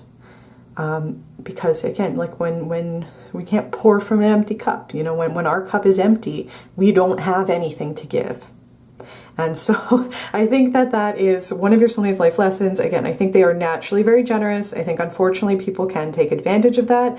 And I think that they're in a place right now where they're feeling very excited and passionate to figure out a way to rebalance things, refocus their perspective, and to use their voice to really speak up for themselves and to speak up for other people. And I think they're also very naturally intelligent. That is another thing that is definitely associated with this Knight of Swords. And I think with the Ace of Wands, again, there is a connection to, first of all, they are a hard worker, but I think there's also a connection to creativity with the Ace of Wands. They might also express themselves through creative expression. And so that was why I was also saying they might be a musician or an artist. That might be like a creative outlet for them. And or there could be a way of saying with the Ace of Wands combined with this Knight of Swords that they might be just starting something where they will have a platform where they can use their voice, where there's also a creative element. Like, for example, YouTube videos or any other type of social media platform. Again, where there's a creative element, they're creating some type of content, but it's so that they can use their voice to advocate for something that really means a lot to them. And I think that the things that your soulmate cares about, they feel extremely passionate about. And so we are going to get into the Oracle cards. Okay, we have willpower. And what's interesting is the first thing I'm noticing on this card is it looks like this person is like kind of trying to juggle or balance the earth and the moon.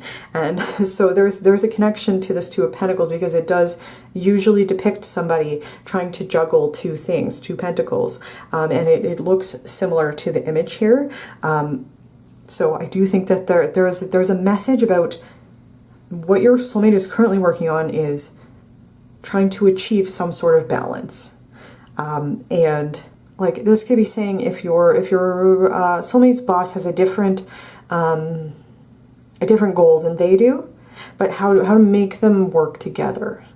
So again, like if your soulmate's boss has like has set a quota for your soulmate, and your soulmate is like, I need to go to balance trying to reach this quota because it's important to my boss and they have their reasons for wanting this quota, you know, with trying to do the most good for the most people. To put it that way, it's also reminding me again of like work-life balance and like trying to achieve a healthy balance in terms of relationships and how much of their energy they're giving away. And then the other thing is willpower.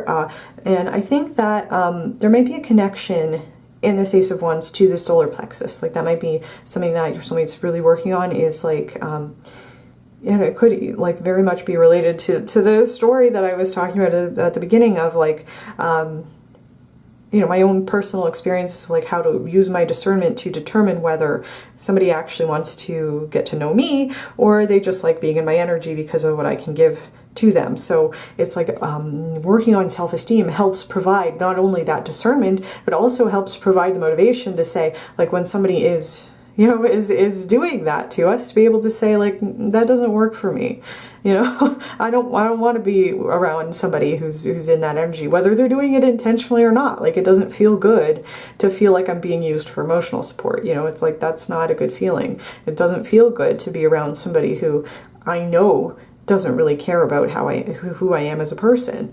You know, it doesn't really care about getting to know me. So there's an element to the solar plexus there that's tied into the word willpower, because solar plexus is connected to willpower, determination, and self-esteem. And I think that that is something that definitely your soulmate has gone through, strengthening their solar plexus. I think it takes a lot of willpower. I think it's like your soulmate is somebody who is very determined and persistent. I think they do have a real sense of passion. They do have a real sense of drive that comes from within. And I think that it takes a lot of perseverance to do what your soulmate does for a living. That's what's coming through, especially if it's involved with advocacy, because it can feel like you're spinning your wheels, or you keep running up against a brick wall, or people don't want to listen, or they don't care, you know. And so I think that that is definitely something that your soulmate has been working on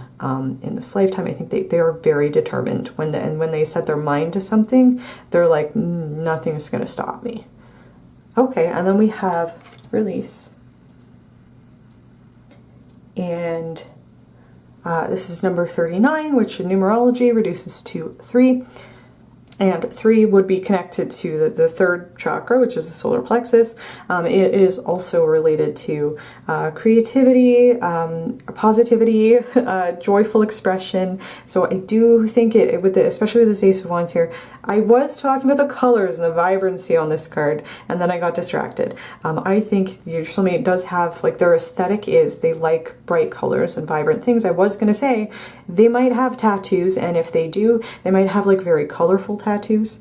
They might dye their hair like a non-standard colors, to put it that way. So I wanted to mention that because I think I had forgotten to. But with the message of release, I do think that there's a connection to releasing the idea that we can help everybody, releasing the idea that we need to take care of everybody, releasing things from the past that are no longer serving us, and moving forward into the future. We're kind of working on this stuff with a sense of passion and purpose, and releasing everything else. You know, I think that there's also a message, if your soulmate is somebody who has needed to learn how to use their discernment to figure out, again, who is coming towards me because they genuinely want to get to know me, and who is coming towards me because they think they can get something from me, again, whether that's intentional or not, I need to be able to release connections that are not serving me without feeling guilty, without feeling bad about it, without feeling like, you know, I'm not supposed to do that, or I'm not allowed to do that. You know, so I can do things that are the best thing for me, regardless. You know, I can give myself permission to do that. So I think there might be an element to that as well. And this card does talk about, I think you can see here, like, it looks like there's a bird here that is mourning another bird that has passed away. So there might be a connection. Your soulmate might have lost somebody that was close to them. They might have lost a family member, maybe a parent who had passed away. They might have had like complicated feelings, and maybe even like a complicated relationship with this person. But there's a connection to grieving something. And then there's a connection to it's okay to let go and walk away. It's okay to release things after we have given ourselves time to mourn. So I think that there might be a connection to both like the Five of Cups and the Eight of Cups here, in terms of both the message that like we can give ourselves time to mourn, and then when we are done mourning, we can shift our perspective into, okay, well, how can I move forward? You know, how can I let go of this and move forward into the next thing, the next cycle? And that could have been even the period of gray that I was seeing, followed by a period like the color coming back into the world. Might have been, your soulmate might have needed to mourn the loss of somebody or the loss of something that was really important to them. And I think that they did go through like a dark time, a dark period in their life, and I think they've come out of it now. They're moving forward into the next thing. And there's also a connection to the Eight of Cups, because this card talks about walking away from things that are no longer serving us, like not letting things from our past hold us back from moving forward into the future. And I think that that is something that your soulmate is learning how to do. Oh, interesting. Okay. And then we have, this card says Stone People, and it says vigilance. And yeah, what's coming to me with vigilance is the concept of hypervigilance, which again is associated with unhealthy dynamics, unhealthy relationship dynamics. It is associated, hypervigilance is associated with if we grew up in an environment that was not safe, if it was chaotic, if it was not, if there was you know, some type of abusive behavior, if it was like physical, mental, emotional, whatever. A lot of us learned how to adapt to that by developing hypervigilance, and that means being extremely aware of other people's moods, extremely aware of other people's behavior, where they are, what they're doing, how they feel, what, you know, and being ready to jump at a moment's notice to try to do everything you can to manage a situation, to try to mitigate the damage. So that's what's coming through. It's like the thing that immediately popped into my head was the concept of hypervigilance. You know, it's an unfortunate coping mechanism that develops, again, if we've grown up or spend a lot of time in a very chaotic environment. We can develop hypervigilance because we're constantly trying to do damage control and manage other people's moods. Your soulmate's getting away from that, from the hypervigilance part, and the way that I would see that is, I think that there's a connection with vigilance, which, you know, it talks about being watchful, being aware of other people's energy, and it's in vigilance in combination with release and learning how to release, and particularly there might be a connection to learning how to release the need to control. There's, like with a vigilance, it's like your soulmate is still very aware. They're still very aware of other people, still very aware of other people's energy. And this could be connected to learning how to discern when somebody is coming through because someone is coming towards your soulmate because they want what your soulmate is giving, rather than because they're actually interested in who your soulmate is as a person. It's like part of that is like, okay, I need to be aware of other people, their energy, their intentions. How do they relate to me? Are they asking me questions about myself? Do they remember the things I've told them about myself?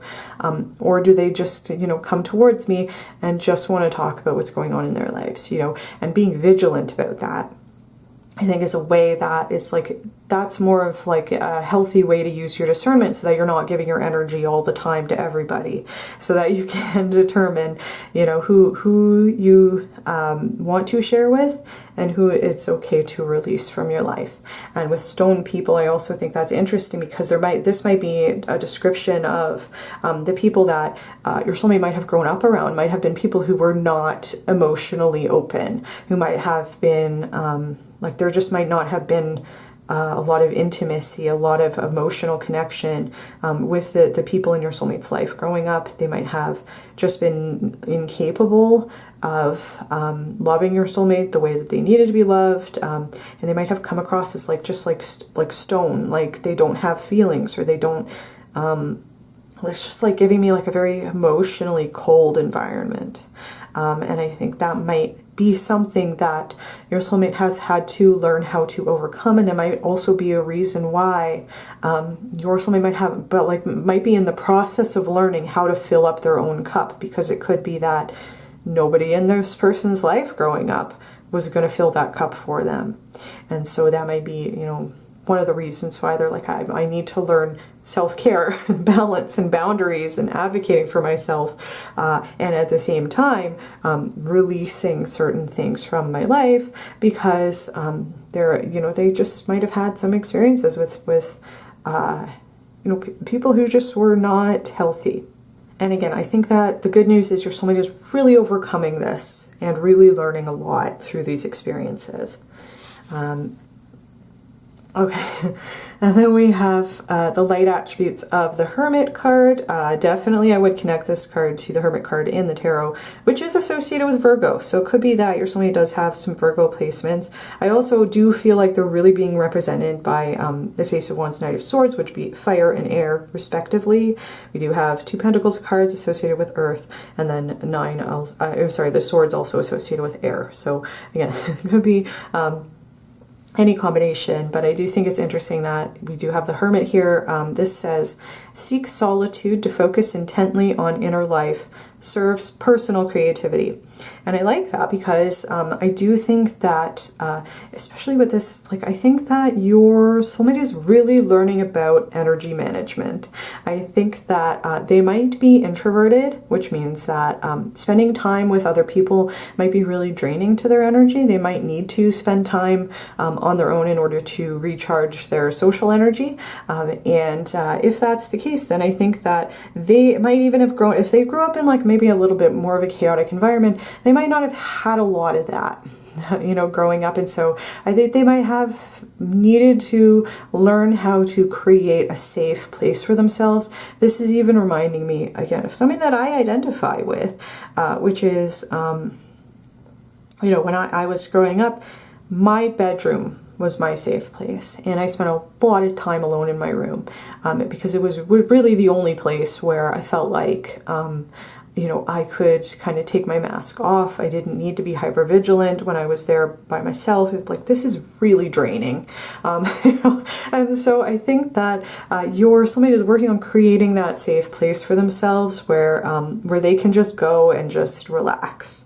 I think that they might be somebody who finds being around other people a lot of other people draining just because they're so aware of other people's energy, and they do like just naturally give a lot of themselves and give a lot of their energy. And because of that, I think being around a lot of other people can be very draining. I think that, and especially with the intellectual energy of the Knight of Swords, I think that your soulmate, again, they're doing a lot of inner work. They might be really working on shadow work right now. And they might realize and recognize that there's a part of this spiritual journey that they really need to do on their own, that they need to separate their energy from other people in order to do this inner work, this introspective work, with serves personal creativity. This again is giving me, you know, with the energy of the 3 and the Ace of Wands here, your soulmate might be working on a creative project. They might have discovered some aspect of their creativity or the creative expression that is helping them process their feelings and process their experiences. And I think they might be in an energy where they're like, I want to share this. I want to share this with other people. I want to share this with the world because it's like, it's important, you know? And I think that it's like, if making this creative project to express how I feel and what my thoughts are, if that can help somebody else who sees this piece of creative work and identifies with it, then I feel it's something that I feel like I have to share.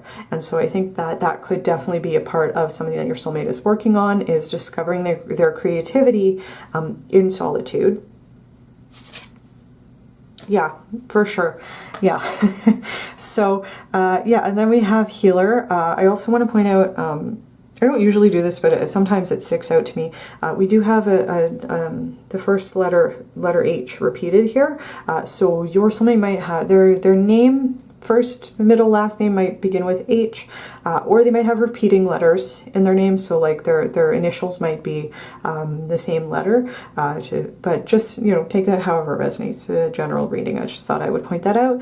So we have healer, which says passion to serve others by repairing the body, mind, and spirit. Ability to help transform pain into healing. Yes, I think that your soulmate, as I was saying, like advocacy, social work, working in the justice system, counseling, helping people with mental health issues, working in the community, giving back in some way, I think really gives your soulmate a sense of purpose. I think that they are a natural healer. I think that is why so many people are drawn to their energy.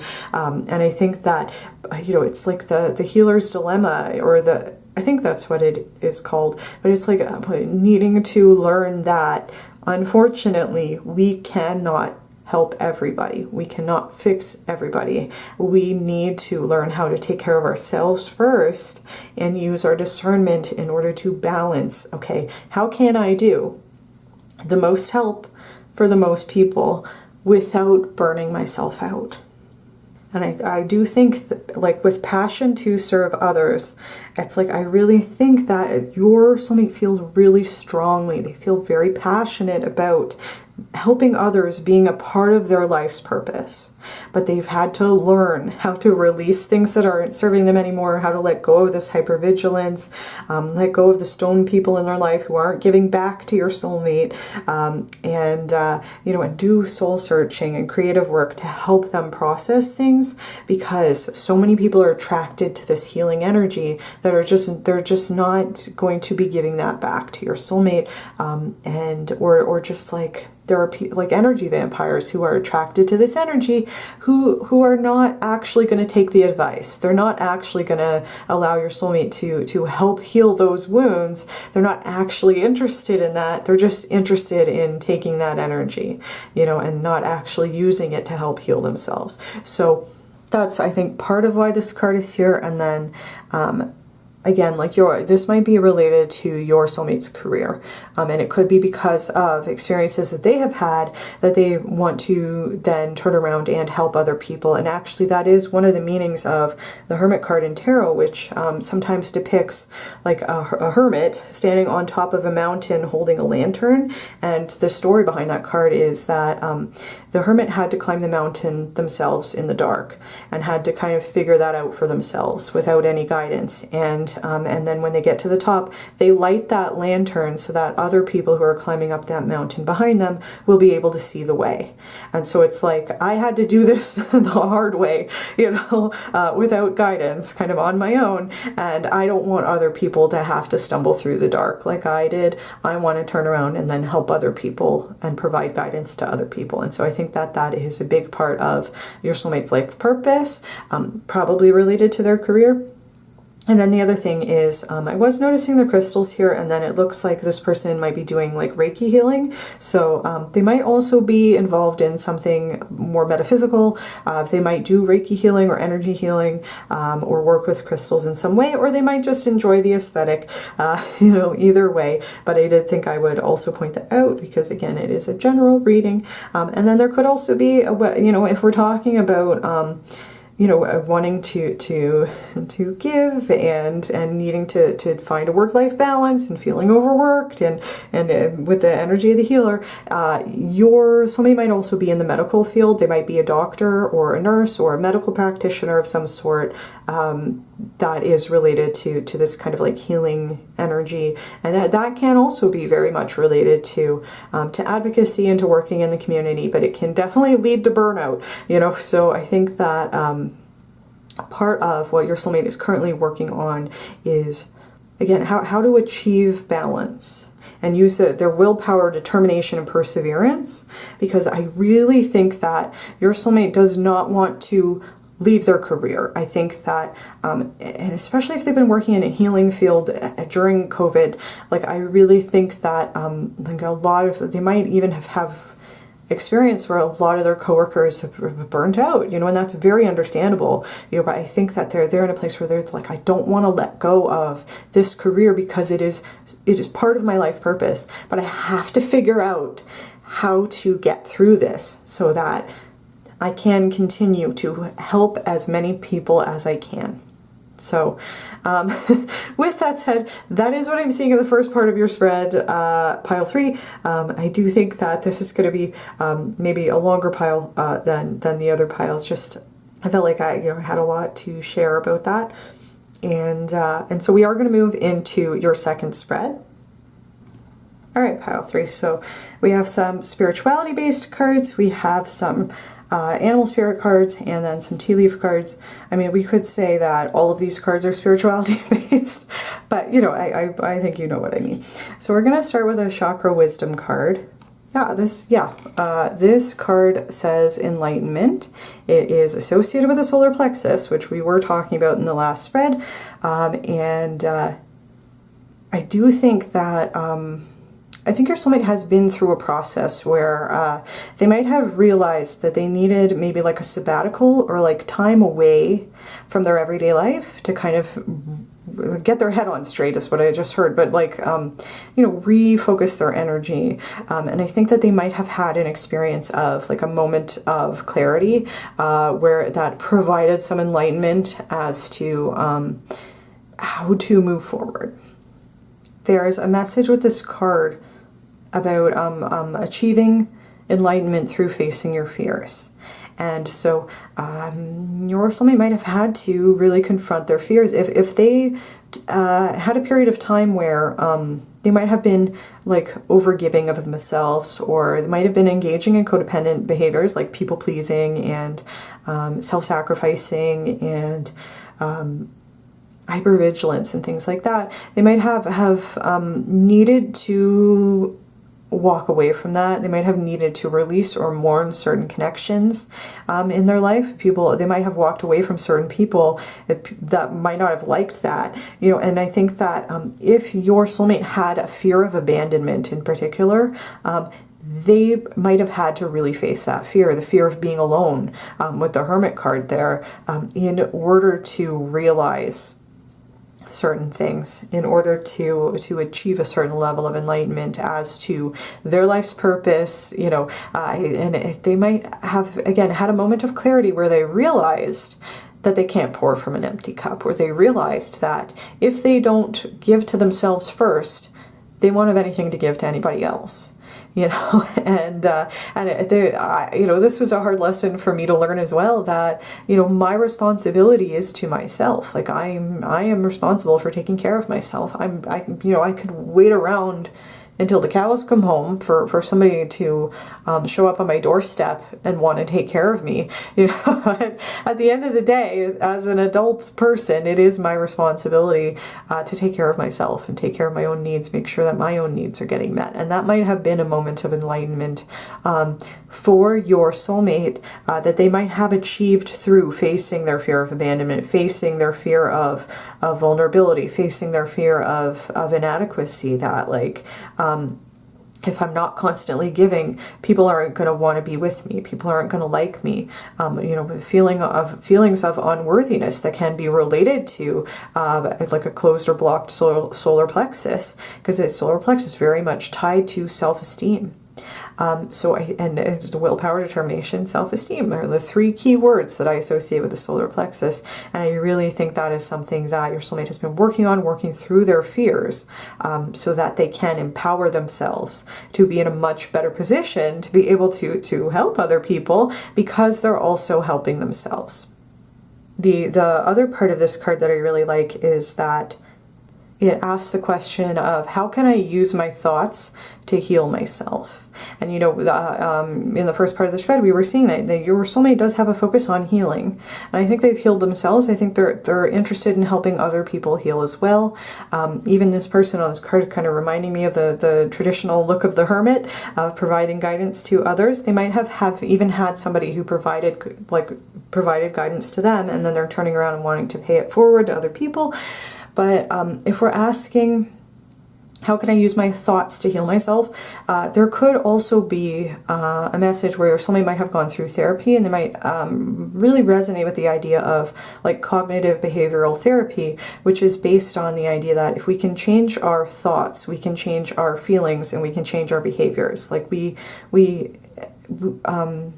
can change how we feel by changing how we think, which affects our behaviors. And it's like a you know, a triangle that everything affects everything else, and we can change our thoughts.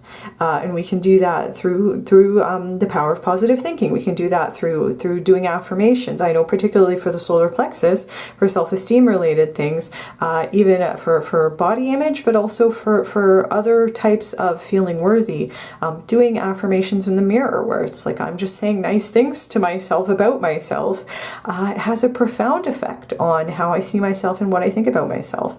And I think that that might be something that your soulmate has really worked on, is like, how can I change my thoughts so that I can change my feelings, so that I can change my behaviors, so that when I change my behaviors, it changes my thoughts, and those change my feelings. And that might be if they've had an experience with the Nine of Swords where they might have gone through a period of depression. I was seeing, again, that kind of the gray, dull feeling, and then suddenly everything is in color again. Things are coming back to life after a period of darkness, after a period of mourning, after a period of grayness. There might have been a shift of perspective. There might have been things that your soulmate released by going through this kind of like hermit mode that led to an enlightenment of some sort. So I just thought that that was interesting, and I wanted to talk about that. And then the next card that we have, okay, the next card that we have is the Blue Flame. And this says spontaneous awakening, activation, integration time. And so that would kind of confirm for me, I think that it is likely that that your soulmate did go through like a period of hermit mode, where they might not have been really connecting with people a lot. They might have shut down. They might have taken some time off from work and really like focused on themselves. And I think that they did have like a moment of clarity. I think they had, for myself, I would call it a moment of divine inspiration. Where my higher self literally showed up and was like, "Hey, hey, you gotta make some changes here." But for this person, they might see it more as like a moment of clarity, like a moment of suddenly realizing something. And it's like with a spontaneous awakening, they might even have had an experience, like a spiritual experience, where a spirit might have shown up to them.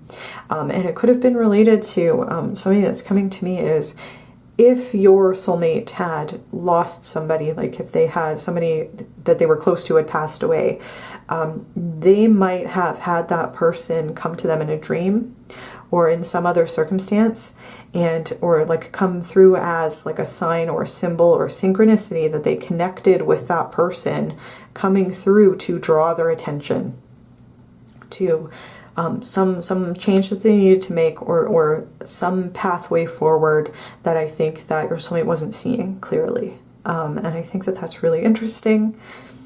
And this card also talks about things like Kundalini awakening, which might be something that your soulmate has gone through.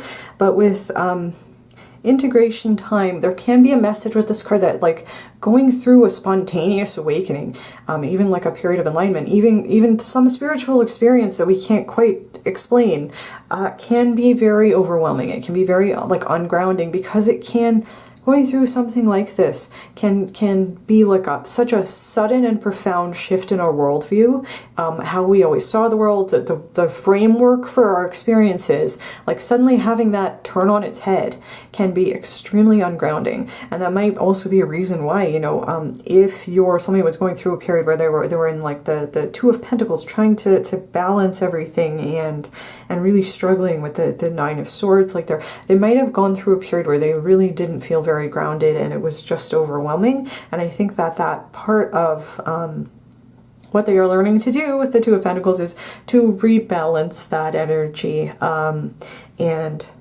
get to a place where they can integrate their spiritual experiences into their worldview. And there might be a focus on grounding, like your soulmate might like doing exercise or yoga or something with their hands, something with their physical body that might help them feel a little bit more grounded when they are thinking about something spiritual, or when they have a lot of other things going on. It could be that if your soulmate is somebody who works a lot, they might also, like, in their spare time, might really enjoy doing something physical with their body. So, just take that however it resonates. Ooh, okay. And then we have prophetic dreams. And that I was just mentioning how this person, they might have, if they had a loved one who had passed, or a family member, someone significant, that person might have shown up to them in a dream. So that your soulmate might have prophetic dreams, might have dreams where they're integrating and making sense of their experiences and really processing things. I do also think it's interesting as 21 also reduces to 3. So it could be that your soulmate might do something creative that has to do with their dreams. They might do like try to do lucid dreaming, and they might share those experiences with other people as well. Or something else that's coming to me is using art like painting or drawing, to kind of, if they had a certain dream with a certain like dreamscape, to try to put that dreamscape onto paper, as like a creative outlet. And I just saw somebody, I think that your soulmate might have always had things come to them in dreams, and they might have dismissed a lot of the things that were happening in their dreams. And I just saw somebody, this figure on this card, show up in somebody's dream and clap their hands and say, "Pay attention." So that might have happened for your soulmate. They might have like really had like a spirit guide, or you know, somebody that the spiritual presence of somebody that they lost in the physical world might have come up to them and said like pay attention, you know, pay attention to this, to the spiritual stuff, pay attention to your dreams, this is important. So that's coming through again.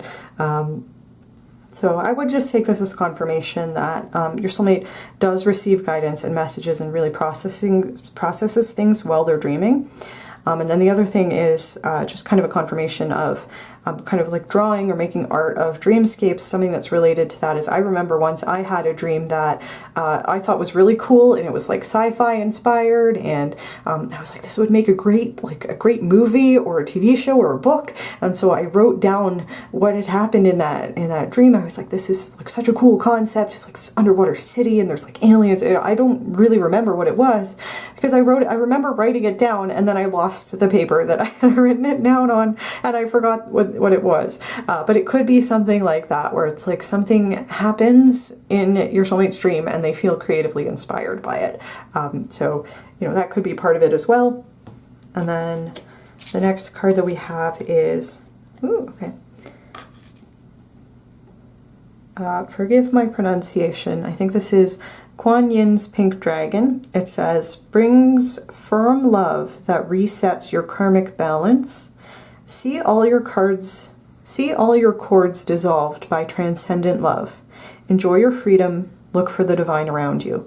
And I love that. And that would be a confirmation of several things. First of all, this card is like a light pink and a white. There's a lotus flower, definitely connected to the crown chakra. And then this kind of dark purple would be connected with the third eye. So I think your soulmate's upper chakras are very open. I think they are connected to spirit, whether they would put that in spiritual terms or not. You know, if they did go through a Kundalini awakening or some other type of spiritual awakening, they are probably aware of spirit and their connection to spirit and their connection to some sort of divine source that is not, you know, really explainable in physical terms.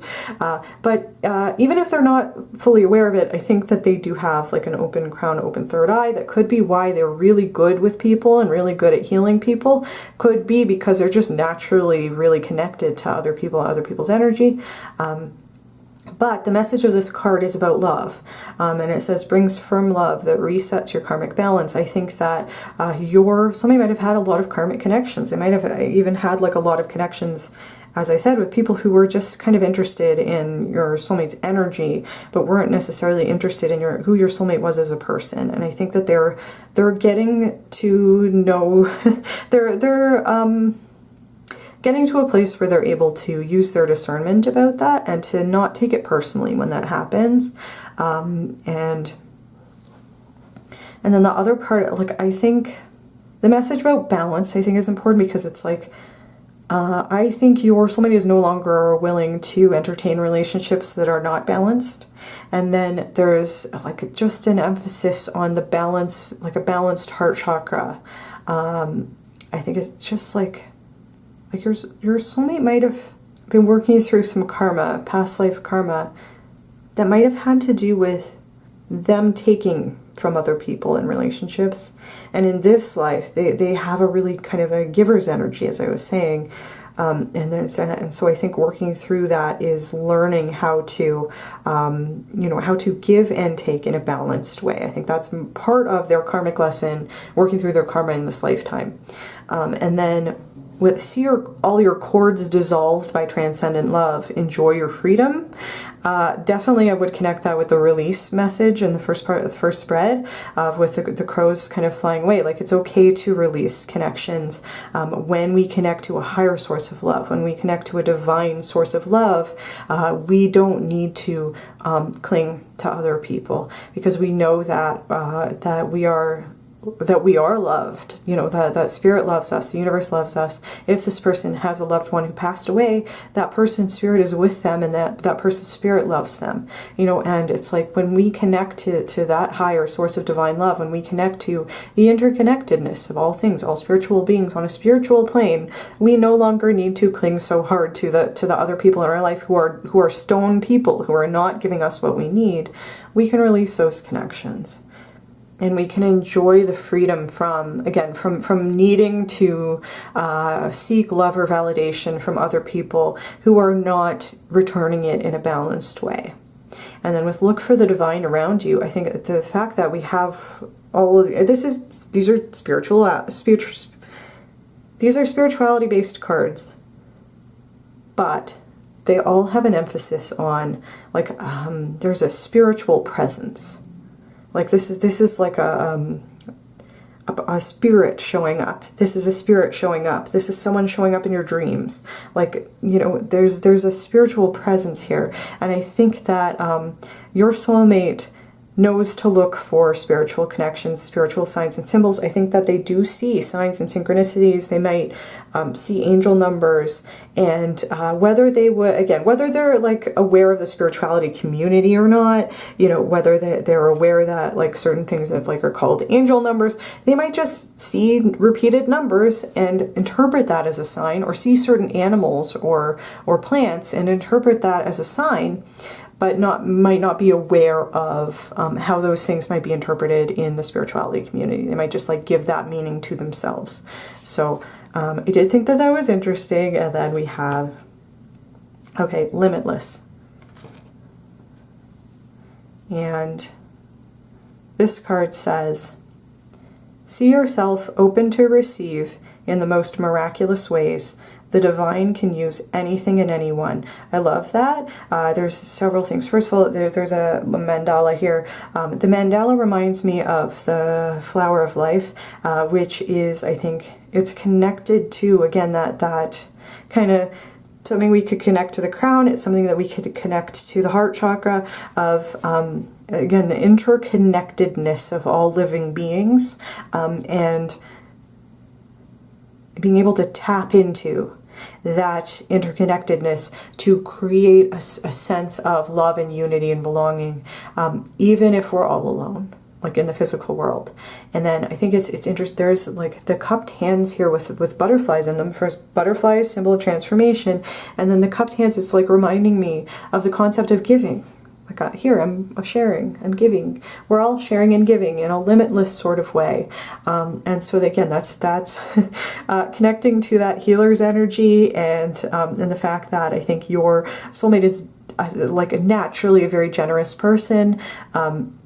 And then there is, you know, a connection with all this dark blue of being very intuitive and very tapped into spirit and to spiritual sources, with see yourself open to receive in the most miraculous ways. That might be something that is connected to this idea of, if your soulmate was somebody who was people pleasing or caretaking, there is a part of that usually comes with rejecting our own needs, you know, and like not being willing to receive things from other people because we feel like we constantly have to be giving or we don't have any value, you know. And so again, that's not healthy. That's not a healthy way to be. It's self-destructive to be in that sort of energy. But I think part of this spiritual awakening for your soulmate has been learning how to receive as equally as they give, in a way that is without expectation, but is just like open. I'm open to receiving from the universe. I'm open to receiving guidance from spirit. I'm open to interpreting different things from my dreams. I'm just open to the idea of receiving guidance from different sources. And if somebody's going to share with me, I'm going to say thank you. I appreciate that, you know, instead of immediately rejecting whatever they're trying to give me because I don't feel worthy. You know, there's a solar plexus connection there as well. It's like, I can appreciate what's being shared with me, and I can share back in an equal way, and it's equal and fair and balanced. And that's something that's coming through. And then with the divine can use anything and anyone, and it says limitless, and it is this purple color of the third eye.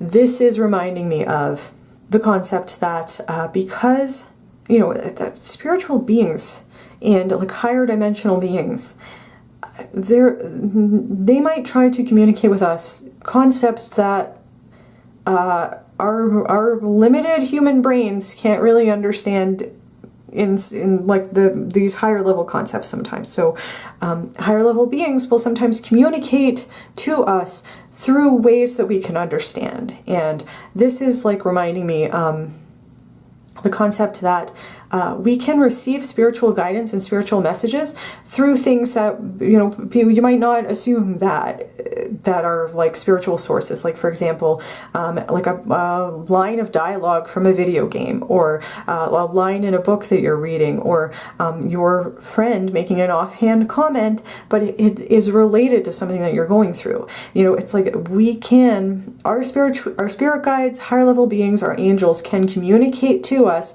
through anyone and anything. You know, the divine can use anything and anyone to help us, to guide us, to provide wisdom and insight and enlightenment.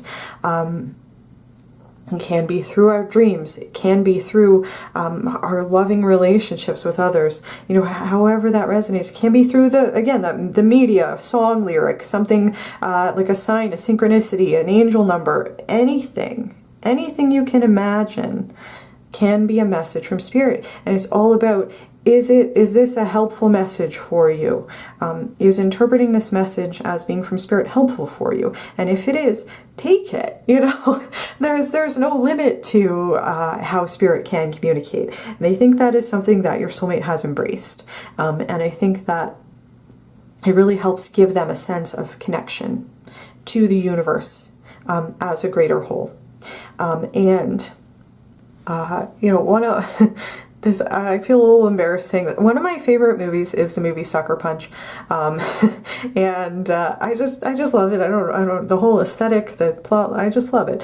It's one of my favorite movies. But there's one line in the movie that I'm going to paraphrase, but it's basically, our angels will shout through demons if they have to, challenging us to fight.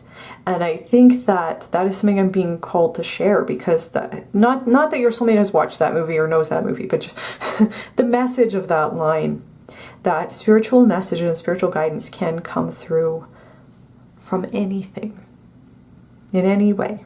So I did want to share that. And then we're going to get some animal spirit cards. We have the Rhino Spirit, which says overcome any obstacle. Yeah. Yeah, I was getting that. We have the Willpower card. We had that go-getter energy of the Knight of Swords. We had the Ace of Wands, feeling very inspired, very passionate. And I was interpreting those two cards as like, we're overcoming anything that's being represented by the Two of Pentacles and the Nine of Swords. We're overcoming that. We're overcoming any obstacle because we have the tools. And it was something that I didn't say, but I was thinking about was, you know, the idea of like, I'm no longer waiting around for somebody to come and save me. I'm going to save myself. And it's like, other people can give us tools, but we are the ones who need to decide when and how to use those tools to achieve whatever outcome we're trying to achieve. So, and I was seeing the sword in the Knight of Swords hand as like, this is a tool. And I can use this. And it's up to me to use this to overcome my obstacles, to achieve what I'm trying to achieve here. And it's like, it's a message of hope and determination, and also using the sharp and clever brain of the Knight of Swords, the intellectual energy of the Knight of Swords, in terms of, and even with that Ace of Wands of creativity, creative problem solving, because there's a message with this card that we don't, even though the rhino is like very strong and very tough, we don't always have to smash head first through every obstacle. You know, we can find another way around. We can be creative about how we're going to get through this. We can ask for help from other people. We can use teamwork. We can go under it. We can go through it. We can fly above it. You know, there's multiple different solutions that it might just take like opening our mind, asking for spiritual guidance. We're limitless. Let's see if there's a different way to kind of get to the outcome that we want. And that's kind of tying into this idea that I think your soulmate is shifting their perspective in terms of, I don't need to give and give and give all the time until I burn out. I can find a different way to approach what I'm doing with my time, so that everybody can get as much good as they can get, and I can feel like I'm making a difference to that one starfish that I'm throwing back into the ocean. And I think that's really important, and I think it does represent a change in your soulmate's thinking, in how they're approaching their situation, because we also have the energy of 5, which is associated with change and things shifting. And I think that your soulmate is also somebody who has learned how to be very adaptable through embracing their spiritual guidance. I love this energy of the rhino spirit. Ooh, I love this. Okay. I will say I don't love spiders. They really freak me out. I saw the movie Arachnophobia as a child, and I've just never liked spiders since that. But the message of the spider spirit is a beautiful message. And the spider is very much connected to creativity again, so there's a creative aspect to it.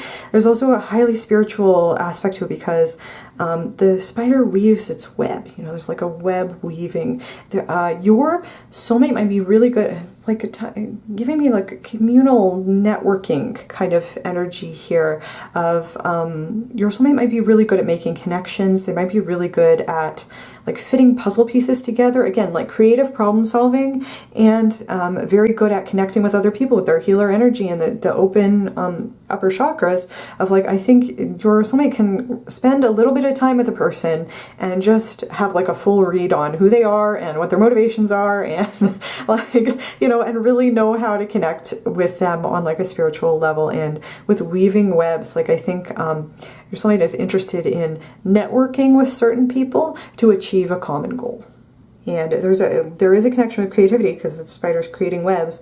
There's a connection to storytelling, so that might be also related to you know, the creative energy that I was seeing with the Ace of Wands might be related to writing, and it might be related to content creation, and especially with the Knight of Swords, in terms of you know, using a platform to tell a story. It's like there's a storyteller energy here as well. And because the spider weaves a web, there's also a connection, and I was seeing that with the mandala here, a connection to sacred geometry, which is like, again, bringing to mind, you know, the interconnectedness of all things. And this card is also, because the spider is creating their own home, there might be a connection to the hermit archetype in terms of creating a safe place for yourself. And you know, like a safe place to do shadow work, a safe place to do introspective work. Because this card, the key words for this card are storyteller, weave web, and mystery. With mystery, it's like, it's tied to you know, the mysteries of the universe. It's also tied to the mysteries of the self. So, you know, creating a safe place to explore the mysteries of who am I? What is my purpose here? How do I connect and relate to others? And there's also a connection with, you know, in terms of the release card and what I was saying about your soulmate, like learning a lesson about, you know, it's okay to release connections with people who are only want to be around us because of our healer energy. It's okay not to invest in those relationships. It's okay. You know, there's a message of waiting patiently, because the spider, they weave their web and then they wait for the flies to fly into their web. You know, they just patiently wait for their prey to come to them, or most spiders do anyway. And there's a message that like we can create something, build something, work on our spirituality, embrace our spiritual gifts, throw ourselves into our work, and we are going to patiently wait, because the right people are going to come to us. You know, when we are embracing our authentic spider self, you know, the right people are going to come to our web when they are meant to, in divine timing as well. And so I think that your soulmate has learned how to be patient about certain things, that the right relationships are going to come to them in divine timing. I think that because of their connection to spirit and some higher spiritual source, whether that is being represented by spirit guides, whether they have, you know, the soul of a past loved one who is, you know, helping guide them and making them feel loved and supported. Even if I was getting the sense your soulmate might not have a huge friends group. They might not have a lot of physical people who are helping support them in this time, but I think they've learned how to support themselves and emotionally and seek out that emotional support from a spiritual source. So if they're a spider, kind of waiting for their soul family and you as their soulmate to come in divine timing, there's an energy of patience here of, I can release people who are not in an energy that I want to engage with without taking it personally, without feeling despair that I'm never going to find the right people, I'm never going to find the right, you know, my soul family is never going to show up. Like it's always this pattern of, you know, I'm in my healer energy and somebody comes towards me and they're not really interested in me, you know, so like, is this something that's going to be here for the rest of my life? I think your soulmate has learned like no, you know, when their soul family is ready to come in, you're going to come together. And it's going to be everything that you want. And there's just an energy of patiently waiting with this card as well. So I thought that was interesting. Ooh, and then we have Coyote, which is also interesting. Right off the bat, I know the coyote is related to like the trickster. And so this could be a message that your soulmate has like a playful sense of humor.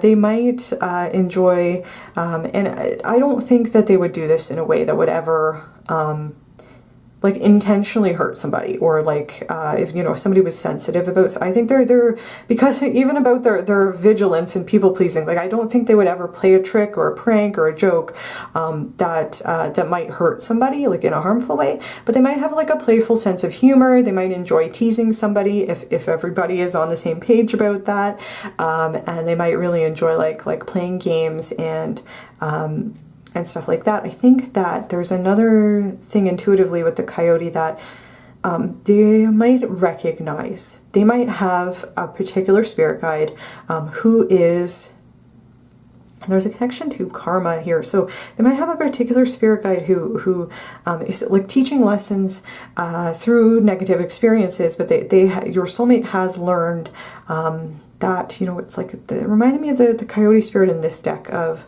like trust in divine detours. That like, even if we can't see the whole web for what it is right off the bat, we know that all of the pieces fit together somehow. And even if we've had like weird experiences or bad experiences, there's usually a lesson.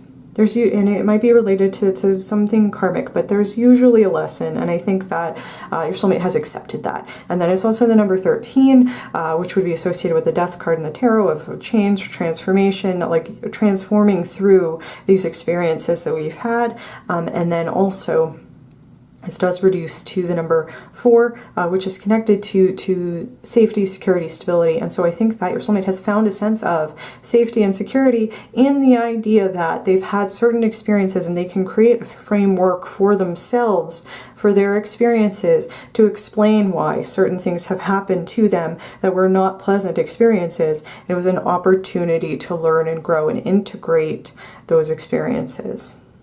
And there might also be a message about like the healing power of laughter, and like being able to kind of poke fun at yourself and your own experiences in like a lightly self-deprecating way that is not actually coming from a place of low self-esteem, but it's just like it's a coping with things in a healthy way through humor. Might also be something that your soulmate is good at doing. And again, if they have been through like a dark time, they might even again have experienced like the loss of a loved one. I think that they do kind of try to use humor to help them cope with those feelings, even though they are doing the shadow work, they're doing the deeper work. They you know, it's coming from a place of like, things can't be doom and gloom all the time. You know, let's have fun as well. Let's bring some light into the situation. Let's bring some color back into the situation as much as we can while still being respectful. And I think that's great. That is like a healthy way to cope with things. And we have some tea leaf cards for you. Ooh, okay, we have Box, which says you will receive a gift. This is reminding me of the messages up here in terms of being connected to spirit, and specifically, you know, these two messages, these are both kind of the color of the upper chakras. And then we have the divine can use anything and anyone, and then we have look for the divine around you. You know, I think that your soulmate is really good at picking out gifts from spirit, like picking out, you know, which things are, and feeling grateful for the gifts in their life, and really like changing their perspective on things so that they can recognize certain things as being gifts, even though it might be a gift that was achieved through a hard lesson or a hard experience. They can overcome any obstacle because they have a positive attitude and an attitude of gratitude about the gifts and messages and signs and synchronicities that they have received from the universe. This could also be saying that your soulmate might be somebody who gives and enjoys receiving gifts. So gift giving might be one of their love languages, to put it that way. Yeah. Okay, we have Candle, which says you will be shown the way. Yes, for sure. There's a lot of confirmations here. I think your soulmate is very aware that they are being spiritually guided. However, that relates to their concept of spiritual guidance. You know, whether it's like a religious framework, or like, again, something that's related to their dreaming and dream world. If they've had like a spirit like physically show themselves to your soulmate, whatever their concept of spirituality is, I think they're very aware that they are being spiritually guided. With you will be shown the way, this is also reminding me to what I was saying about the Hermit card, of that message of like, your soulmate might have had to do a big part of this kind of just trusting in their faith and guidance from spirit, and then it's like, I'm getting to the top of that mountain and I'm going to light a candle so that the people who are climbing up behind me, the people who are going through similar experiences that I had to go through alone in the dark, so those people don't have to go through the same experiences without guidance, without help. And I think that that is something that your soulmate feels passionate about, is providing guidance and help to other people so that they can help show the way that that they were shown by spirit. They can physically in the 3D world help show other people the way up the mountain. And I think that that is something that really is very special about your soulmate's energy. And with that said, we are going to move into your next spread, which is going to be some colorful decks and then some spooky decks. So let's get into it. All right, pile 3. So the first card we have for you is, ooh, all right, we have Sultry, which says sexy approach. And there could be a message here that your soulmate might get approached a lot. I do think, you know, we didn't get a ton of those messages in the first part of the reading in terms of like their level of physical attractiveness, but I think their energy is very attractive. And that could be one of the reasons why something they're learning right now is about discernment, and that they don't have to give their energy to everybody.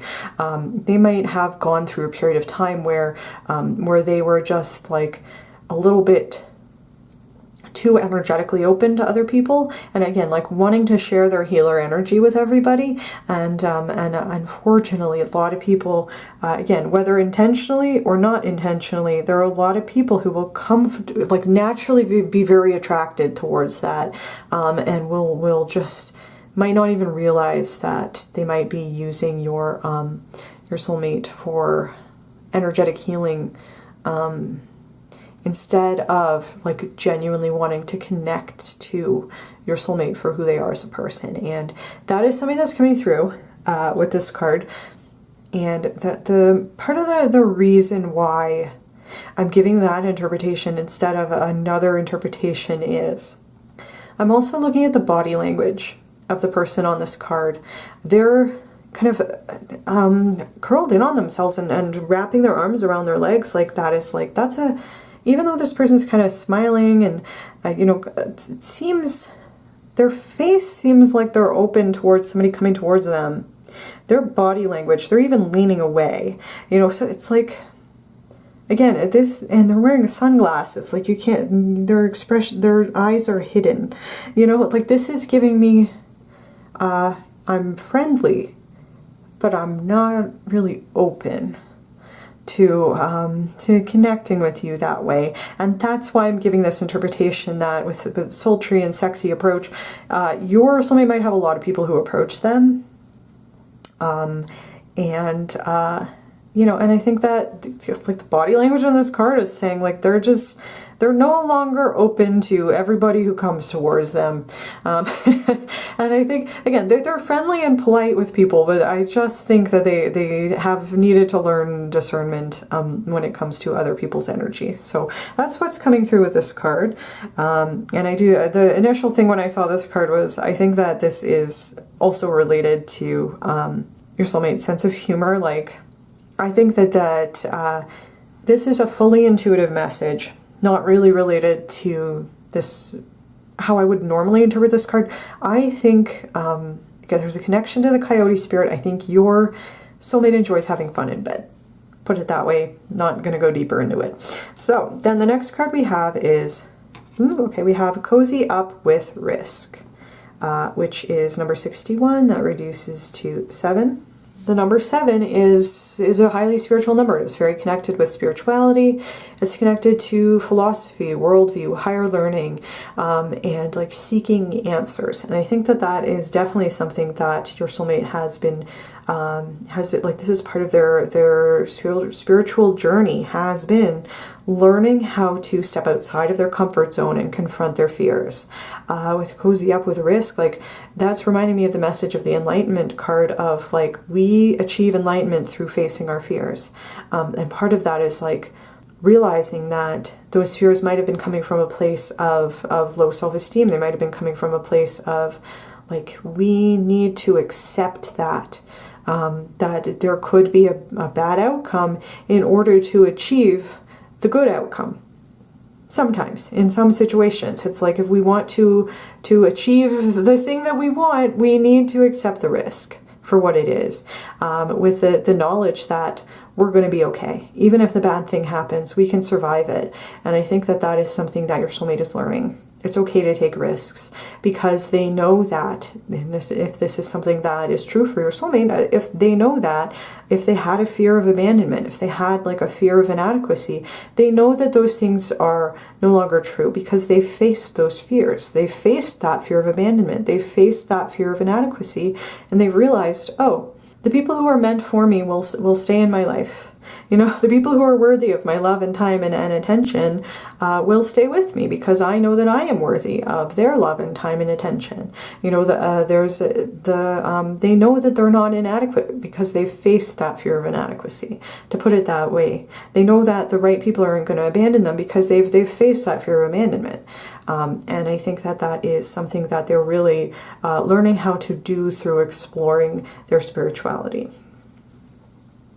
And I think it's also interesting that this card's kind of like the reddish color of the root chakra, of like safety and security. And it is reminding me of like the 13 on the coyote card being connected with transformation and also reducing to a number that is very safe and stable. And so it's like, you know, we achieve safety and security through leaning into the transformative process, which might be scary in itself, but we can overcome those fears. And it's like cozy up with risk. And there's also a message with this card of like not being afraid to explore different creative avenues. And that I would connect with the spider spirit and the rhino spirit of like, let's do some creative problem solving. Let's weave a web here. Like, let's try something new. Let's do something different.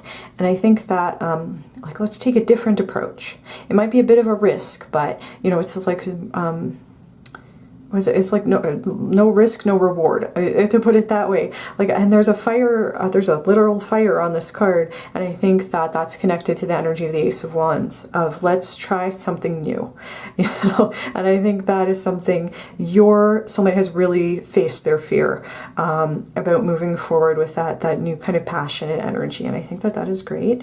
And okay, and then we have energy here, and I just said the word energy, and the next card we have is energy, and it's also a red color that I would associate with the root chakra and doing energetic work. There's also like a geometric shape here that would be connected to sacred geometry, the interconnectedness of all things, tapping into an energetic source. And I think there might be a message with, this is a message of the spider spirit in a different deck, but it is connected with this idea of receiving a creative idea or inspiration directly from a spiritual source. And that might be something that is related to your soulmate having very open upper chakras, especially the crown.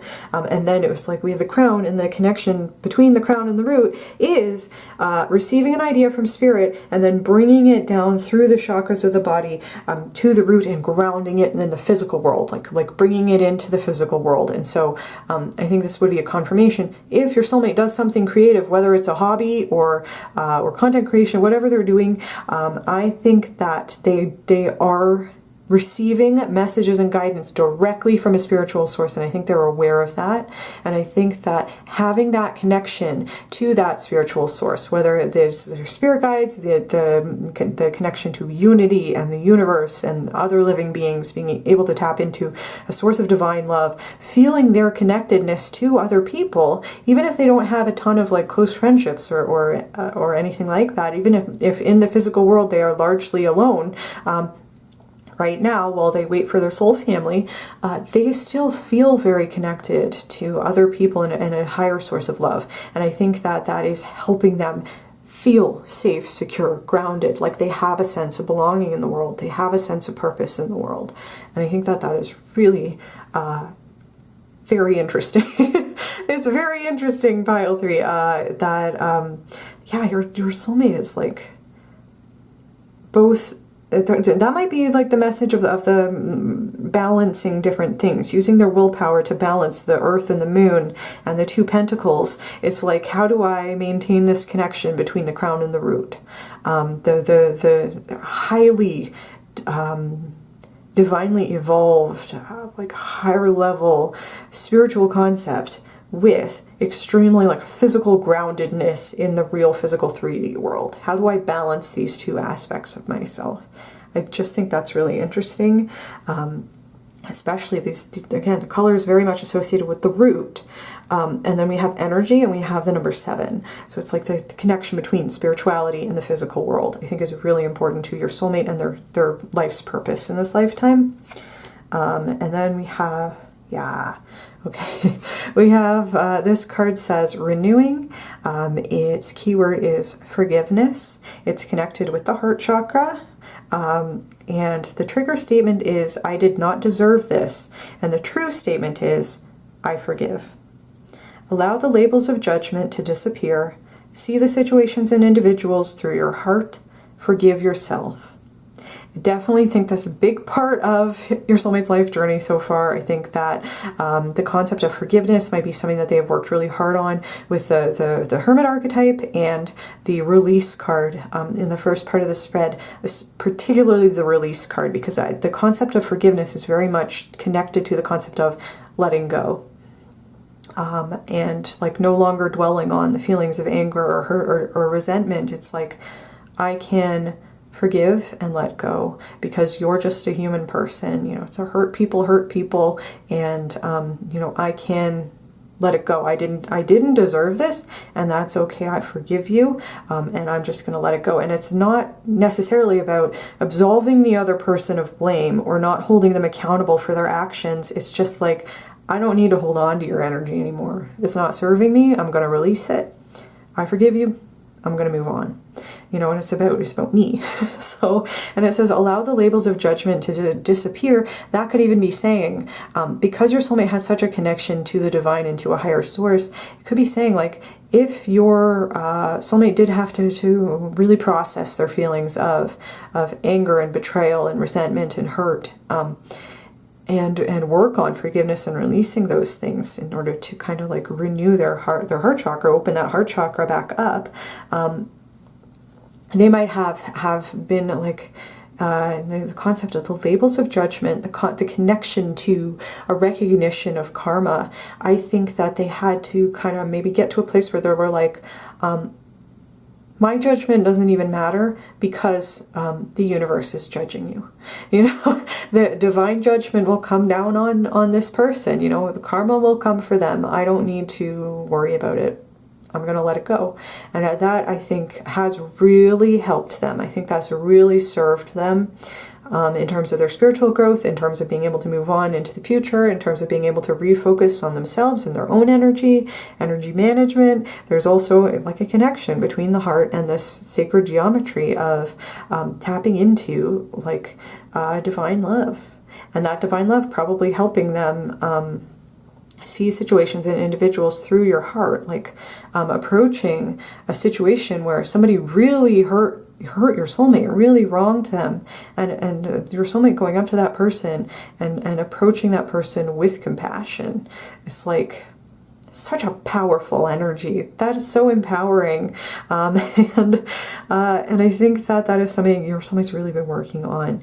And with forgive yourself, I think definitely that's connected also to the energy of healing the solar plexus, and working on worthiness, feelings of worthiness. If you know, your soulmate might have blamed themselves, especially if they were in like a people-pleasing energy, and like I can't help everybody, I can't fix everybody, why isn't this person accepting my love? You know, especially with the stone people, like trying to give love to people who are made out of stone, you know, and then needing to go through and forgive yourself for engaging in those behaviors, because you know that you were doing that out of a misplaced sense of love. You know, it's like we can love somebody and they might not be able to receive that love, and it's okay to release that person and forgive yourself for that. It's like letting go of the guilt of releasing certain people in certain situations. So I think that has been important for your person. And then we have geranium. The keyword for this card is nurturing. It is connected with the sacral chakra. When I first pulled it, I thought it was another a root chakra card, but this is the symbol for the sacral. And the trigger statement says, I am all in my head. The true statement is, I create with pleasure. Which I love. Then we have take time to rest, and in that time be open to creative pursuits. Surround yourself with things that please your senses and be gentle with yourself. And for sure, I think that it's likely your soulmate went through a hermit mode where they really leaned into their creativity and their creative expression, and they might have really needed to reconnect with their inner child so that they could just create with pleasure, like just enjoying the creative process for what it is without worrying about whatever the outcome is. You know, I'm just gonna paint what I feel without thinking about what the finished product's gonna look like, you know. And I think that has been really important for your soulmate. It's just like nurturing that creative process, nurturing their inner child, and enjoying the pleasurable process of creating something new that didn't exist before. And it's like to give yourself time to rest and be open to creative pursuits, and then be gentle with yourself. And with the forgive yourself, I do think your soulmate might have gone through a process where they have also been kind of reparenting themselves, and making sure to take care of their inner child, and give themselves that same loving, generous, caring, healing energy that they were so willing to give to everybody else, to turn around and start giving that to themselves as well, so that, you know, when somebody who comes along is part of your soulmate soul family, and when you come into their life as their soulmate, there's going to be a healthy and balanced exchange of energy that is going to benefit everybody. And I think that is something that they're really working on. And then You know, again, I will say this, it did look like a root chakra card, but it's not. This is a sacral chakra card. And this would, with the connection to pleasure and the connection to creativity, definitely would be connected with the sacral chakra. It's connected to intimacy, it's connected, and that's emotional intimacy and physical intimacy, and it is connected with creative expression. And I think that I think your soulmate needed to learn how to connect and open their sacral chakra in a safe place, especially if they've had a lot of people come towards them with, like, you know, sexual or romantic offers, you know, and not being in a genuine energy. I think that your soulmate needed to learn how to kind of protect themselves by using their discernment in those situations, so that they could open their sacral chakra in a safe place and explore those things in a way that was safe for them. And I think that they have. And the other thing that I'm noticing is, this might not resonate for everybody, but this is like Christmas colors. So, you know, the green and the red. So your soulmate might also really love Christmas. I will also say I'm filming this in November, so Christmas is around the corner. So, you know, that might be a clue as to a timeline. So I don't know. I just want to kind of throw that out there. We will look deeper into a timeline in the extended reading. If you're interested in that, the link will be in the description. But yeah, so I was noticing the Christmas colors there, and I wanted to speak up about that in case that resonates. They might really enjoy holidays. Christmas might be their favorite holiday. I know, and they don't even need to be Christian. I know, I am Jewish, and Christmas is my favorite holiday. I love the aesthetic. I love the, like, family togetherness kind of meaning, the like magic of Christmas. You know, my favorite movies are like Die Hard and Home Alone, and like those are Christmas movies. And anyway, so there might be a connection there. Okay, and then we have All Hallows Eve, which says, call upon the voices that stir your senses through the night. Cast an unforgiven howl as you stomp your might through the ground. And it is number 1. And so that's, for me, connecting with, you know, embracing a change. And we were seeing that with the energy of the Rhino Spirit. We were seeing that with the Coyote, like the 13 to the 4, like embracing the transformative process as a way to achieve stability and safety and security. And with the Ace of Wands, so like starting a new cycle. We're taking a new approach to the same situation. We're starting somewhere new, even though our literal physical circumstances might not have changed. We're seeing things from a new perspective. And then with All Hallows Eve, this would be Halloween, we have the Christmas up here. Your soulmate might be somebody who really enjoys holidays. They might like decorating for different holidays and really kind of celebrating. That might be something that's really fun for them and they might really enjoy doing. So I did want to mention that. And it's even bringing me back to the, like, I was getting like a kind of a vibrant colors thing with the Ace of Wands, of like bright colors and decorations, and like they might have a really interesting aesthetic, and that might be something that's like really fun for them, is like dressing up in costumes. And they might, if they are somebody who wears makeup, they might really enjoy doing makeup, or again, like having like a really wacky hair color and coordinating that with their outfit. Like that just might be fun for them. So I did want to say that. And what's interesting about this card is that there might be a connection, because it's All Hallows Eve is the night when the veil between our world and the spiritual world is at its thinnest, and so it can be an opportunity to connect to the spirits of loved ones who have passed. And so there might be another connection there, that their soulmate might have lost somebody that they were close to, and that might have had like a profound impact on them and their approach to life. And they might have had like a spiritual experience with their past loved one. It might have come to them in a dream, might just show up in spiritual ways for your soulmate, and they might just kind of accept that for what it is. And with the other message here of like having an easy time connecting with the spiritual world, I think this would also be connected with the idea that your soulmate's upper chakras, their crown and their third eye, are very open, and they might literally have a lot of spiritual experiences. And I think that they have just learned how to accept those for what they are. They see spiritual guidance anywhere and everywhere that it appears to them, and they're really good at interpreting messages from spirit. And I think that it is likely that they have learned how to call on their spirit guides and spiritual sources for help when they need it. And it's like that connection to spirit, I think, is really important for your soulmate, for their connection, their feeling of safety and security. Ooh, okay. The next card we have is the Skull of Light, which says illumination. First of all, the imagery on this card would, I think, be connected with the crown and with the Skull of Light and illumination. Like, it's reminding me of the Enlightenment card of, like, kind of spirit helping illuminate things for us, helping make things clear.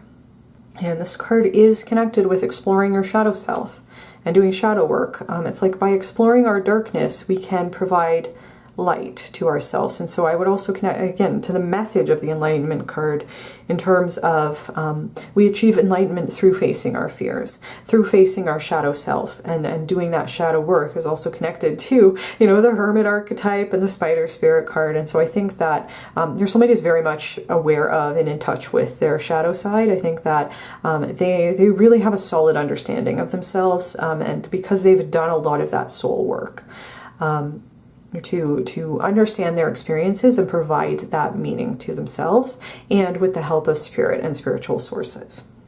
And there's a message with this card that even though we might need to go through part of this journey in the dark, we're never truly alone, because we always have our connection to spirit, always. And that might be something, again, that your soulmate might have accepted that they've had to go through certain experiences without other people in the physical world. They might have had to go into hermit mode where they're like physically alone, but they're not ever truly alone because they have their spirit guides with them and their connection to spirit. I think that's extremely important to your soulmate.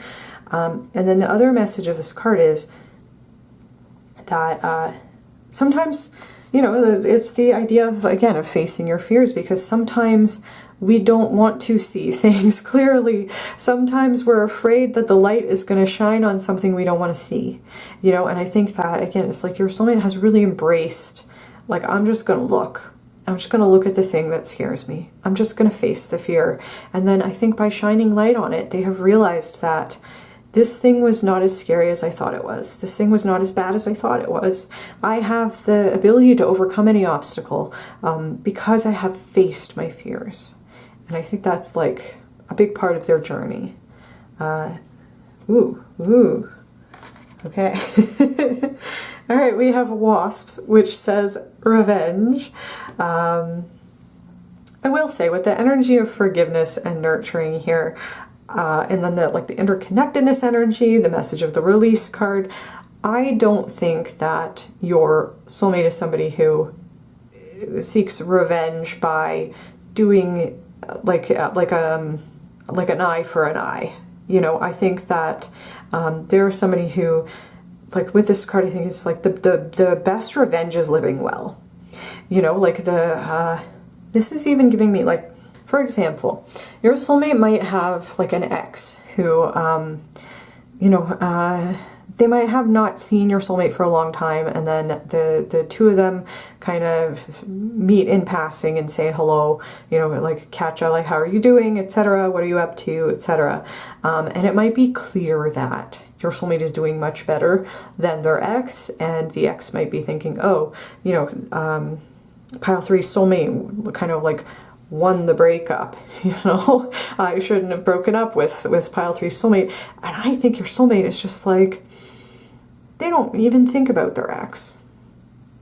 You know, like they're not even thinking about it. They're just like not bothered.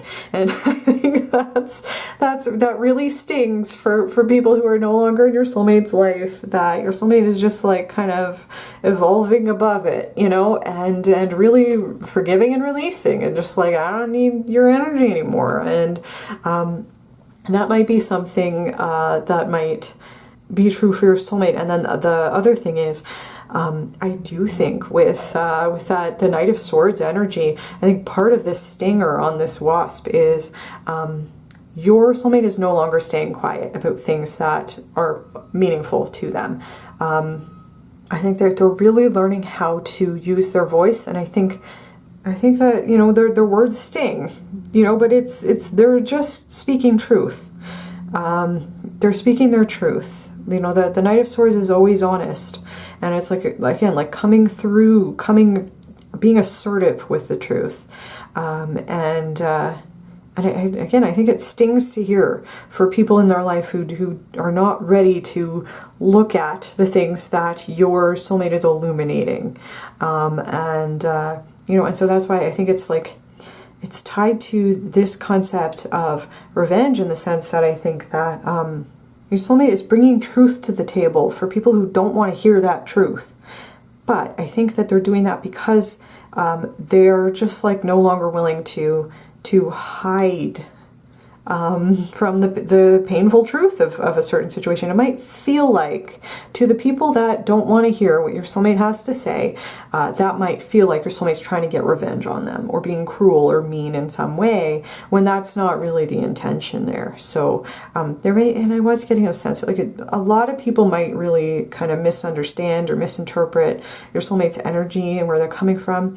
And I think your soulmate's in a place where they have a high enough self-esteem where they're just like, okay, like not everybody needs to understand me, and that's okay. I understand myself. I know that my spirit guides love me, and I know that my soul family is going to come to me when they're meant to, and I don't need to share my energy with everybody because a lot of people don't understand me, and that's okay. You know, I think they've really kind of made peace with that, but I think that it's like the truth stings is what I'm hearing with this Wasp card. It's like, you know, again, the best revenge is living well, and I think that your soulmate's really kind of doing that, and it might really kind of be irksome to the people in their life who can no longer benefit from your soulmate's healing energy with no strings attached, you know. So that's kind of what I'm seeing there. Ooh, and then we have the Kraken, which says mystery. This is connected to the element of water. This one of the key words for the spider spirit was mystery. And I was just talking about how I think your soulmate is a little bit misunderstood. You know, I think that they have just like an energy that it's no longer being open to everybody who comes towards them. I think they really had to learn how to protect their energy and just let go of everything else, you know, and that like nurture themselves and you know, embrace their creative side, embrace their passions, like take creative risks and spiritual risks. And at the same time, they know that they don't have to share their energy with everybody. And it's like, I really think that people can find that energy very confusing. It's like you're open, but you're not. You know, you're willing to heal and give and connect, but you're also protecting yourself. Like, what is that? You know, so I think that, and they could also be related to their aesthetic as well. You know, if they have like a really creative, vibrant, colorful aesthetic, and they're also very introverted at the same time, people might not understand that. So there could just be like they just have like a mysteriousness about them. But I also think that that there's a message that they might be, well, they're your soulmate. I think you're going to find them cute, but they might also be cute or like cute things, because this Kraken, like their little face is very cute. So I want to say that. And it might also, yeah, I think that your soulmate has like a very vibrant and attractive energy, but they've learned not to share it with people who don't deserve to be in that energy. So it's almost like they're attracting people in, and then they're not what people expect. So there is an air of mystery there, which I think is really interesting. Ooh, okay. Okay.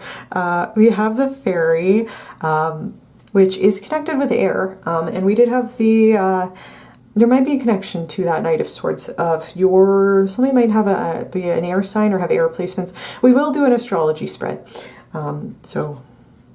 But I did want to mention that. And then it does say trickery. It's a fairy, it says trickery. And then there's also kind of a ladybug on this card. And the ladybug is a symbol of good luck and good fortune. And there are a couple ways we could interpret this. I think that this is definitely connected with the coyote spirit. I think that your soulmate does have a playful sense of humor. I think that they like just they might just like really enjoy like surprises or like tricks or gags or things like that. But it's all done in good fun, you know, where everybody is on the same page. But the other way to interpret this is Like, I do think they have a playful sense of humor, and then I also think that with mystery and trickery, I think that it's related to how they're perceived by other people. I think that other people might assume, because they just can't get a good read on your soulmate. They might assume that your soulmate is trying to trick them or trying to do something shady, and your soulmate's just not like that, you know. But also, I think your soulmate's like, it's not my job to disabuse you of that notion. That's what just came to me. Like, it's, you know, it's not my job to sit there and describe to you who I am as a person. Like, if you're not interested in getting to know my authentic self, then that's okay, you know, we can part ways, you know. So but I do think, like, they're misunderstood, I think, and it's like with the wasp and revenge and trickery and the mystery and the illumination, shining light on things people don't want to see, you know. I just think that there's lots of people who do not understand your soulmate, and they have made peace with that. They might actually have a lot of Scorpio placements, now that I'm saying that, or like a Scorpio rising. But, you know, as I said, we are going to get into the astrology spread.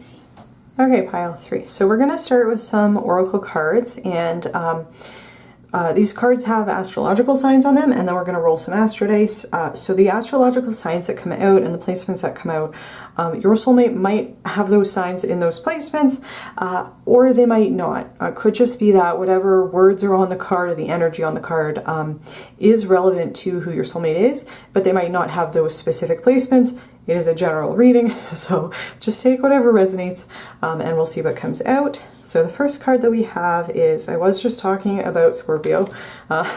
We have the full moon in Scorpio, which says it's time to release negativity, and it is this kind of purpley color I would associate with the third eye. And it's definitely bringing to mind the energy of release, and the release card, it does say release, and and the forgiving related to the heart chakra, you know, the renewing card that we just had in the last spread. I think that definitely part of what your soulmate is learning right now is how to release and let go of the negative experiences that they've been through, and how to kind of shift their perspective so that they can see these things as learning opportunities and opportunities for transformation, rather than, you know, this is just a bad thing that happened to me because of bad luck, or because people hate me, or because I deserve it, or whatever they were telling themselves before. I think they now are able to understand that that they've just been through some experiences as an opportunity to learn and grow and transform and change, and they can always change their perspective on something. And I think that they can change how they feel about something through changing what their thoughts are. And so that it is bringing me back to, like, cognitive behavioral therapy. Your soulmate might be interested in that, or they might be going through therapy, a therapeutic process of some sort. But I think regardless, whatever, they are releasing some experiences in their past, letting go of negative emotions, working on forgiveness, so that they can close out this cycle. It's being represented on this full moon, and move into the next cycle in a different energy, one where they're focusing on positivity, inspiration, creativity, that I think was being represented by the Ace of Wands in the first part of the spread. And again, it's giving me a sense of, like, I'm embracing the transformative process for what it is, because I know that by facing my fears and releasing these negative experiences, I am going to be able to reach a deeper understanding of myself, the other person, and the nature of the universe as a whole, and my life's purpose in this lifetime. So I do think that's interesting there. And then, okay, and then we have Aries, which says act. And it's number 1. So we have, you know, the full moon here, and then the 1 of a new cycle here. So it's like we're we're releasing, we're transforming, we're alchemizing our experiences, we're letting go of negativity, embracing a more positive attitude, and then we're going to move forward to the next cycle with a cardinal, action-oriented, go-getter kind of energy. Definitely I would associate this with that energy of the Ace of Wands that I was just talking about.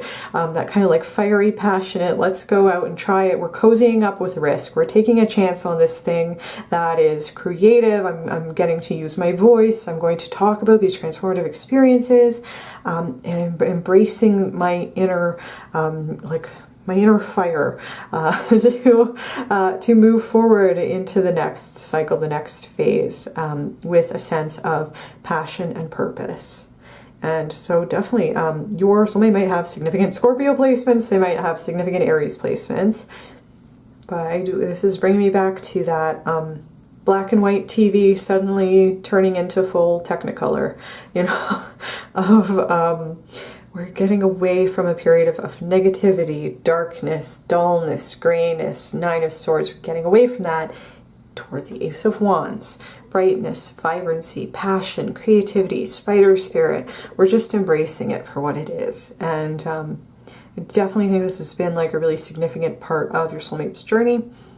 And the Aries card is also, because it is a cardinal energy, it's reminding me of the you know, the combination of the Ace of Wands and the Knight of Swords, of being like really direct in your communication style, I think is something that your soulmate has embraced. I think that there could be a message with the Knight of Swords that they might be like a little bit too honest at times, in the sense of like not really taking other people's feelings into account.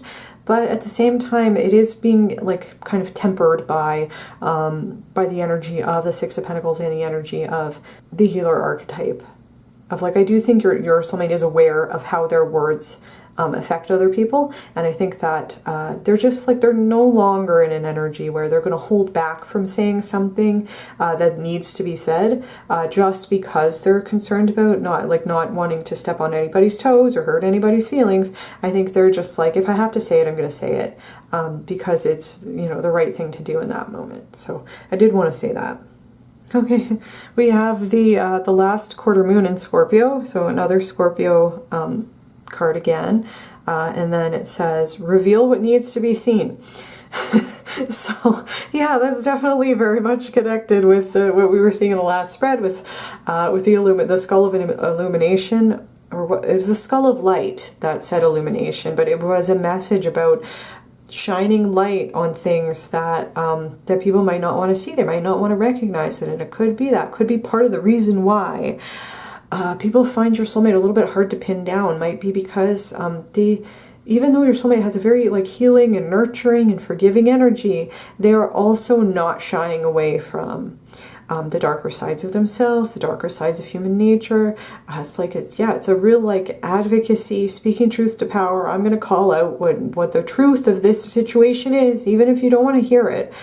I'm going to reveal what needs to be seen. I'm going to shine light on the dark parts of the world, because that's important to me. And there could be like a dichotomy again between like wanting to caretake and be gentle and nurturing towards themselves and others, and at the same time there's like a very bold and fearless and even confrontational, I'm going to say it, a little bit confrontational energy here, in terms of like, I'm also going to be very blunt about the darker things, the harder things. So that might be like again a little bit of like the mysteriousness. Also, the Scorpio is connected to the 8th house, which is you know, about hidden things, mystery, and you know, the taboo topics, things people don't usually talk about. And I think that it's like, again, your soulmate does not shy away from shining light on things. And this could also be saying like, even though your soulmate might be misunderstood by a lot of people because they have kind of a mixed energy. And again, it's like the energy, the balance between a highly spiritually evolved and spiritually connected person and someone who's also very grounded and rooted. You know, it's like, I'm connecting it to the red here. Like there's a there's a dichotomy here that I think people don't understand. And at the same time, your soulmate's not really hiding anything. They're not hiding who they are. They're showing up as their genuine self. It's just, I think people don't understand this energy. And they've made peace with that. I think they really have kind of made peace with that idea. Yeah, what was I just saying? We have the sun in Taurus, which says practicalities, and it says boost self-worth and finances. So I definitely think they've been working on their self-worth. We saw that with the Enlightenment card, working on the solar plexus, the willpower card, working on a sense of worthiness and belonging in the world. And it's okay to take risks. It's okay to act towards the things that we want. It's okay to express ourselves creatively. Because we know that we have a place in this world, we deserve to be here, we are worthy. The people who are part of our soul family are not going to abandon us. You know, like even if you know other people have, like it's not a reflection on our value as a person. I think that's something that your soulmate's really been working on. And then with finances, it could even be that the message of the Six of Pentacles was about donating to charity, being a philanthropist, wanting to share their financial resources with other people, maybe because they have money, maybe because they're in a position where they're able to share that financial abundance with other people. Or they could be really working on saving money to kind of give themselves that safe place being represented on the Hermit card, so that they can kind of take care of themselves, so that they can take care of other people. But it's like, I need to take care of myself first. I need to focus on practical matters. I can't be all up in my upper chakras all the time. I also need to be grounded in the physical, practical world. So I think there's a connection there to the Two of Pentacles, to achieving that, like the balance again between the highly spiritual aspects and practical, real world grounded concerns about finances and things like that. That I think your soulmate is good at. I think they're good at balancing that, and we have 1 and 2. So I think they could be like they've just started this new thing, and they're working towards kind of stabilizing it, grounding it in the real world. It's like the 1-2 progression here. We're going to start action, take some action towards something, and then we're going to ground it in the physical world. And as I was saying, like they might have significant Scorpio placements, Aries placements, Taurus placements. They might have a sun in Taurus, but again, just take that however it resonates. This could just be like what they're currently focusing on right now. And then we are going to get your Astro dice. We're going to roll 3 sets of Astro dice. I'm going to do my best to interpret them to the best of my ability. I'm not super well versed in terms of like the deeper levels of astrology. I'm going to try my best. If you notice something that I don't mention, please feel free to share it in the comments. That's helpful for me. It's helpful for other people. If you see anything extra, that would be great. And so also this part might be a little bit loud, so feel free to turn the volume down. What can you tell me about pile 3 soulmate?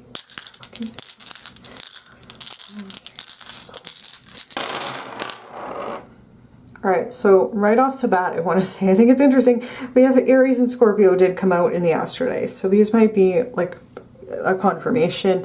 Again, it's a general reading, but there might be like a lot of Scorpio, a lot of Aries in this person's chart. We also have, there's a connection between Taurus and Libra here in terms of Venus. So they might have some Venusian energy. They might have a connection to the energy of the Empress card. So like a very, and we were seeing like in the energy of being open to receiving. So getting in touch with their divine feminine side might have been important for them. And that is, regardless of their gender, it just means that they are in touch with their more nurturing side, receptive side, and doing that in a way that is safe and balanced for them. And so I did want to mention that. And then I also think it's interesting that we have 2 6th house placements. And I was talking about that in connection to the 6 of Pentacles and maybe some Virgo energy that I was picking up on. So I did want to say that before we get into it. And the energy of like the connection between Uranus and Aries. So we have Aries, Uranus, and the 6th house.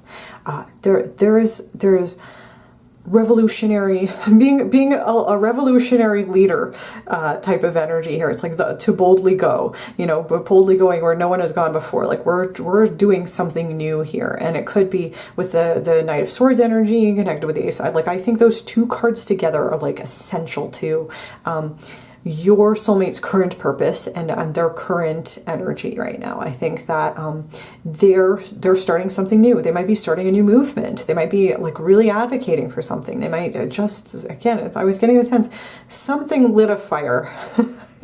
Something lit a fire in your soulmate, and they're embracing that and really kind of going after approaching some sort of change. Like there's and it's like embracing the energy of change and taking a leadership role in changing something. And so that again is giving me like wanting to advocate for systemic change in some sort of social environment where they're revealing things. There's something about their purpose that has to do with shining a light on something that people either don't want to see or they're not used to seeing or talking about. And it's like your soulmate is like, no, I'm not hiding from this. You know, I'm not doing that. I'm not going to let you hide from this either. We need to confront this. We need to face this thing. We need to bring about change, necessary change. And that's like with this, the Aries and Uranus connection. I think that is like really important to understanding your soulmate's like life purpose in this lifetime. And with the connection with these two energies to the 6th house, this might be saying that first of all, your soulmate with Aries in the 6th house, they might as I was saying, like they might enjoy doing like a physical activity that might be a way for them to balance and ground, especially if they have a very open upper chakra, open third eye, open crown chakra. They're used to taking in others' energy. So doing physical exercise might be associated with like the connection between Aries and the 6th house, might help them ground, might help them achieve that balance that we were seeing on the 2 of Pentacles, like might be really important for them. In order to not get so caught up in the creative process or their spiritual connection that they start to become ungrounded. So that might be a connection there. And then the other thing is it might be connected to like whatever they're doing that is so revolutionary, that is so like they're taking a leadership role in creating some sort of change. Might do with something that has to do with self-employment and with cozy up with risk. What this might be talking about is if your soulmate is somebody who might have taken a period of time away from their job or away from their work life to maybe like a mental health sabbatical, etc., they might have used that time and they might be like, I was getting the sense they do really like whatever work they were doing, whatever job they were involved in, whatever they're doing, they like it, but they might have realized that they wanted to do something else as well in terms of, again, maybe something creative that's related to using their voice. So like having like a social media platform, for example, is what is coming through in terms of that. Like they might have taken a risk on starting a YouTube channel or taken a risk on something else, but it's like some other opportunity and using that in like a revolutionary way, doing something new with it. Maybe combining two different aspects of social media in a way that nobody else has done before, in a way that is related to, like with the 6th house, like self-employment, freedom from expectation, and that would definitely be connected with the Uranus energy of like something new, something that is related to change, something related to using something in a revolutionary type of way. So I think that's very interesting, and then. The connection between Mars and Scorpio is interesting. It is connected to like the drive and ambition of Mars, and there's like an uncompromising energy here in terms of like I'm not willing to compromise my vision. To put it that way, like I'm not willing to negotiate about what my vision is for revolutionary change here. We're going for it. you know, and it's that willpower that's coming back. And I will say that I think that Mars is a planet that it rules Aries and Scorpio. So again, that's the interesting, definitely a lot of like Martian kind of energy here. So it is interesting. We also have Libra and Taurus, because that's more connected with Venus, which is a more divine feminine energy. And then we have Aries and Scorpio, which is connected with Mars, which is more of a divine masculine energy. So I think that your soulmate probably has a very balanced, you know, there was a theme of balance in this reading as well. Probably has a very balanced divine feminine, divine masculine. Like they're just not afraid to go after what they want, and they also take care of their physical practical responsibilities. Would speak to also a highly developed divine masculine. So I wanted to talk about that. And then again, it's like I'm not willing to give up my vision for anything. I have the drive, ambition, willpower, and self-esteem to go after my dream. And I'm going to do it no matter what anybody else says. And there could be a message here about being maybe a little bit stubborn, you know, a little bit, you know, uncompromising is probably the polite way to put it. But it's just like nothing's going to stand in the way of your soulmate achieving whatever their dream is. And that is something that is admirable. And at the same time, you know, it's like they might benefit from being maybe a little bit more open to feedback, but, you know, it is what it is. And the connection between Mars and the third house can talk about traveling. So it might be that whatever they're doing has to do with traveling or like literally moving somewhere else, or just being available to travel to different places. It might also be connected to the idea of taking risks. You know, it is that risk. There's a lot of risk taker energy here of you know, like just being very brave and courageous and willing to step outside the comfort zone, and at the same time, you know, there is this practical energy of Taurus. And you know, I was talking about how your soulmate is also grounded, but they're just, the way I want to put this is, I think your soulmate's willing to take risks that other people wouldn't take.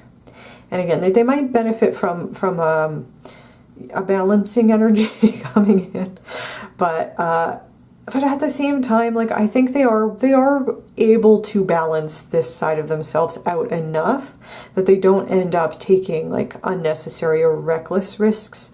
I think that they are trying to give themselves that counterbalance to this very very courageous risk taker revolutionary energy that we're seeing in the dice. And you know, I will say, like with the yeah, like the connection between Scorpio and the third house is also kind of confirming this idea that when your soulmate is very passionate, very excited about something, they might be a little bit of a bulldozer, in terms of, it's like even the energy of the Knight of Swords of like I'm coming in and I'm saying my piece and I believe in everything I'm saying and I'm just going to talk your ear off about this thing that I love, and it just learning how to make space in the conversation.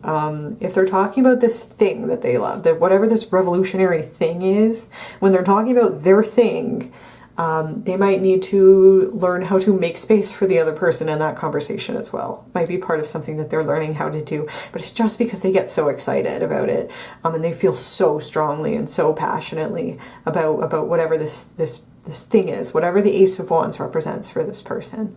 They're like extremely passionate and driven about it.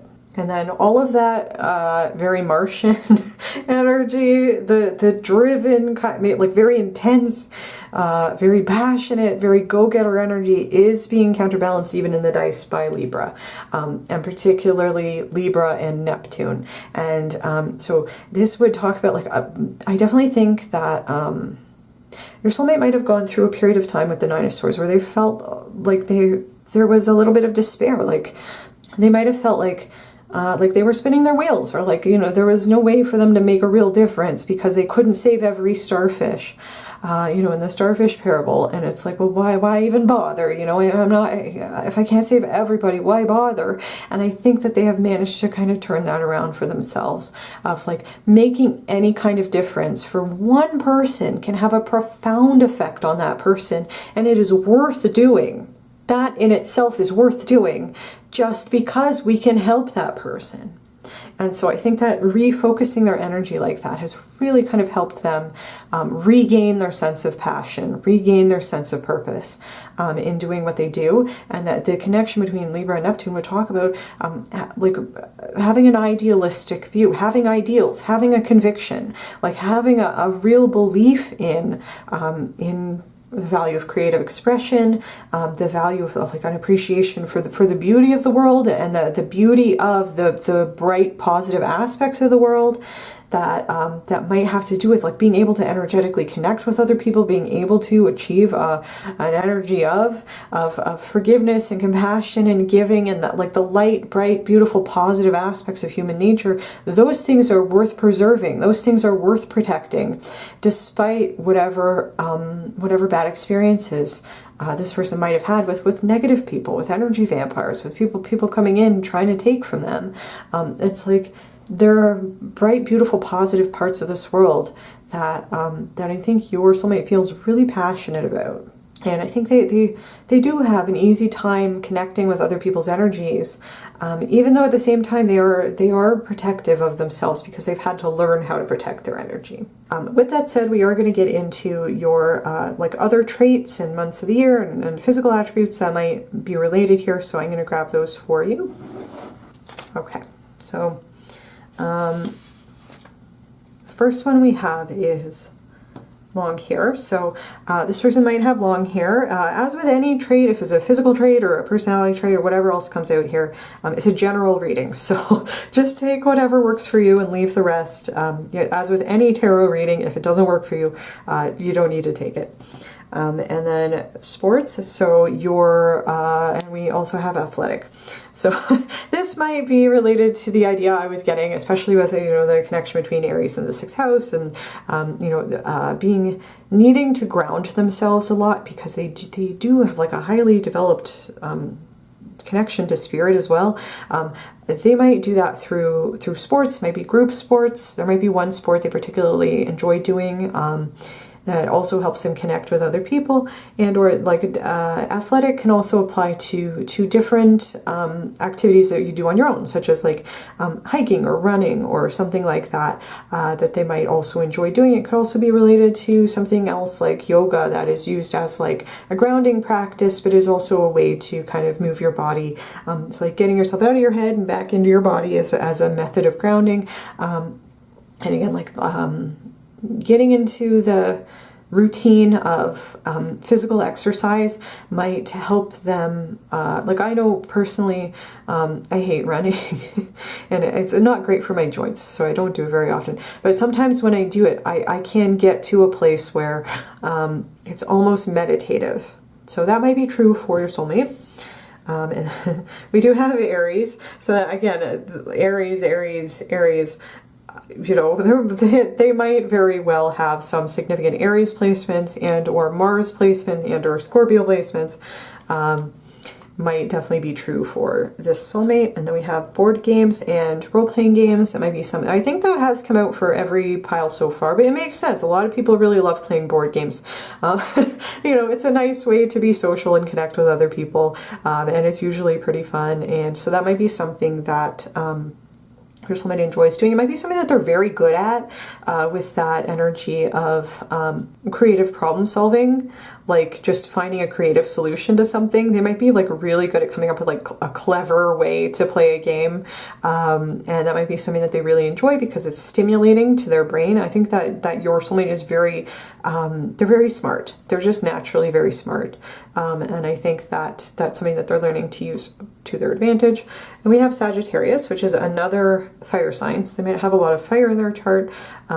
And this might be connected to the connection between Mars and the 3rd house having to do with travel. Might be related to Sagittarius. They might really enjoy going out and trying new things and traveling to different places and meeting people in different places. Might be something that is very fulfilling for them. I was getting the sense, even if your soulmate is not introverted, in the sense that like they don't need to recharge their energy after spending a lot of time with other people, I think they have gone through a period of time where they have just needed to be alone in order to process things and do shadow work and go into hermit mode. But I do think that they genuinely do enjoy connecting with other people and having new experiences. And then we have small families. So your soulmate might come from a small family. It might be a small tight-knit family, or it might be a small family they might be estranged from. But it could also be that if they don't have a ton of like support in the physical world, could be just because they have a small family and they just don't have that many people to connect to. Or it could be that your soulmate might, if this is somebody that you might want to have children with, you know, again, it's a general reading, so just take whatever resonates. If that's the case, they might prefer to have a smaller family than a larger one. So I will say that. And then, so we have long hair, we also have short hair. So, you know, any hair length, whatever works for you, might be true. And then we do have Pisces. And I was going to mention Pisces because we have a connection to Neptune here, and then we had the prophetic dreams, you know, and I just was getting that sense that they might have some Pisces placements or some connection to that kind of like Neptunian, otherworldly kind of energy, and that might be kind of informing their ideals, their belief in the beautiful positive side of humanity. Might be coming from some sort of Piscean energy, to put it that way. And then the other thing is Aries and I just fit this in here because I thought it fit here, but now I'm realizing there's Aries and then it's Pisces and then Aries. But I put these two beside each other. It's like there might be like a Pisces Aries cusp, to put it that way. And then we do have outgoing. So I think there is a part of your soulmate that does enjoy like spending time with people and being social. It just might be the case that there's not a lot of people who really like kind of understand your soulmate's energy and can really connect with their worldview. And again, I do think they've had to go through a period of solitude, and I think they've kind of learned how to get through it by connecting with spirit. But I think they do generally enjoy spending time with other people and being social. I will talk about this, but the other thing is that I do think that again, when your soulmate starts talking about whatever this passion is that they have, they will talk your ear off about it. They love talking about the things that make them feel passionate. So I did want to say that. And then we have loves animals. So they might have a lot of pets or really love pets, love animals. They do have a healing energy. So they could also volunteer with animals or be a veterinarian and work with animals. And it could be maybe something that they are interested in is like protesting the mistreatment of animals. Might be something that they feel very passionate about. Or they could just have pets or really love pets. So yeah, we have family oriented. And you know, despite whatever might have happened in your soulmate's family life growing up, if there was something that happened there that was traumatic or created codependency or created hypervigilance or whatever it was, I don't think like I think your soulmate has overcome it to the extent that I think that they really want to find their soul family in this lifetime. I think they really want to have like a loving and tight-knit family. Whether that was something that they did have growing up and they want to recreate that, or if that's something that they didn't have, and that's something that they really want to have with you, whether that's just the two of you and some animals maybe, or if it's the two of you coming together and having children of your own, whatever resonates for you. And we have another family-oriented card. We have large family, small family, family-oriented. So they might come from a large family as well, or they might come from a small family and they want a large family. They might come from a large family and they want a small family. You know, whatever it is for your person, but there is some connection to family. I think that is really important, and I think that if your soulmate is somebody who has historically been misunderstood, that people don't really get them, or they don't really get what they're about, or they think that your soulmate's trying to trick them, or whatever it is, like there's some mysterious aspect to your soulmate that people can't really pin down. I think that your soulmate's really kind of patiently waiting for people to come into their life who are going to be a family to them, because you're just going to instinctively understand each other. And it's like, if your soulmate has an energy that's difficult for other people to understand, you're going to come together and you're going to be able to know each other like I think your soulmate just hasn't experienced before. But I think they have faith that that they're going to come together with people who will understand them eventually and have a beautiful family.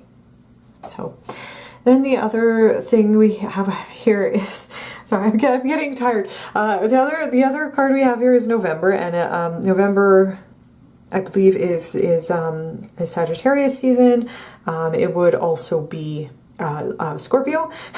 So November, yeah, Scorpio and Sagittarius. So again, another Scorpio sign, and then a connection to Sagittarius. So very well, their birthday could also be in November, or you might, like, I'm filming this in November. We had those Christmas colors come up. Could be around the corner when you're going to meet this person. You know, just take that however it resonates. Again, we will get more of a sense of a timeline in the extended reading. And then the last card we have for you is facial hair / beard. So if they are somebody who is capable of growing facial hair, they might have facial hair or a beard. Again, as with any attribute here, if it's not working for you, you don't need to take it. But those are the traits that we have here for you, pile 3. And this is where I'm going to leave your reading. Thank you so much for watching this whole thing. I know it's been really long, but it has been a pleasure to do this reading for you. And if you are interested in the extended reading, where we're going to take a look at your relationship with your soulmate, we're going to take a look at your first meeting with this soulmate, and then we're going to see if we can get maybe a little bit of a timeline and some channeled messages from them. The link to that will be in the description. And if you did like this video, please feel free to give it a like. Please comment down below. Let me know how this resonated for you. If you like my videos, you want to see more from me, you can feel free to subscribe to my channel. And with that said, thank you again for watching pile 3, and I do hope to see you in my next video. Hello pile 4, and welcome to your reading. If you chose the Muse Tarot, this is going to be your reading for today, where we are doing the ultimate soulmate video. And what makes it ultimate is that we are going to be using every single oracle deck that I currently own across this reading and the extended reading. In this part of the reading, we are taking a look at who your soulmate is. So we're going to try to get some personality traits. We're going to look at where they might currently be in their soul's journey. We might get some physical attributes. We might get some information about their career, what possible career fields they might be in. And then we are going to also take a look at some astrological information. And then in the extended reading, we are going to be asking about your relationship. We're going to take a look at your first meeting with this person. So like when, how might you come into union? And then we're going to get a potential timeline, and we're going to take a look at some channeled messages from them. So if you're interested in the extended, the link will be in the description. And before we get into the reading, I just wanted to say a couple of things. First of all, I'm picking up an interesting energy from your soulmate. They seem to have a playful sense of humor, and there is just something about them where I think there's more under the surface than there appears to be. I think that they might be somebody who kind of like plays their hand close to their chest, plays their cards close to their chest.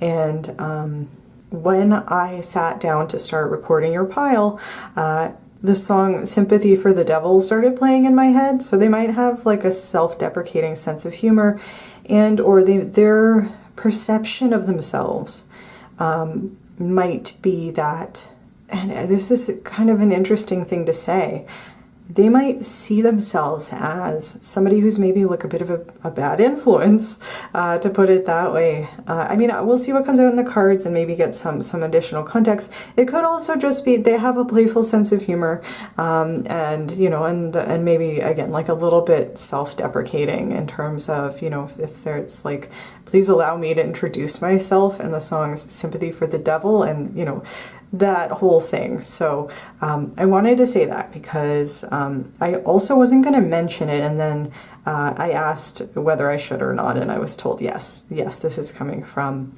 pile 4 soulmate's higher self. So I wanted to say that before we get into it.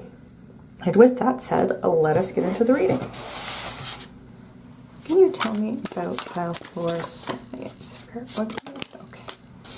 We have the Nine of Emotions. This would be the Nine of Cups. What can you tell me? Okay.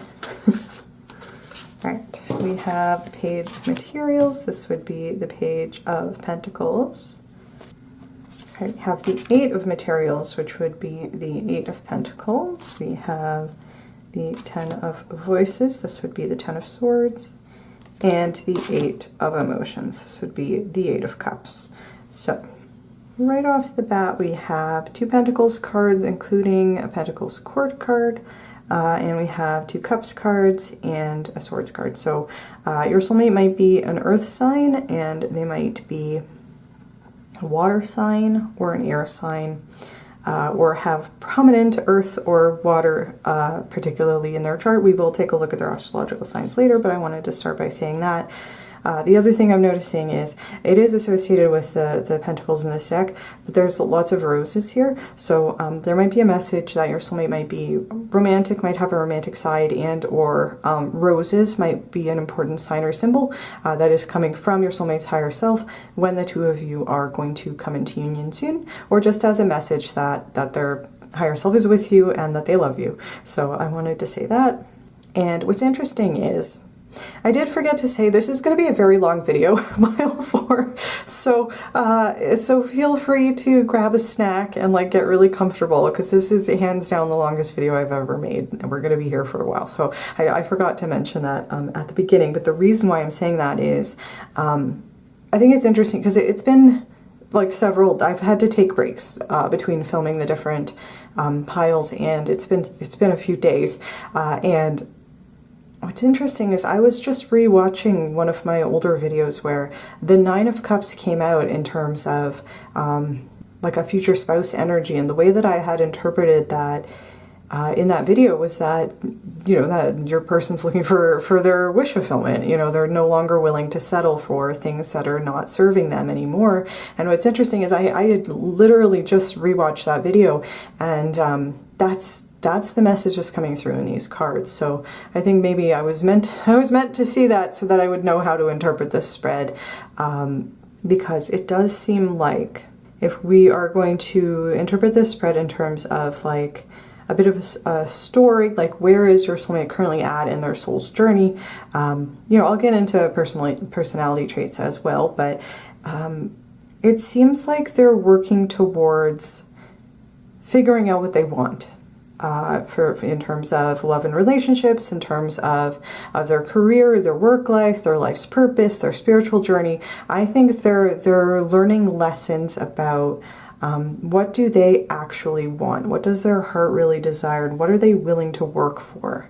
And I think they're getting to a place where they're realizing that it is okay to walk away from things that are not right for you. And it doesn't need to be like a moral judgment in terms of like, you know, for example, a few years ago I received a job offer for something that on paper was an excellent job, and it seemed to be right up my alley. It was a position as like a technical writer in a nonprofit, which was like well within my skill set, and something that I have a lot of experience with, working at nonprofits. And so I was like, okay, I'll take the job. You know, it sounds great.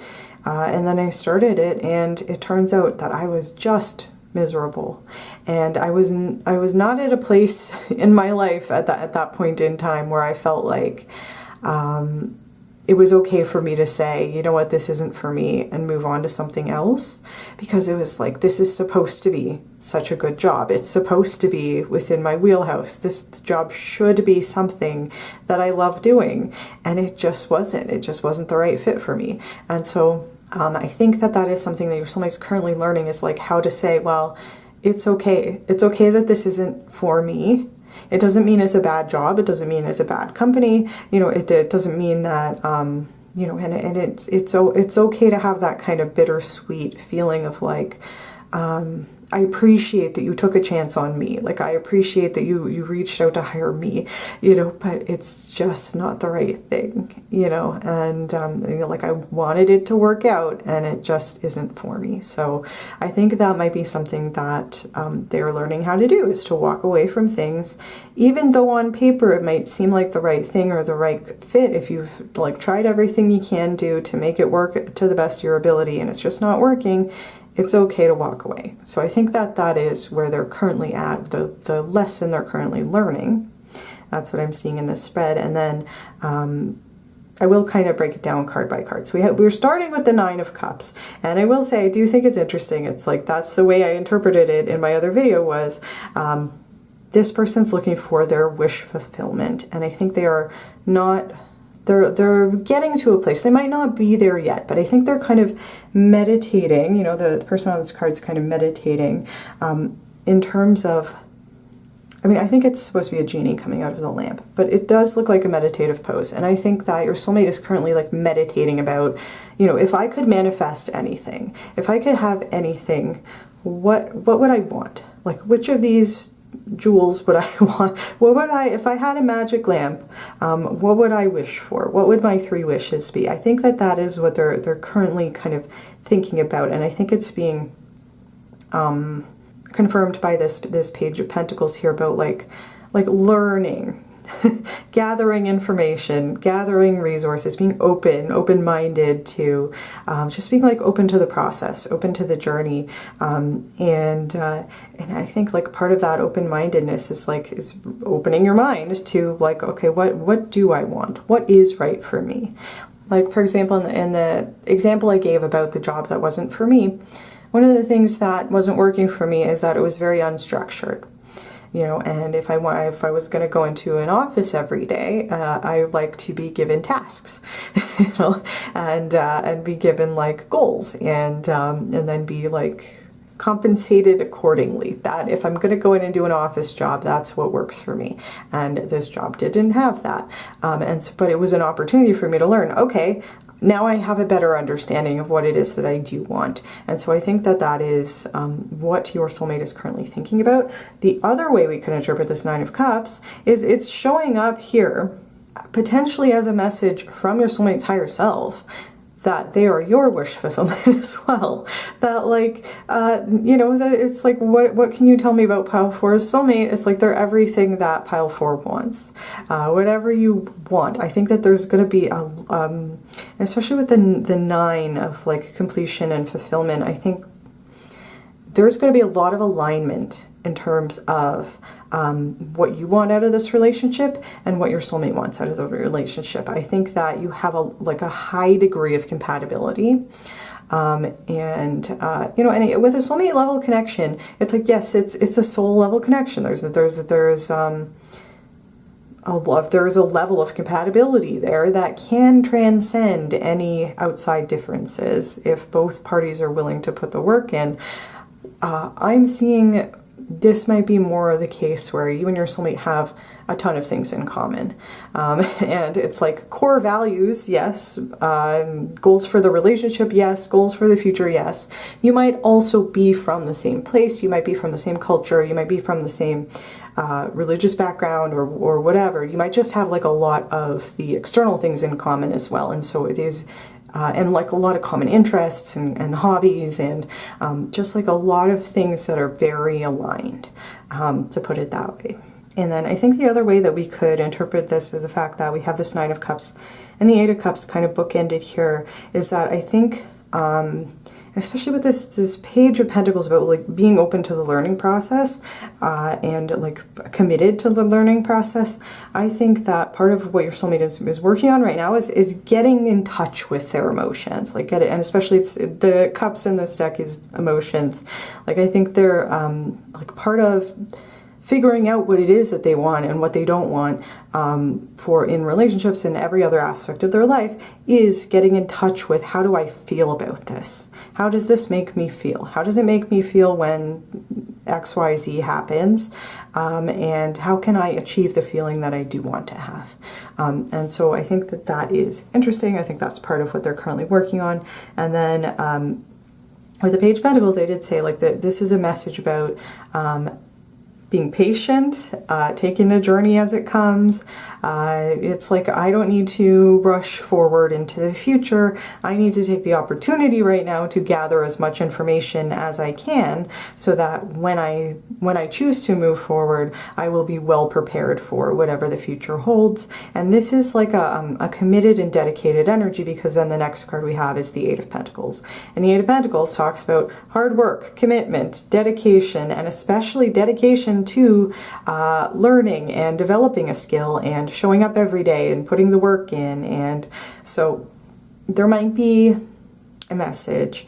This could be related to spirituality, with the Nine of Cups being associated with manifestation practices. There could be a message that your soulmate is getting in touch with their spiritual side. But I think that with the practical Pentacles energy, it could just be that your soulmate might be going through like a therapeutic process, and it could be that they might be actively engaged in therapy, or it could just be like they're just open right now to the learning process of what do I want? What works for me? How can I move forward into the future and make sure that I'm making the most of the opportunities that I have to live my best life? So I think there might be a message right now that your soulmate is very much focused on themselves in terms of their self-development. And that doesn't mean that, you know, that they're not also looking for you or that anything like that. It's just, I think they're like right now, it's not their main focus. And then again, if we're going to be looking at like personality traits here, this is patient, open-minded, committed, dedicated, hardworking, diligent, and a certain level of flexibility as well. That might be, the flexibility might be more of a learned thing rather than an innate core trait, because Pentacles it can sometimes be a little bit stubborn, a little bit fixed. But I'm just getting the sense like especially this energy here, they've been through some experiences, or they're currently going through some experience that is helping them get to a level of flexibility where they can find freedom in the idea that they don't need to be locked into one course of action. There's other possibilities that might be open to them. It's just a matter of choosing what to commit to and then taking those steps to ground that commitment. And so we do have the Ten of Swords and then the Eight of Cups, and I think it's interesting that these three cards came out together. And I'm also noticing that the person on this Eight of Pentacles is not looking at this Ten of Swords, and neither is the person on the Eight of Cups. It could be that this might be a message. Your soulmate might have tried to distract themselves from something that was very painful ending, a situation where something painful happened here, and they might have kind of tried to avoid it for a while by throwing themselves into work. They might have some workaholic tendencies,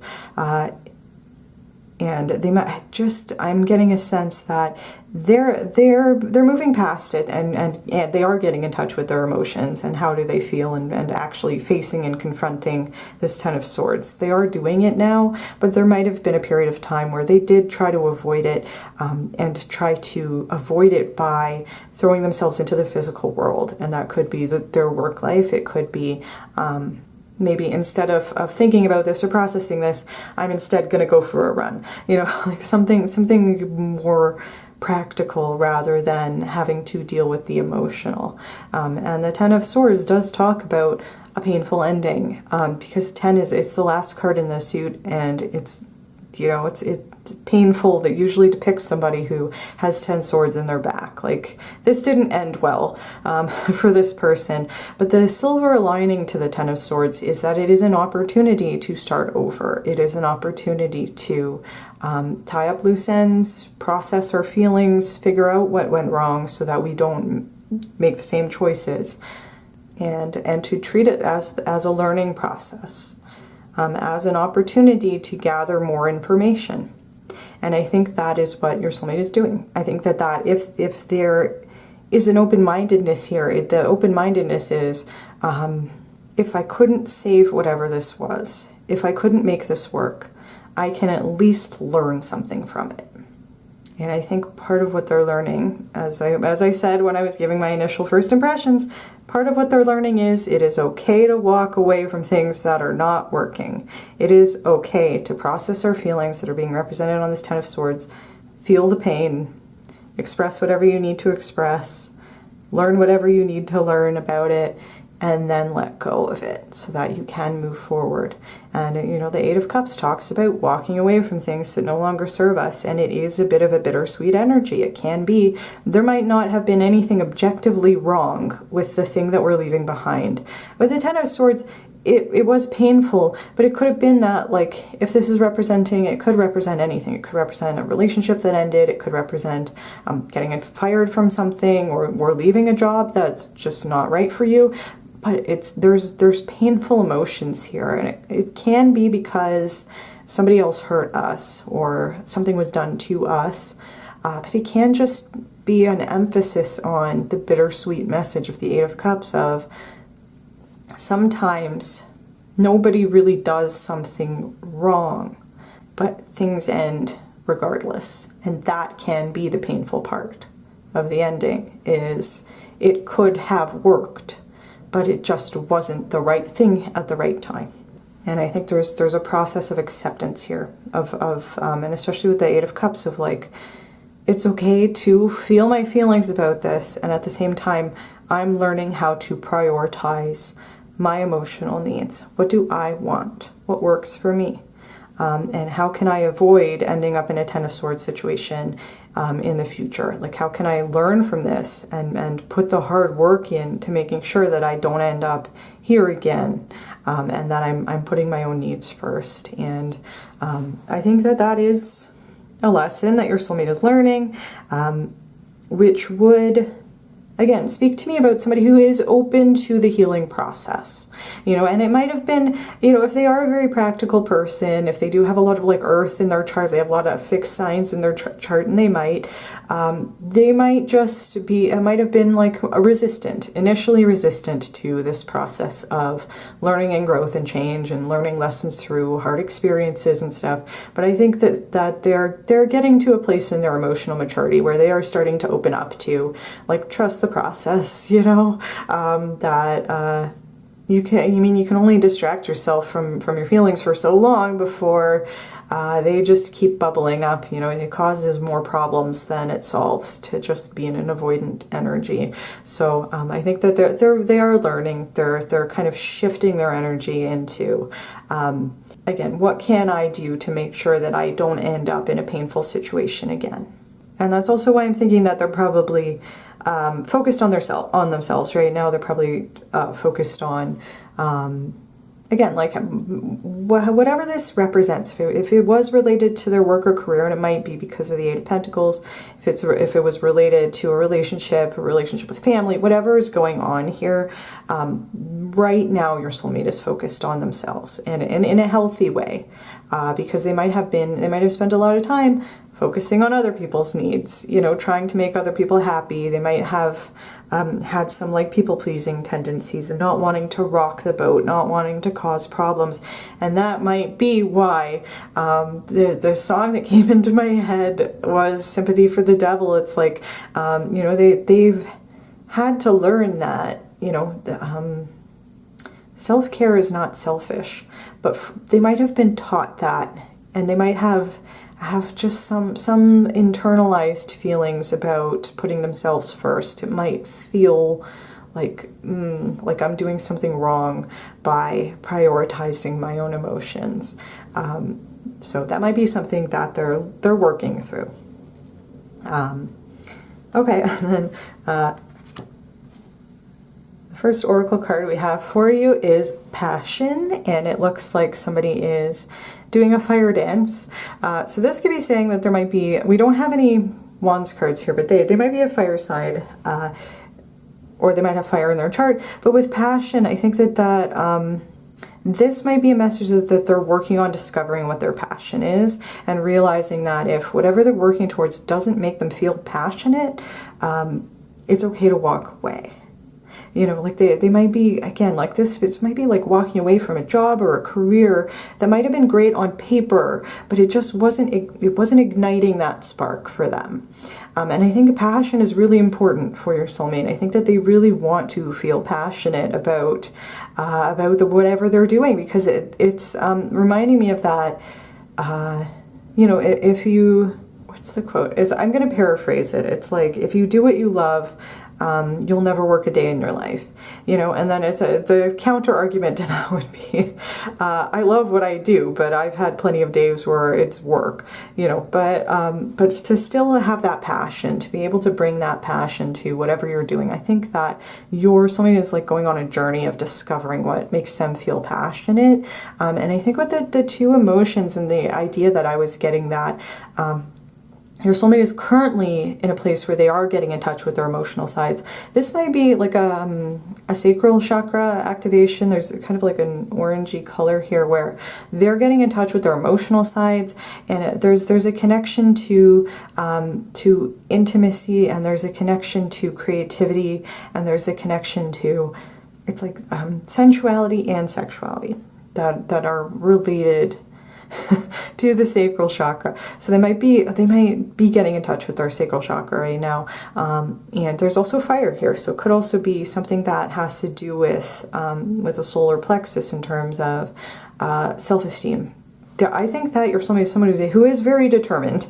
You know, when they have chosen to commit to something, they are very determined to see it through. That might have been why this Ten of Swords was so painful, because they put so much effort in. You know, like your soulmate is somebody who shows up. You know, they show up every day. They're very reliable. But it's like they're kind of learning, I can't put all this energy towards something that doesn't make me feel passionate. I need to figure out what makes me feel passionate. And it's like passion plus commitment equals this Nine of Cups for your soulmate, and they're looking for that.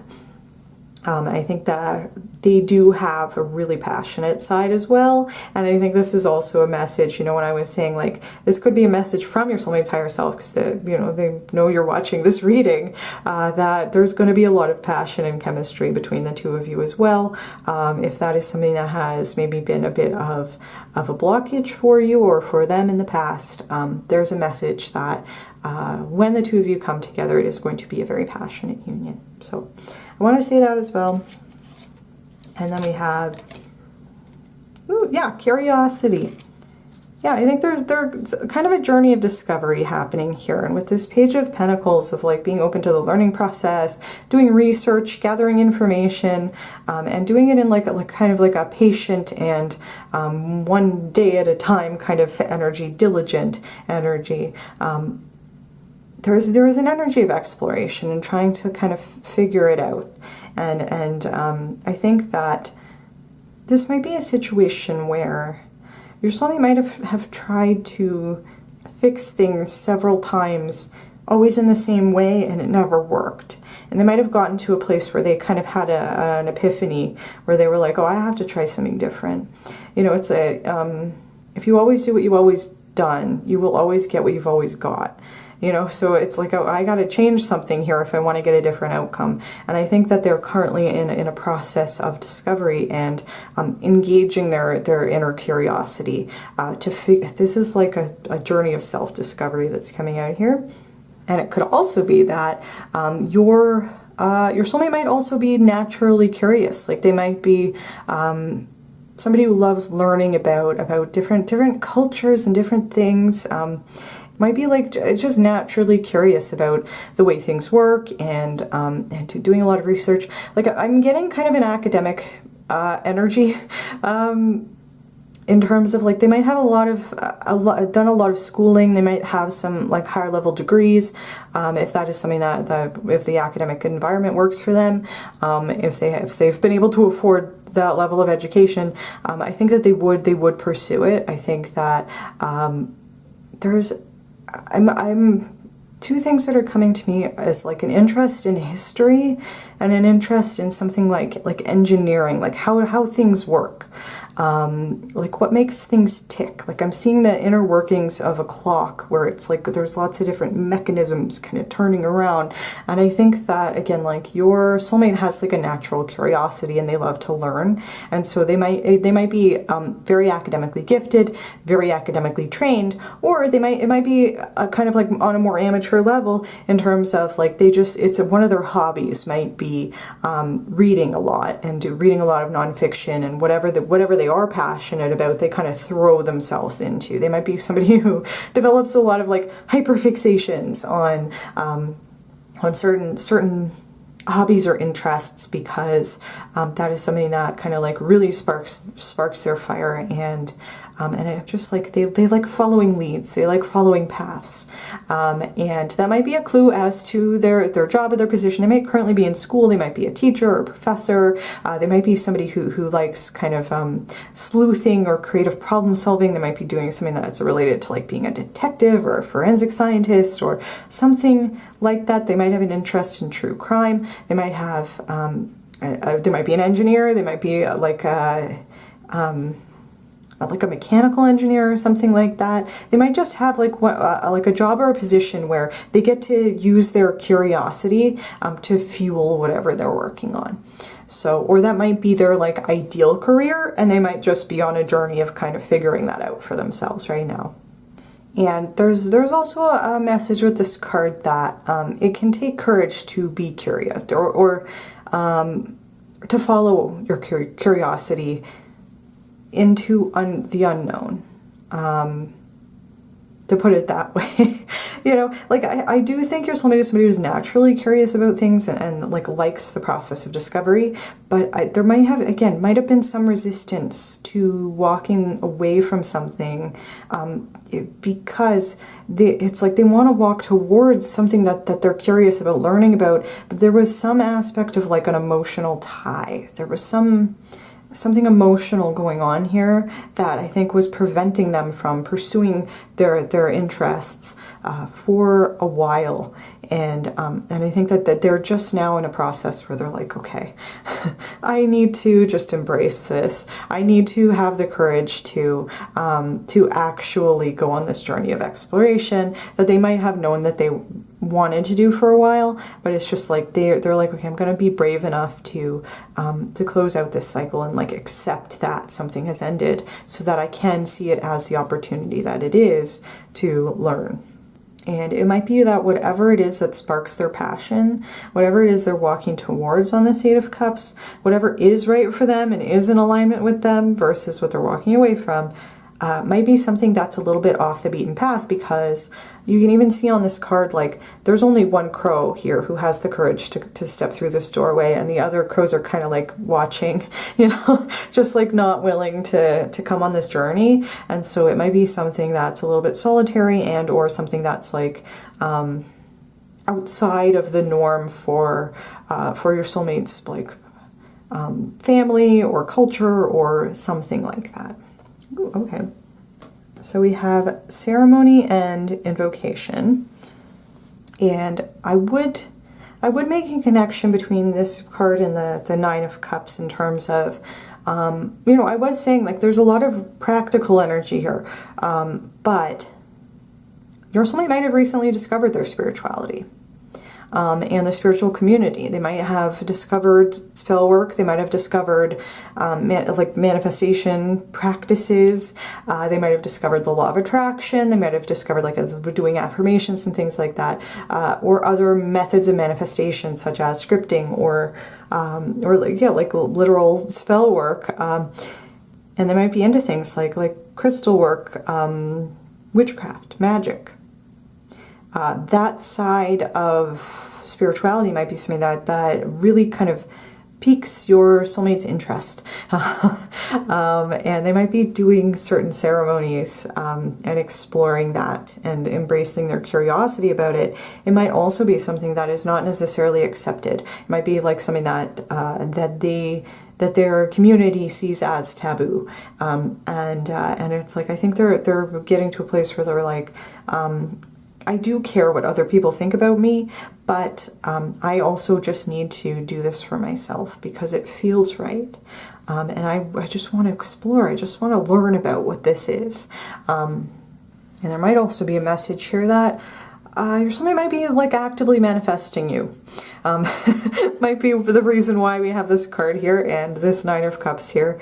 If they are doing spell work or manifestation work, they might be manifesting you.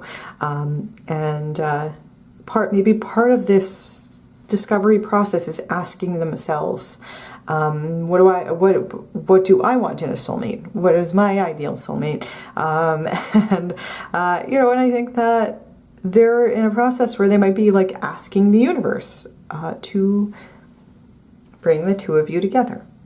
So I do think that's interesting. There could also be like that is one way to interpret it that I think is in alignment with the other messages that we're seeing in the spread. There could be another way to interpret this where there might be other aspects of something ceremonious that are relevant to your soulmate's religion or culture or something else that might be special or meaningful for them. So for example, they might have like a saying or a prayer or something tied to their culture or faith that is something that gives them comfort. Or it might be something like, like for example, in the recovery community, there's a serenity prayer. God grant me the serenity to accept the things I cannot change, the courage to change the things I can, and the wisdom to know the difference. So it's like I would say, accepting the things I can't change, changing the things I can, and the wisdom to know the difference. But it's like that's just an example of like a saying that is tied to a specific. And I would say that 12-step meetings in particular are very ceremonial. There's a lot of like traditions that are observed during meetings. But there's some example of that, of like a ceremony or a saying or an invocation that might have some special meaning for your soulmate, that might give them some level of comfort while they have the courage to move forward in their spiritual journey. I'm also being urged to talk about when I was in rehab, there was a saying that, and I'm not Christian, but there was this I don't know what is it the Lord's Prayer? I don't know. There's a saying that about walking through the valley of the shadow of death. It's like, I will fear no evil, for you are with me. Your rod and your staff, they comfort me. Like that. Those lines were another client at the rehab center had written that out on a sheet of paper and put that up. And again, I'm not Christian, but that seeing that every day gave me a level of comfort. It was like I'm not alone. My higher power, however I conceptualize that, I know that there is a higher force that is protecting me. And that helped me feel comforted in a place where there was a lot of uncertainty. There was a time in my life where there was a lot of chaos. I didn't know what the future was going to hold. And so that might be something that is relevant to your soulmate, of like finding a particular word or phrase that has a special meaning for them. And then so we have the light attributes of the Gossip card, which says, awakens consideration for the feelings of others, honoring trust. And so I would say, I was getting that with the energies here. Your soulmate is very reliable. They are a steel trap. If you tell them something in confidence, nobody else will ever know. They will take it to their grave. Like it's, and I think that might be something that they have had to learn. Part of this, again, this painful process is they might have trusted the wrong people, and they know how painful it is to have something that they told somebody in confidence spread around. They know how much that hurts, and because of their own experiences with that, they would never turn around and do that to somebody else. It's like not necessarily that they had to learn the lesson that way, but I think that they did learn a lesson that way, in terms of, I will never betray somebody else's trust because I know how bad it hurts to have my trust betrayed. So again, like they're a steel trap. They will, for sure, even if this is somebody who, like, even if a relationship ended badly, they would still never tell the other person's secrets. You know, it's just because it's not the right thing to do. You know, it's wrong to do that. So, and I think they have a strong moral code, and I think, you know, I think it has been reinforced by their experiences. I think that with, you know, with gossip and then like awakens consideration for the feelings of others, and I was getting the sense that this, like, Ten of Swords, Eight of Cups, specifically whatever the situation is that's happening in your soulmate's life, there might, look, I don't think it was your soulmate's fault. And this could even be like, the painful part of this was needing to accept that they couldn't make it work. Like when the Ten of Swords comes up, it's like there's nothing else to be done here. There is no way to salvage this situation. The thing to do is to pick yourself up, heal yourself from as much as you can from what happened, and move on to something else, because this specific situation is not going to improve. And I think they tried really hard to make it work, and they just had to come to the realization and acceptance that other people are not trustworthy sometimes, and it doesn't have to be a reflection on us. And the other thing that I want to say is there could be a way to interpret this as well, where your soulmate might have said the wrong thing to the wrong person, and it might have been interpreted as a betrayal. And like, whether, again, I don't think it was something that was done intentionally. I think it was just choosing to trust the wrong person. But, you know, if we were getting that sense from like the very beginning of the reading, there is some level of self-deprecation here. There is some level where your soulmate feels like they were at fault for something. They did do something wrong. Even though the sense I'm getting from this spread is that it wasn't really nobody's fault what happened here. But it just, there might have been some aspect where, like, loose lips sink ships is what I just heard. Like something happened that had to do with trusting the wrong person and some information getting out that just was interpreted in a way that ended something. And so I want to say that as well. I'm not 100% sure about the context, but just there's something that has to do with secrets being shared that ended up tanking something. So I want to say that, and because I'm not sure about it, I wasn't sure if I should bring it up, but you know, but I did want to mention it because it is a potential interpretation. Okay, and then the next card we have here is the light attributes of the victim archetype, which says prevents you from letting yourself be victimized or victimizing others. So that being said, I know part of what I think your soulmate is walking away from is being in a situation, any kind of situation, where this might happen again. I don't think they ever want to put themselves in a situation where words that they say could be misinterpreted, or they're putting their trust in the wrong person, or whatever passions or needs that they have are not being fulfilled. Like, I think they're learning how to put themselves first, which is helping them feel empowered. That it's okay to stand up for yourself. It's okay to ask for what you want out of life. And it doesn't make you a bad person.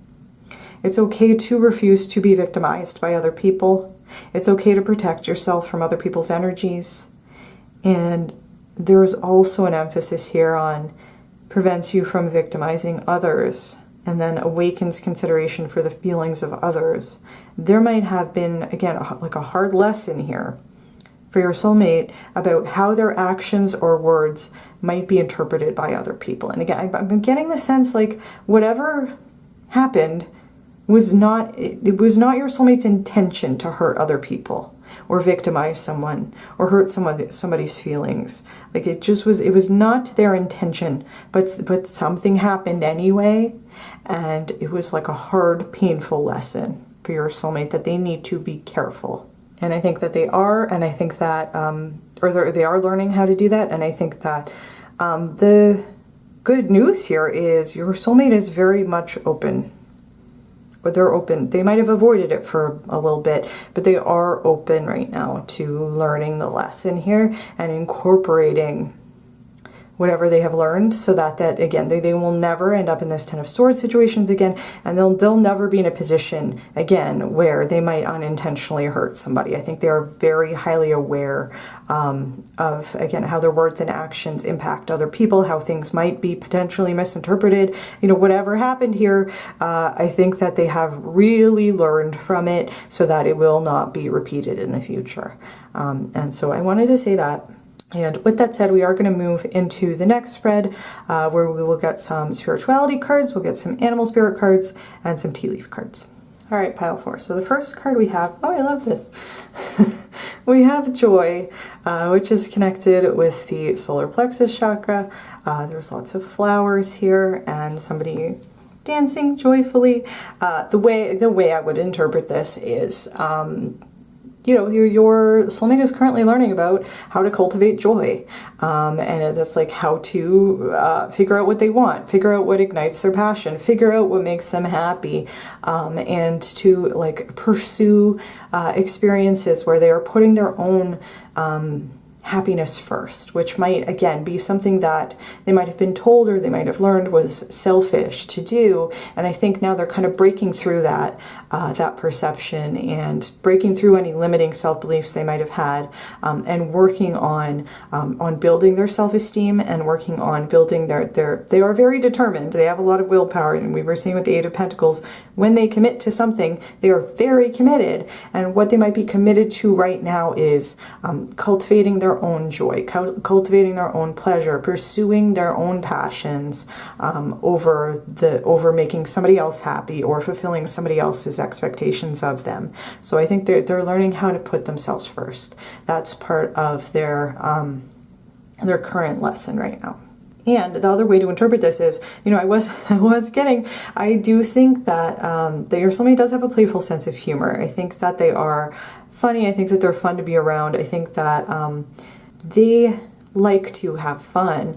They just might not have really like allowed themselves to have a lot of joyous experiences in the past, for whatever reason. They might have like held themselves back, and now I think they're exploring this side of themselves, and I do think that they are really fun to be around, and they have sort of like a kind of a vibrant sort of energy that might be very attractive. Your soulmate might be very energetically attractive. They might also be physically attractive. But I do think with this joy is giving me a lot of like, it's fun to be around somebody who is in this type of energy. And there might be like kind of an aspect of letting go as well, as in terms of like just releasing the outcome, embracing your curiosity, like embracing the experience for what it is, being as open-minded as that Page of Pentacles, you know, again, just embracing the journey, trusting the process, and looking for joy wherever you can find it. There's an aspect of mindfulness to it, of like, I'm just going to release the outcome, I'm just going to be happy. I'm just going to work on finding happiness wherever I can in the moment. And then the next card we have is the Great Severing, which says Mars energy, anger, conflict, softening to love. And so I do think, you know, they're either currently going through or currently recovering from a painful situation where other people might have been angry with them, they might have been angry with other people, there was some sort of conflict, and it might, with the Great Severing, it's like the Ten of Swords, something ended, something was severed, and it's like a relationship, a romantic relationship, a friendship, cutting ties with family, or a job, walking away from a work situation, whatever it was, there was some ending. Something severed there that was tied up with the Mars energy, anger, conflict, whatever was going on there, and it's being softened to love. And so it could be that your soulmate might have been in an energy, like maybe part of the Eight of Cups was feeling their anger gave them the courage to walk away, whereas when they were maybe repressing that anger, repressing that resentment, they didn't have the courage to walk away, but like allowing them to embrace the Mars energy of, I'm angry about this and I have a right to be angry about this. Maybe gave them the courage to walk away from things that were not meant for them, and like accept the Ten of Swords. This situation is over and it needs to be over. It was meant to end. It might have put them in conflict with somebody, but with softening to love, with the energy of the Eight of Cups, it's like there's the divine masculine energy here that might have helped them get away from the situation, and then we're embracing our divine feminine energy of focusing on nurturing the self, focusing on bringing compassion and love to the situation, learning from the situation, learning how we don't want to hurt other people, whether that was something that was a part of this, or if it was something that was unintentional, or if it was something where when somebody did something bad to me, I learned that I don't want to do that bad thing to other people because it hurt, you know. So there might be an aspect to that of where your soulmate is learning how to balance their divine feminine, divine masculine sides, which again has nothing to do with their gender or their gender expression. And the good news about this card is by learning to express that anger, learning to express their feelings, to not avoid whatever they're feeling, it's an opportunity to release those feelings and move forward, move on from the situation. You know, and it's reminding me of a time not that long ago where I had a lot of repressed anger that it was like decades and decades of anger that I had not expressed. And over the summer, I finally got a lot of stuff off my chest. And for about like a period of several months, all I could feel was the anger. It was like, I don't care about how this makes you feel. I don't care about any of that. I am just angry. I don't want to see you. I don't want to talk to you. I need to feel this anger. I have a right to feel this anger and to say to you, what you did was wrong. And I needed to express that. And again, for a long time, the only thing I could feel was the anger. And then because I had the space, I had given myself the space, I had empowered myself to express the things that I had been repressing for so long, to get it out there and to like really kind of own those feelings. They faded. They faded. And I was able to release them, and to work towards forgiveness, and to embrace compassion and love. Like, the people who hurt me, the people I was angry with, are just human, you know, and yes, it was wrong, you know, and I had a right to feel angry about it, and I did, and I expressed that, and it's like, I can now work towards forgiveness. I can now work towards embracing the fact that I still have loving feelings towards those people, and that's okay. You know, it's like, sometimes we need to let ourselves feel those things before we can get back to a place of love. So that might also be a related message there. And then we have, we have soul loss here. This is a heavy energy with this card. There might be some aspect to this, because I did notice on the Curiosity card that it was a number 11, which reduces to 2, and 2 is a number that talks about like partnerships and harmony. And then this number on the soul loss card also reduces to 2, which talks about partnerships and harmony. Your soulmate might have lost a partner. Like, that might be what the Ten of Swords is talking about. It might have been like a soulmate. It could have been platonic. You know, I know that personally I have experienced a platonic soulmate in this lifetime, so I know that it might not have been, but there's just some aspect here with the great severing and soul loss. There was some loss, and I think your soulmate is like recovering from it. With the Joy card and the Eight of Cups, they are in a process of recovering from it, discovering their joy, discovering their passion, discovering joy in the face of loss and grief. It's like they need to give themselves time to process what happened. They needed to give themselves time to feel those feelings, express whatever needed to be expressed, so that they could heal. And what's interesting is this card talks about the soul being severed from the body, and then we have the great severing. And there may be a connection to like a feeling of a loss of identity that was related to that Ten of Swords. Somebody might have gone through an ego death. There just might have been something that was tied to their identity. And it might have been a significant partnership. It might have been a job or a role that they thought they were meant to fill. And it was traumatic when it ended.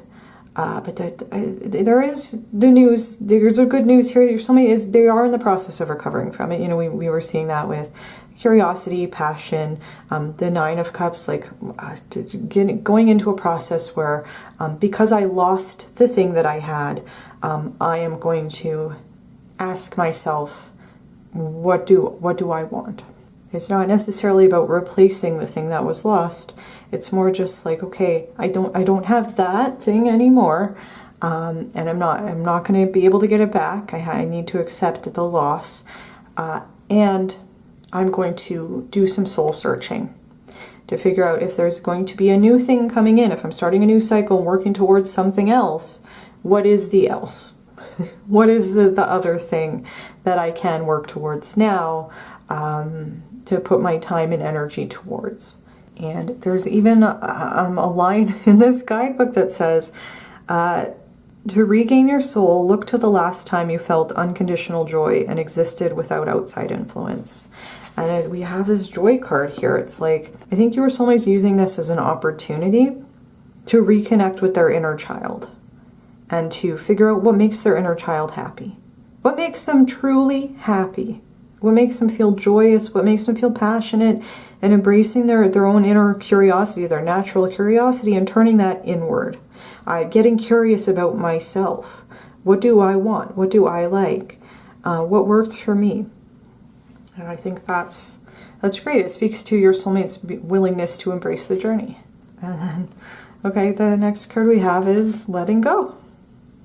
And it says, everything is indeed out of control, and God will hold it all. I can safely let go.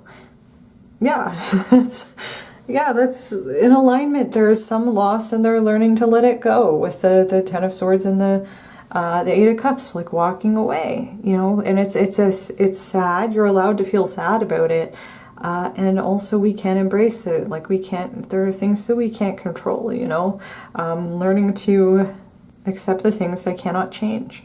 And at the same time, I have control over certain things. And so I'm going to have the courage to change the things that I can change.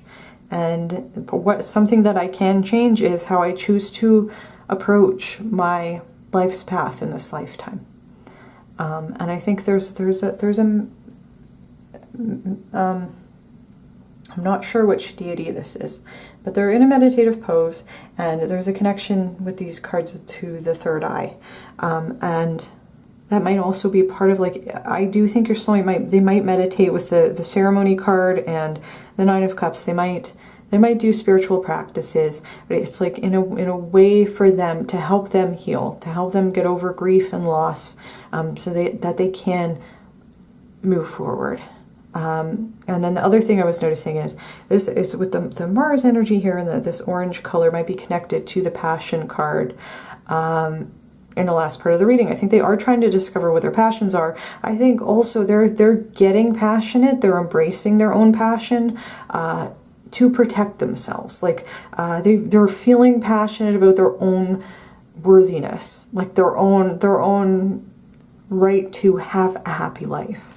Okay, then we have the orange gold dragon from Arcturus. It says, opens you to knowledge for the new golden age. Carry the energy of the future. Be a guiding light. And this week I was talking about this orange color and the third eye, the purpley color of the third eye. Yeah, it opens you to knowledge. I think it's like... Again, your soulmate might have resisted this learning process for a while. They might have had things that they knew needed to change, and they just were resisting it for a while. And then I think something happened. There was a catalytic moment where I think they realized the truth of the situation, and it helped open their mind. And they were finally able to face this loss and work on the process of letting go. There might have been emotions they needed to express, anger they needed to express, and so that they could work towards cultivating love and joy. And then with carry the energy of the future and be a guiding light, I think they are interested in moving forward into the future. And I think that if there was some aspect to their energy, some aspect to their behavior that was not serving them, and was maybe destructive, it might have been destructive to them, it might have been destructive to other people in some way, which might have been unintentional on their part, they're, I think, figuring out a different way to be. Because they want to be a guiding light. I think they want to be a force for good in the world. But for a while they were embracing that energy of the sympathy for the devil. Like, I'm a person who has done bad things. You know, and when I introduce myself, you're going to know. You're going to know me by reputation. You know, and I don't want to be that person anymore. So I do think your soulmate does have regrets. But they're working through them. Like, actively working on how can I be the type of person that I would look up to. Yeah, we have the wolf spirit, which says turn knowledge into wisdom. It says opens you to knowledge. We had the curiosity card, and then turn knowledge into wisdom. It's like, how can I take the things that I know to be true? How can I learn about this and apply it to make my life better, make other people's lives better moving forward. So I think I would take this as confirmation that their soulmate's working on themselves. They're really focused on themselves right now because they've had to go through a healing process. And yeah, they're really working on themselves and going on a journey of self-discovery. Who am I? What do I want? What do I know about myself? And how can I make wise choices moving forward? How can I make choices that are in alignment with my divine path, with rejecting outside influence? And I also want to say that 67 reduces to 13, which reduces to 4, which is a number that is associated with like safety, stability, security. And so there's a message of like doing this inner soul searching and discovering who I am and what I like and what I want, etc., is going to contribute to my overall sense of safety and security and my sense of belonging in this world. It's like when I discover who I am, then I can discover that I am in fact worthy of feeling and experiencing joy. Like when I work on building my relationship with myself, I discover that I actually really like myself, you know, and despite, you know, whatever mistakes I might have made and bad choices I might have made, if I've hurt people in the past, whatever's happened in the past, I can let go of that and move forward as a guiding light and discover that I have a lot of things to feel joyous about. And I am worthy of feeling those feelings of joy. So that might be, again, part of what your soulmate is currently working on is gaining a lot of insight into themselves. And then we have the elephant. And I do know that elephants are related to the past. They're related to family and memory and things that have happened in the past. And so whatever your soulmate, like the loss that they're facing, the severing, letting go, whatever happened in the Ten of Swords might have been related to their family. It might have been related to their family of origin. They might have had to cut off certain family members. They might have had to like go no contact with people. Or just even be willing to do that in order to get the point across that they were serious about ending something. And there's also a connection to the wisdom of your elders, wisdom of ancestors. That might be, your soulmate might be trying to connect with spiritual ancestors for guidance, might be something that resonates for them. Or they might have a specific family member who does provide wisdom and guidance for them along their path. And there's a message with this card about embracing your leadership energy in order to create the type of family that you would wish to have. Whether that is your family of origin or a found family, like our soul family. It's like we can step up and create something that doesn't exist yet move towards people who are in alignment with our soul's journey. And it's like there's an emphasis on creating the type of family that you would want to have, even if that's not the type of family that you grew up with, which might be something your soulmate is currently looking towards doing. You know, if they're asking themselves with the Nine of Cups about what do they truly want, what is their heart's real desire, what works for them, I think that they are interested in finding soul family members, in creating a family unit that works for them. And again, if a family can be two people, it can be you know, many people, it could be a couple with children, it could be a couple with pets, like whatever works for you. But I just think that they're interested in creating something safe and stable that might provide things that they might not have received from their family of origin. The elephant is also emphasizing the reliable, loyal, diligent energy that we were seeing with the Page and Eight of Pentacles. So it's like those are core parts of your soulmate's personality. They are extremely reliable, very loyal, and it's like when they commit to something, they're fully in it. You know, when you are a part of your soulmate's family, it's like that's for life. That's for lifetimes, is what I just heard. But yeah, like there's a sense of like ride or die energy with this card as well. And then we have the Antelope, which is number 37, which would reduce to 10, which would reduce to 1. So again, I have another emphasis on the end and beginning of something. So starting a new cycle. And the keyword for this card is action.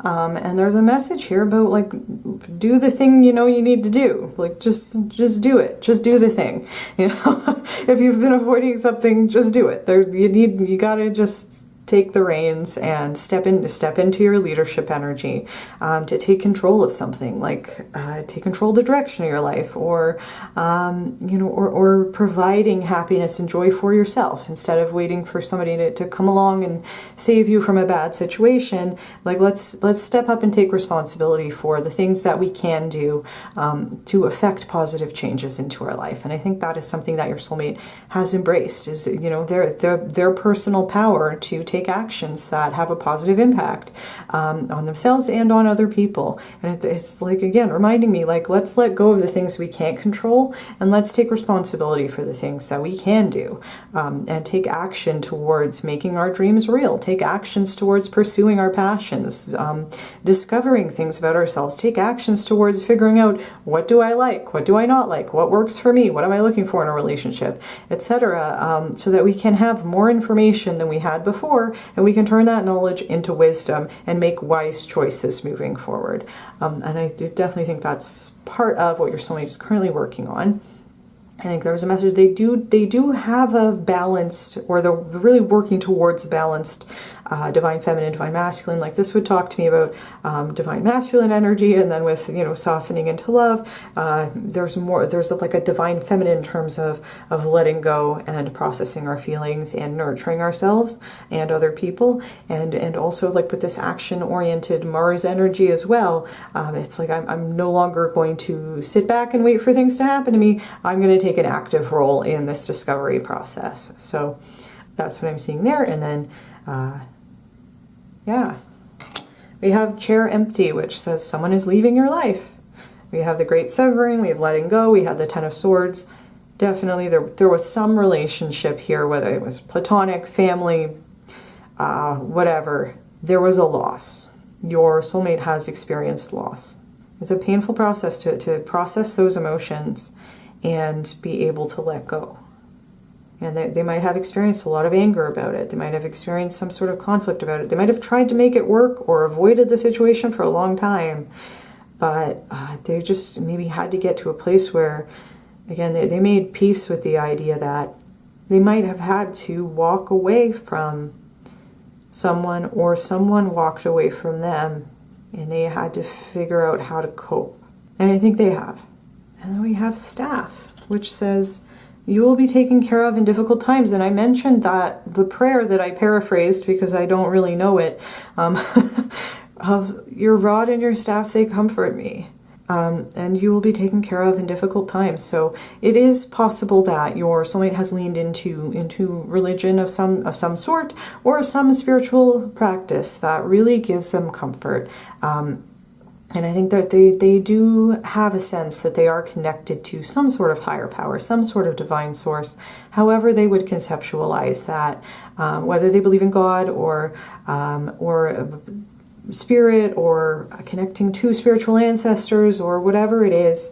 I think that they do take comfort from certain ceremonies, certain sayings, and perhaps even the concept of a higher power, of like, I don't need to cling so much to my physical relationships, because I know that there is a higher power that I am connected to, who loves me and will never leave me.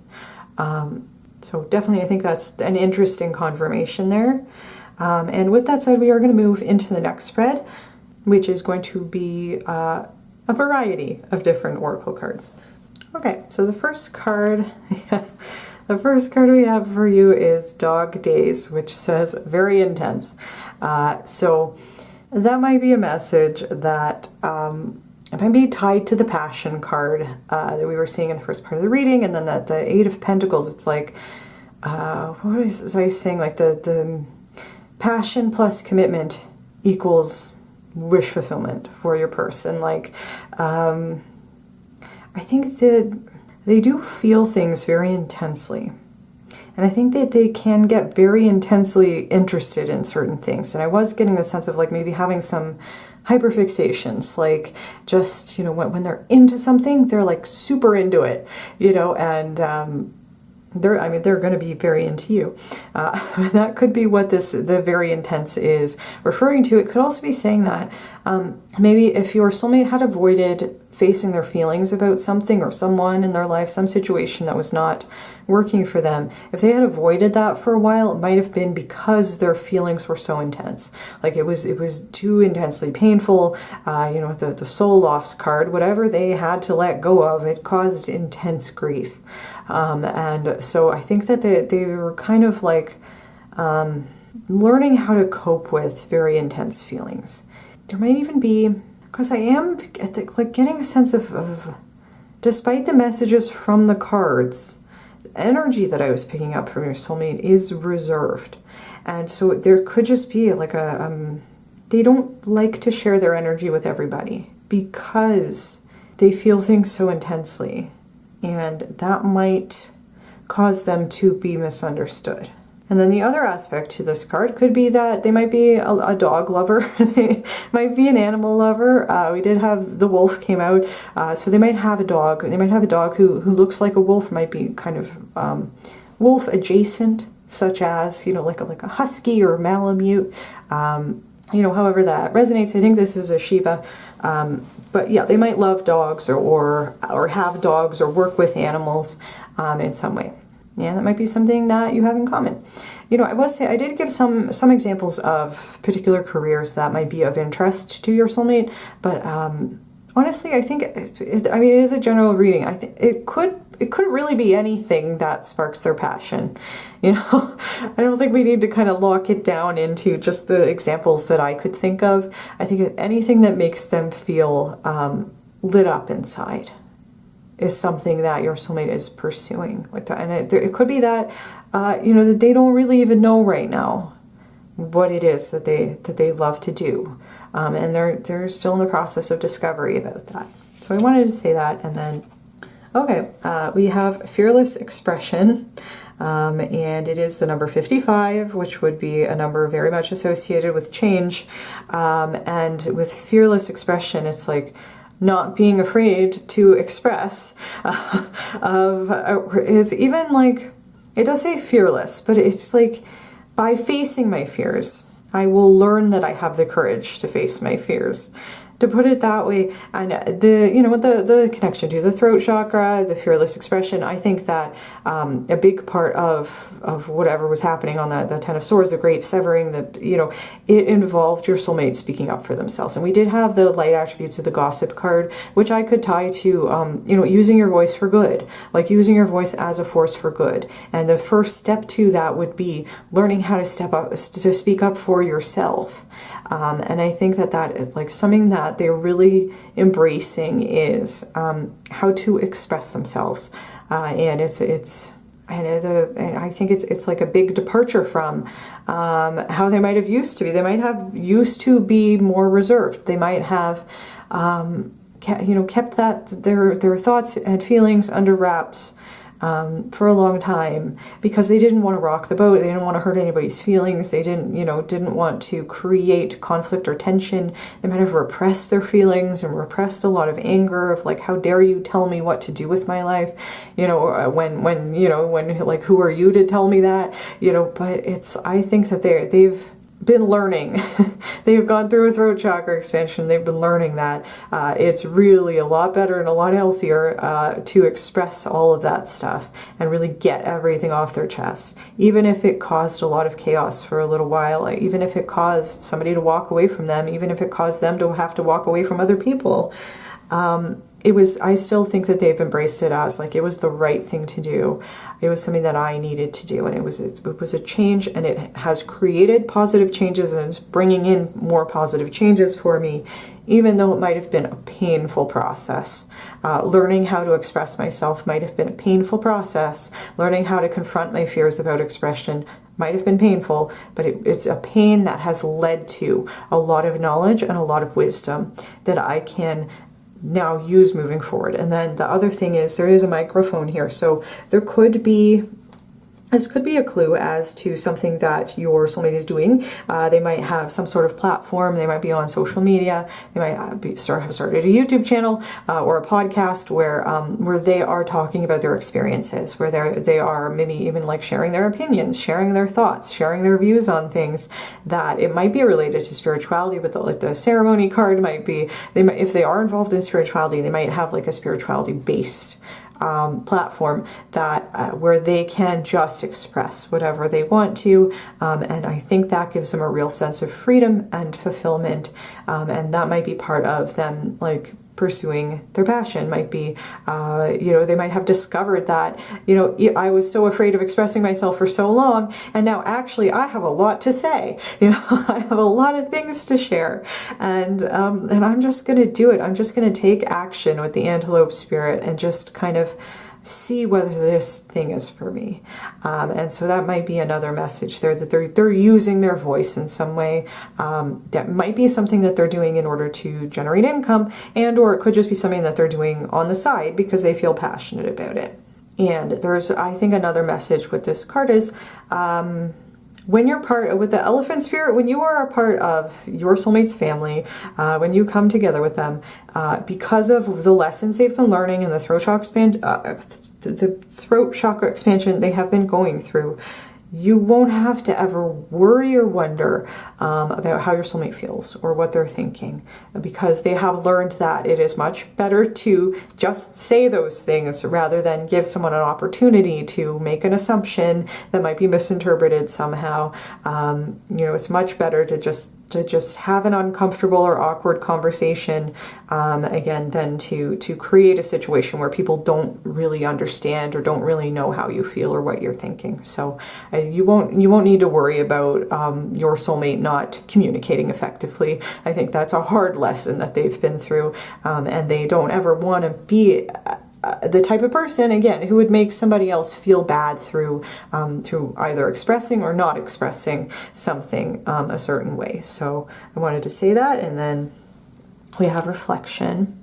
And yeah, I would definitely think with the wolf spirit of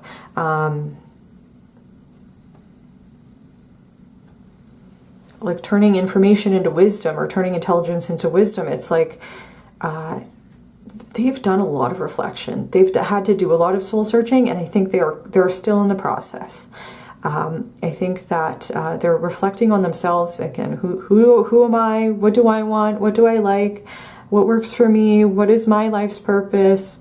You know, they're doing a lot of that. I think they're reflecting on their past behaviors. They're reflecting on how their words and choices and choices even not to express themselves might have had an impact on other people. What was my role in the Ten of Swords and how can I avoid that? They're doing all of that work as well. And with the reflection, there could be a more literal interpretation here because we see an image that is reflected here, that they might be reflecting on themselves by comparing themselves to other people. Might be something like something that's happened, like in the sense that if they have a role model, they might be kind of saying like, am I, you know, how can I change or adjust my own behavior to emulate my role model, like to emulate the parts about my role model that I like.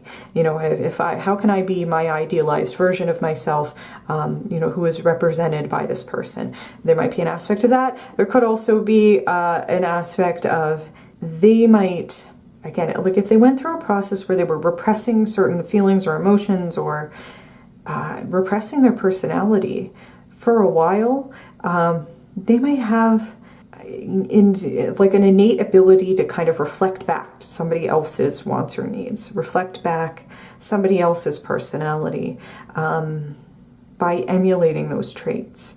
And that might have been an unhealthy coping mechanism that they employed for a while.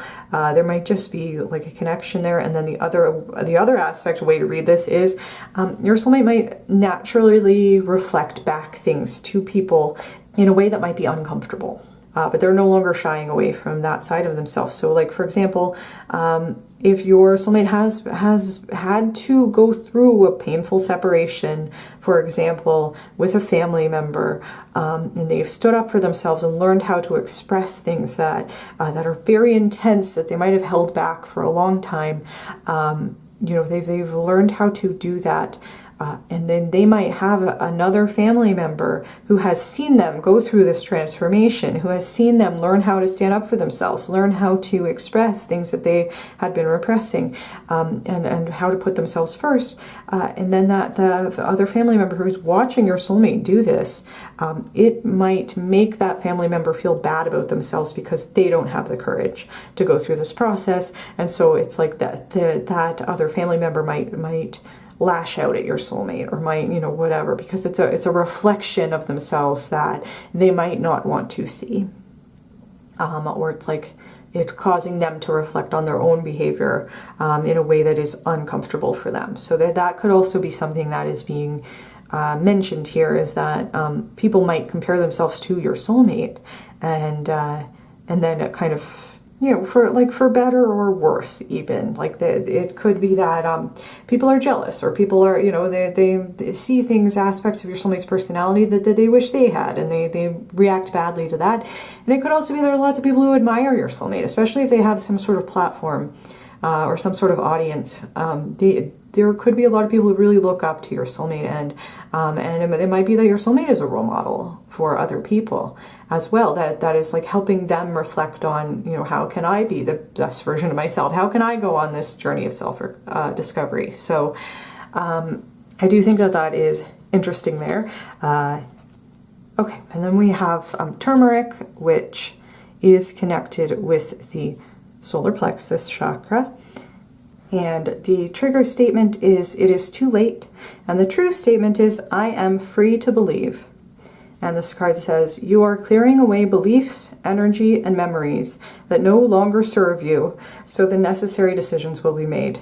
Yeah, we have the letting go. We had the Eight of Cups, like things that no longer serve you, choosing to walk away. We're letting go of things. We're clearing away old beliefs, learning how to share our voice and feel our feelings and reflecting on the past. And it's like, well, I am free to believe. It's like I can create whatever belief system works for me. I don't need to, you know, follow a path that is not meant for me. And it's interesting because it is too late. There could have been with the Eight of Pentacles or the Ten of Swords, might have been like a sunk cost fallacy for your soulmate in terms of, you know, when we have committed so much time and energy and resources to one thing, it can be hard to walk away from it because it's like, well, I already put so much into making this thing work. I need to see it through. When it's like, sometimes the thing to do is, cut your losses. It's like, it's the Ten of Swords. There's no way to salvage a Ten of Swords. It's just, it is what it is, and at a certain point we need to accept that it is time to move on. And I think that that is something your soulmate has learned how to do, is like, if this isn't working for me, I can walk away from it. It is not too late. It is not too late to change my course, change my path, reflect on my behavior, reflect on what's happening. It's never too late to express myself, even if it's 30 years after the fact of whatever happened. And I am free to believe, and with belief, and that's focus on beliefs, your soulmate might also have, and with the ceremony card, there might be some aspect to faith, religion, spirituality, something that is meaningful to your soulmate. It might be something that they have like kind of cobbled together from several different belief systems in sort of like a, take what you need and leave the rest sort of way, into creating some sort of practice that works for them. And is meaningful to them, and like not worrying about, what anybody else thinks about how they practice their belief system, because they're free to believe whatever they want to believe, and they're free to kind of create something that is meaningful for them. And then I do think it's important that this is connected with the solar plexus, which was tied to the joy card, and finding joy in belief. And finding joy in the freedom to believe whatever you want, to let go of whatever you don't need anymore. And it says, so the necessary decisions will be made. That's also a connection to the antelope spirit of taking action. Once you have realized that something is no longer working for you, once you have let go of whatever needs to be let go of, we're going to take action towards moving towards the things that do work for us, that do make us feel passionate. And it's like a two-pronged system is what I just heard. It's like a two-step thing where it's like, we got to let go, and then we also got to move forward. And I think that your soulmate is doing both. And okay, interesting. Okay, there's a lot of cards in this. It's an essential oils deck. And each card is connected with a specific chakra, but there's not that many cards that are connected with the crown. So it's interesting, we have a crown chakra card here. It's kind of the same color as this reflection card here. And it is connected with the keyword. It says worthy. The trigger statement is I am ashamed. The true statement is I am cherished. And it is Kopaiba. I don't know if I'm saying that correctly. But this card says there are connections to ancestral and childhood memories that are ready to be healed. Allow divine light to shine within. And that definitely I would connect that with what we already know about your soulmate. That they might have had a lot of shame or been and shame is a destructive emotion. It is not a helpful. Guilt says I did something bad, and shame is I am bad. And so shame is a destructive belief. And I think it's a really important part of the healing process is being able to separate yourself from your actions, your mistakes, the bad choices you've made, ways that you've hurt people, and say, yes, I have done bad things, but I am not a bad person. I have a good heart, and I deserve to be here, and I'm actively trying to be better and do better and reflecting on myself, and I am worthy, and I am cherished, and I am loved, and there is a higher power out there who loves me, and even if I've had to cut ties with other people who didn't love me the way I deserve to be loved, or just whatever else painful situation happened, I know that I am loved and cherished by the universe, by my ancestors, by the divine, and I can take courage from that. And so I think that is something with a connection to worthiness, working on self-esteem, working on, and it's like a self-esteem that is divinely guided. I think it's also interesting that there's connection to ancestral and childhood memories, might be connected with the elephant spirit. I think that your soulmate is somebody who really highly values family, and it might be because they didn't have the best relationship with their family. It might be because they just had just bad experiences. And I think that part of them learning how to embrace their personal power is learning that they can create whatever kind of family they want to have. And then with it, there's a connection with memories here. There says, you are clearing away beliefs, energy, and memories that no longer serve you. There are connections to ancestral and childhood memories that are ready to be healed. Your soulmate has had painful things that have happened. They've had emotionally traumatic experiences that they are healing. And I think that they are in the process of healing with spiritual and divine guidance, and by using their voice, reflecting on their behaviors, and knowing that they are worthy of love, they are worthy of joy, they are worthy of happiness. And I just think your soulmate is extremely brave, and they might be the black sheep of their family. They might be the only person in their family that has had the courage to take a different path, that has had the courage to speak up to whatever authority figures are in their life, you know, and really just being willing to make a departure from what is known and say, this isn't working for me, this is not my path, and to walk away it takes a lot of courage. It takes a lot of courage to express yourself if you were like not used to doing that. If you've been told that your voice doesn't matter, then to stand up and say, yes, it does. You know, and it takes a lot of courage. And I'm feeling very inspired right now by your soulmate. And they've gone through a lot. And they've really taken it on as an opportunity to learn and grow. And I think that's amazing. And then the next card we have is, we have Wolf. So this would be a repetition with the dog here, and then the two wolves. Wolves and or dogs who look like wolves might be an important spiritual messenger. They might be an important spirit guide for your soulmate, and it might be, as I was saying about like the roses in the first spread, they might be a spiritual messenger that your soulmate's higher self might use in order to let you know your soulmate's thinking about you, that their higher self is with you. So just take that however it resonates. And this card says it's number 44, which I would take as a confirmation of divine protection. It's also interesting because the wolf spirit card in the other deck was it reduced to 4 as well. So this wolf spirit, whatever this represents for your soulmate, is something that they take comfort from. And this says, devour the ferocious calling within the howling of your spirit. Run wildly into the freedom of your knowing. So there is a connection to knowing as well. There's a connection, run wildly into the freedom. It's like, I am free. I'm free to believe. And there's a connection to, with run wildly, I would also connect that to the antelope spirit of taking action, like fearless expression, moving forward. Don't let your dreams be dreams. Let's get curious about what the future holds for us. Let's discover our passion. Let's find joy wherever we can.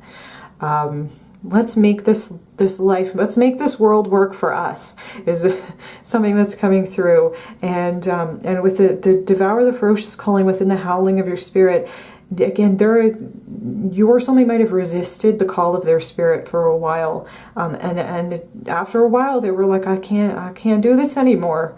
I have to embrace my soul's journey, regardless of whether anybody else accepts that or not.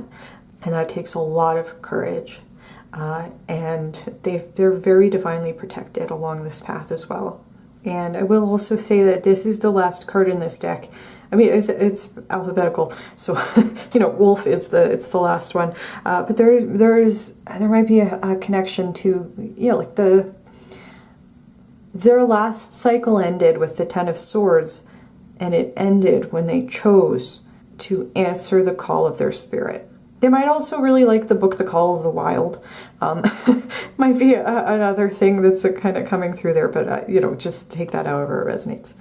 And there is a message with this card about also being willing to trust your intuition, and really connect to a higher spiritual source, and to receive, like to to be open to the idea that the signals that we receive, the signs and symbols and signals that we receive from our gut feelings and from a spiritual source, are there to help us and to protect us. It's like if we feel a certain calling towards something, it is for a reason.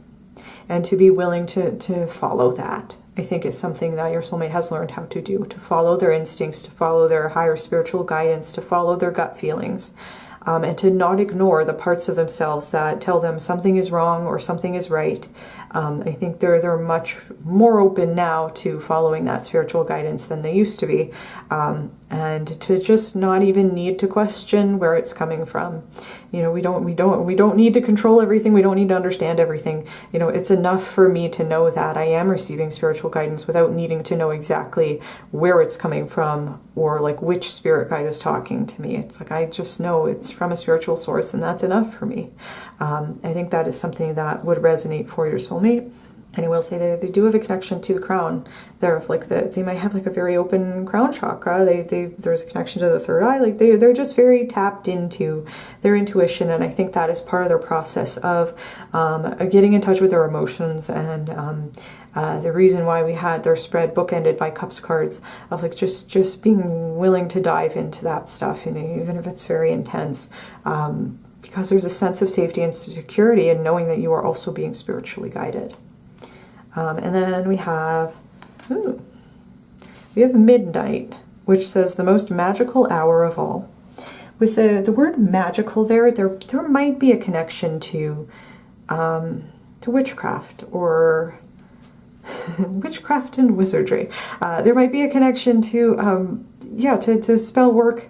With the clocks, connection to divine timing, trusting in divine timing, and or to manifestation in order to try to switch timelines, in order to try to maybe doing dimensional shifting, dimensional jumping might be something that is really interesting to your soulmate. That might be something that they are working on, and it could be like, you know, choosing to step forward and take action towards something that we want can help shift a timeline that wouldn't have shifted if we didn't take those actions. So that might be something that resonates. Also, midnight might be, your soulmate might be a night owl. They might be like up at midnight, and they might specifically choose to do spiritual work at night.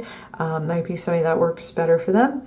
And it could be saying that you might be close to coming into union or contact with this person. We will be seeing more about that in the extended reading, but it's like it's reminding me of like the doomsday clock in terms of like however many minutes to midnight is how close you are to a destruction. But in that example, but it is like, it's like we're getting close. Something is getting close to midnight, and so something is kind of imminent.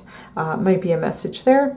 And this card is also a confirmation that I think your soulmate's they've been through a tough time. They might be like recently recovering from a Ten of Swords moment where they had to walk away from something. They had to leave something behind, and it was a painful ending that they needed to accept. But this card talks about the phrase, you know, the night is always darkest before the dawn. It's going through a period of darkness, accepting the darkness at midnight with the knowledge and faith that the sun will rise again.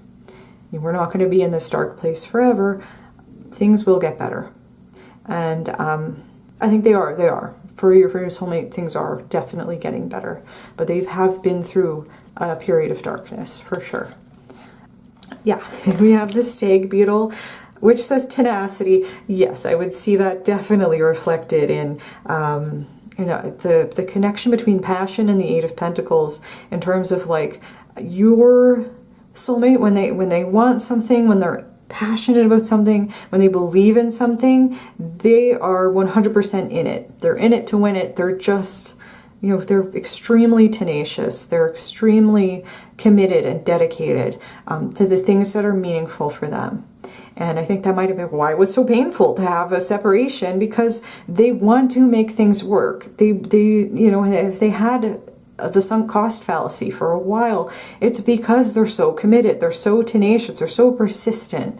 You know, and it's like part of that is that sometimes we need to cut our losses because there's no positive outcome here, you know, and that can be a hard lesson to learn when you have this sort of tenacious energy.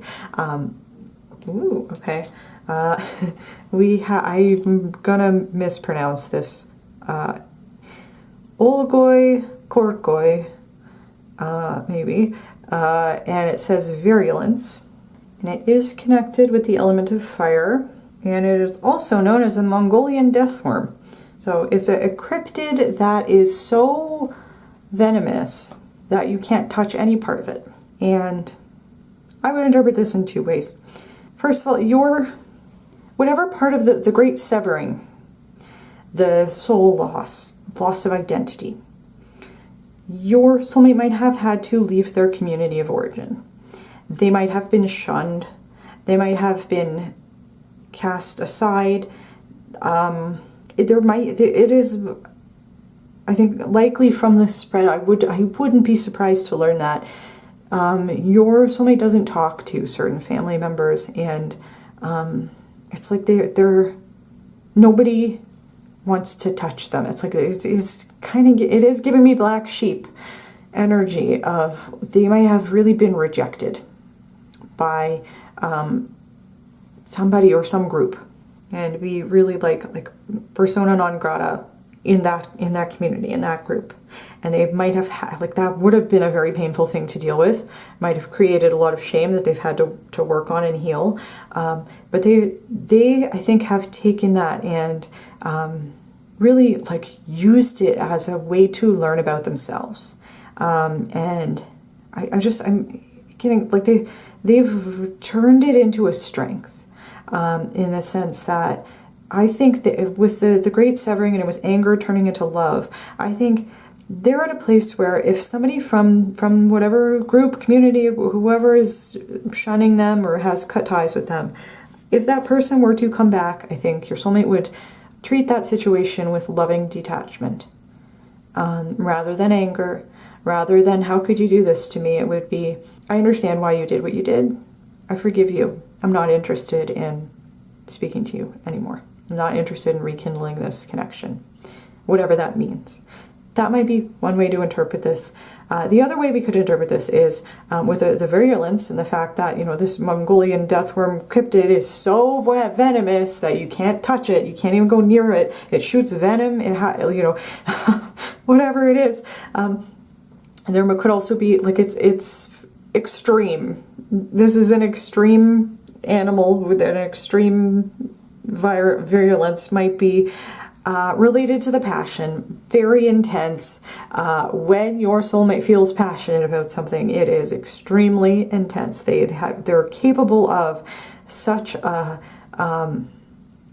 intensely focused interest that it is giving me hyperfixation. It's giving me like I want to do this thing or this hobby or whatever it is every single waking moment of every day. There's not a lot of messages here about balance. So it could be that your soulmate does have workaholic tendencies. It could be that whatever it is that they're doing that makes them feel passionate, they want to do it all the time, every time, and they might burn out a little bit on certain things, but yeah, it could be they're kind of just like an all-in type of energy, and that might be another way to interpret this card. And then the next thing, we have is Grootslang or Grootslang. I'm probably not saying that right either, which is connected with cruelty, and it is connected with earth. And what's interesting is, right off the bat, we have two creatures that are kind of like snake-ish, even though this is supposed to be a worm, but this is like a creature with an elephant head and a snake body. Snakes are typically associated with the concept of deception. And then we have cruelty here. We have the gossip archetype. There just might have been some aspect to using words as weapons that might have been part of your soulmate's experience. Might have been a reason why they're like, I never want to use my words as weapons.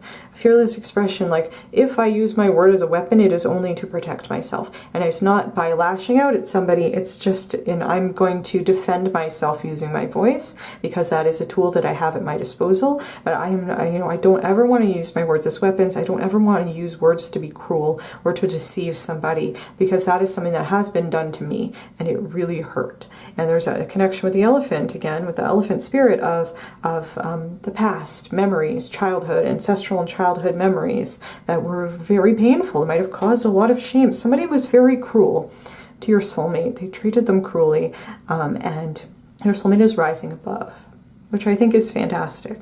And what's really interesting is this is another cryptid, and the story behind this one is that it was created by mistake. And so that, I was getting the intuitive message. Whatever happened, there just might have been a situation that happened recently for your soulmate where they were something they said was like misunderstood or misinterpreted. There was some mistake that was made that was not intentional, but it might have really been the catalyst for whatever the ending was that happened for them. It might have turned out to be the best thing for them, but there is some aspect of something unintentional that happened. And I do think that might be an additional message, in addition to the fact that I think people have been very cruel to your soulmate in the past, that they've had to cut ties with people who were not in a healthy energy, were using words as weapons to hurt people. And your soulmate doesn't want to be like that. And it could be that they might have engaged in that for a little while, and they've learned that they don't want to be like that anymore, because they've really kind of figured out the type of person that they want to be moving forward. And they're really committed to the path that they're on. So with that said, we are going to get into the final spread for you here, pile 4, which is going to be the astrology spread. And so I will say before we get into it that these might be signs that your soulmate has, or placements that your soulmate has, or they might not be, and it could be that whatever the personality trait or little blurb on the card, whatever it is, might be relevant to your soulmate, but they might not have those specific placements. It is a general reading, so as with everything else, you can always just take it as it resonates. Okay, so the first card we have is, okay, yeah, this makes sense. We have the third quarter moon, which says adjustments are required. And yeah, that definitely would be part of your soulmate's learning process, that they needed to make changes. They needed to make adjustments to something, that they need to walk away from things that no longer serve them, and know that they are not locked into anything that doesn't work for them anymore. It's like they might have been in a bad situation or with a group that, or in their family or whatever it was, for a long time. They might have avoided making necessary adjustments or changes because it was too painful, or because they didn't know how, or they didn't know how to move forward. I think that they have really been willing to embrace the aspect of change that has to do with using their voice and the freedom of expression. And I think that their willingness to make certain adjustments speaks to the fact that they have really embraced their soul's journey in this lifetime. And that, change is uncomfortable a lot of the time. Change can be very painful, even if it is the right thing to do, even if it is in alignment with our spiritual path, even if it creates positive things down the road, even if we're working towards something positive, in the moment, the adjustments that we need to make can be painful and scary. And there's a certain aspect of faith that is required along with whatever adjustments that we need to make. So I say I'm glad that your soulmate has chosen to answer their spirit's higher calling and go down this path, because I think it's really been important to them, like, working towards becoming the version of themselves that they always had the potential to be. But it's like getting to know who their most authentic self is, and then having the courage to embody that. I think that's where they currently are in their journey. Ooh, very nice. And then we have Jupiter, which says abundance, and Jupiter rules Sagittarius, I believe. And this is the number 23, which reduces to 5, which is a number associated with change, which I was just saying, you know, like positive things in abundance come from making certain changes, making certain adjustments to achieve abundance, to be willing to accept that, you know, making those changes can be a trade-off. It's like we're trading off the familiar for something that is probably going to be better because we are achieving it through a process of learning and growth. And something that might, like a more sustainable abundance, because it's something that we have worked really hard to earn, but it's something that's also an abundance that is meant for us in this lifetime, as opposed to something that might feel abundant in a certain way, like especially if, like for example, if we're earning a lot of money in a career that is not fulfilling or is not for us, choosing to walk away from that and pursue spiritual abundance instead, and then by choosing to pursue that, maybe getting to a place where you are also generating much more money than you would have had in the previous career. But it's like there's a certain aspect to being willing to embrace the fact that we can't control everything, and we gotta sometimes just release the outcome and find joy wherever we can. And I think that your soulmate really cultivates an attitude of abundance. And with the joy card that we had, the chakra card, it's like cultivating joy, finding things to feel joyful about, finding things to feel grateful about in terms of what we already have at our disposal. It's like changing our perspective to focus on our abundance. And that creates and attracts more abundance in towards us. And I think that that would also be tied to the ceremony, to the manifestation energy of the Nine of Cups. I think that your soulmate is really looking for ways to fulfill themselves based on what they currently have at their disposal. And really cultivating an attitude of abundance. I think that's going to attract a lot of abundance into their life. This could also be a message that maybe they do have money, maybe they are earning a lot of money, if you know, however that resonates for you. But I do think it is more of like a spiritual sense of, like, again, embracing an attitude of abundance, and then that's going to help attract that abundance in towards you. I think there's also a message with the connection in Jupiter and Sagittarius of like. The curiosity, exploration, discovery, figuring, like exploring, going in and trying new things, figuring out what works for you. That can be the fun part. You know, the fun part can be the part where we're in that explorative energy, and that can cause a sense of abundance. Like, I don't know what my life's purpose is, but I'm having a lot of fun, you know, taking these skiing lessons or whatever, and that's making me feel abundant.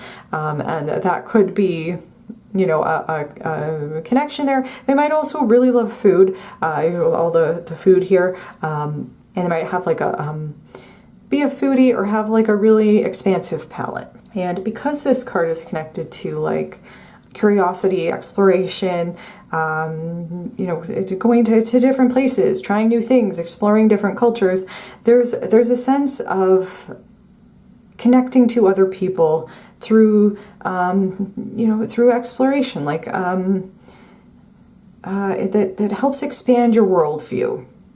So being open-minded, and it's giving me like the Page of Pentacles, and obviously the Curiosity card of like being willing to learn new things, explore different cultures, read books from different places and different viewpoints, and maybe learning different languages, and using that to help us like increase our level of compassion and feelings of connectedness to other people in the world, instead of feeling like, because I've had bad experiences with people who have treated me badly, now I don't trust anybody. It's like saying, well, unfortunately this happened.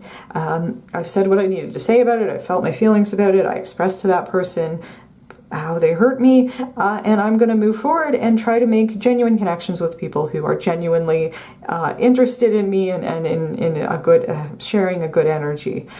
So that could also be a message there. Okay, then we have the full moon in Taurus. So your soulmate might have Taurus placements. We did have two Pentacles cards, which are connected with Earth, and Taurus is an Earth sign. And I would also connect that with the energy of determination and tenacity, which might sometimes translate into stubbornness. And I'm a Taurus, so I definitely resonate with that. you know, the idea of like being super committed to something and at the same time maybe like a little bit too invested in whatever it is. And learning how to be flexible can be a process for somebody with a lot of Taurus placements or a lot of fixed placements.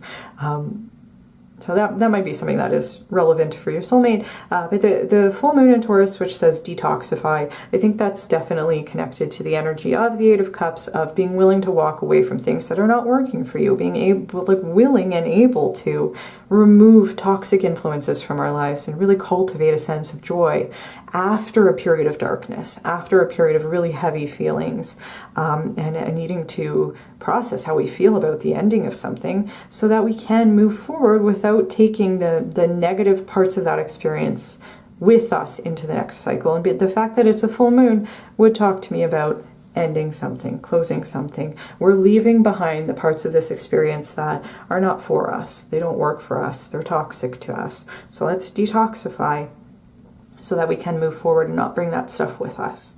And I think that's, you know, part of what your soulmate is currently learning, is how to do that. And they might also be interested in things such as, you know, energy clearing and using crystals to clear their energy, and maybe doing like cleanses and stuff like that might be something that resonates for them. And they may be also concerned with, you know, like toxic ingredients in food and like eating organic and stuff like that. Might be something that resonates for them, but that won't be for everybody. So I just thought I would mention that. Okay, and then we have another earth sign with the moon in Virgo. So they might have a Virgo moon, or they might not, you know, just general reading, which says contentment. It says the chance to boost health and vitality leads to satisfaction. So yeah, I think that your soulmate's definitely focusing on themselves right now, and then there's a connection. We have a full moon and then a moon to our emotions, you know, and really exploring our emotions, like things that, and the full moon is very intense. It represents very intense emotions. Being willing to lean into that and use it as a tool to reflect on ourselves. It's like being able to feel our emotions and like not shy away from them, so that we can kind of sit in those feelings, figure out, you know, where they're coming from. Why do I feel this way? What's going on here? You know, and not needing to avoid our feelings, so that we can process them, feel them, express them, then let go of them and move on into the next thing. I think this is definitely part of the process for your soulmate. And then with contentment, I think that the 9, the 18 reduces to 9, there might be a connection again to that 9 of Cups of like trying to cultivate the type of life that your soulmate wants to have, based on joy, based on feelings of safety and security. I love like an attitude of abundance and contentment, and I'm happy with what I have wherever I am, because I know that that is something that I can affect, is how I feel about what's going on in my life, and how I feel about myself. And I think that that's like very important to your soulmate, and they're working on cultivating a sense of contentment within their own life. And then with the focus on health and vitality, I do think this is related to emotional health and spiritual health. They might also be focused on their physical health. They might be using exercise as kind of like a healthy way to cope with things. I was getting the sense they might have used it as an unhealthy way to avoid their feelings for a while, but they might be shifting it into using exercise as a way to ground themselves. They might be somebody who does yoga. They might be somebody who's really focused on wellness, and like taking maybe a more holistic approach to health and wellness might be something that they're focused on right now. I do think that they are really learning about self-care, and it's like, again, self-care is not selfish, but they might have had a belief that it was selfish for a while, and they had to make an adjustment where they learned, no, I'm allowed to take care of myself. That's, you know, I gotta take care of myself first, or I can't take care of anybody else. You know, I gotta fill my own cup first. I think that's something that your soulmate's working on. I think that is one of the reasons why they might really just be focusing on themselves right now, because it is important for them to really kind of boost their own vitality before the two of you come into union. And then we are going to roll some Astro dice. I have 3 sets of dice. This part might be a little bit loud, and I am still learning about astrology. I'm going to do my best to get accurate messages for you. But as always, like, feel free to, if you're seeing something else in the dice that I don't talk about, feel free to comment and let me know. That really helps me. It helps me learn, and it might help somebody else who is also watching this pile. So feel free to comment. Also, this might be a little bit loud, so feel free to turn the volume down. Tell me about pile 4 soulmate. Pile 4. All right, so we have Gemini, Venus in the 2nd house. We have Cancer, the Sun, in the 10th house. And we have Aries, Jupiter, and the 10th house again. So with a 2nd house placement, 2 10th house placements, I do think that we're talking about something going on with your soulmate's career that is tied into their life purpose. I do think the Jupiter abundance, we do have Jupiter here, they are going to be very abundant in their career. Jupiter in the 10th house, and then with the 2nd house here, like this is information about, I think, how they are going to generate this abundant income for themselves. I think that once they discover their passion, they're going to be very successful. I think that we have Gemini and Venus in the 2nd house. There is something that has to do with communication, has to do with communicating in a loving and compassionate way that is going to help them generate money. We did have the Fearless Expression card that I was thinking, like, it has to do with their past experiences, learning to stand up for themselves, throat chakra expansion, but it might also be something that is related to their career, like having a platform, and it's like using your voice in order to help people, using your voice to help heal people, using your voice to give advice and guidance, to nurture, provide a nurturing service to people. So there could be something that has to do with having a platform, sharing your experiences, your spiritual experiences, could have something to do with sharing, your soulmate might be sharing what happened with their family, their community, whatever they went through, as a way to help provide guidance for other people who might be going through similar things, or might be able to relate to that. And or it could have something to do with like a career in counseling, like literally using your voice to help other people.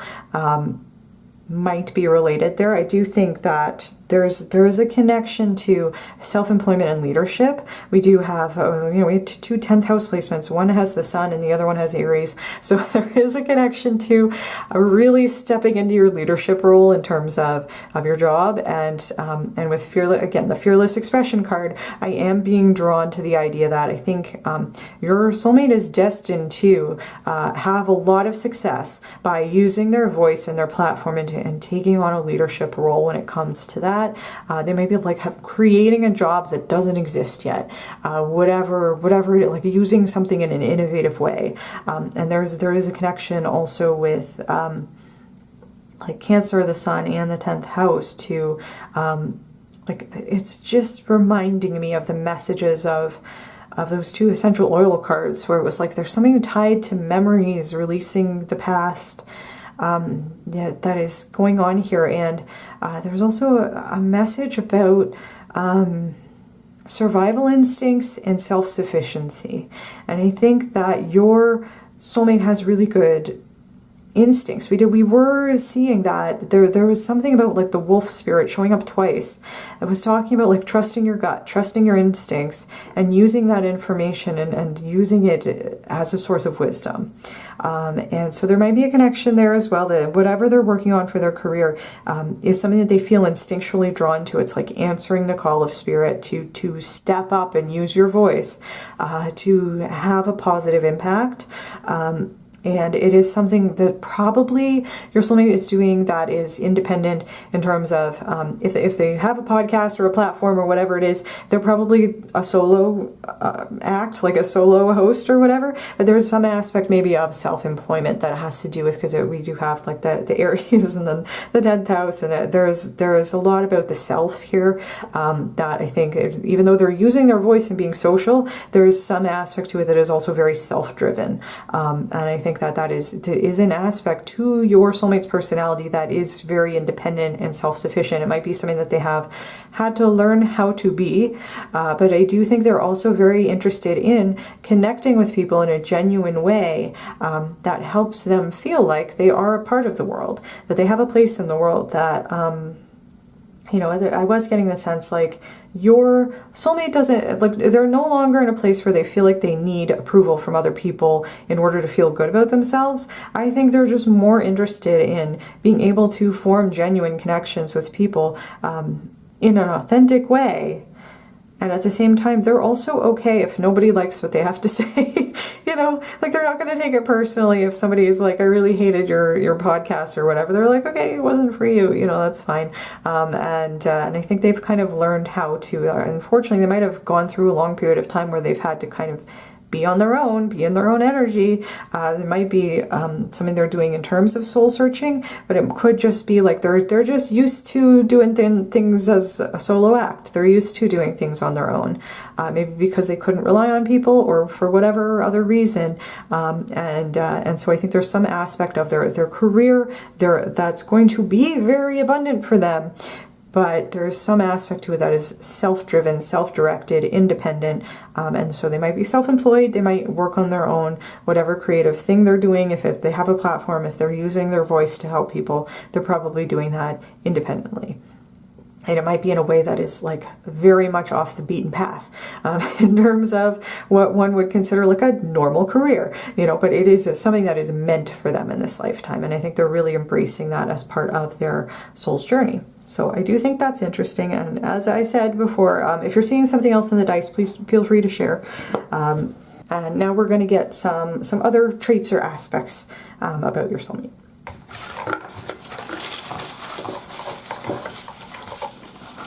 Okay, we got a lot of them, so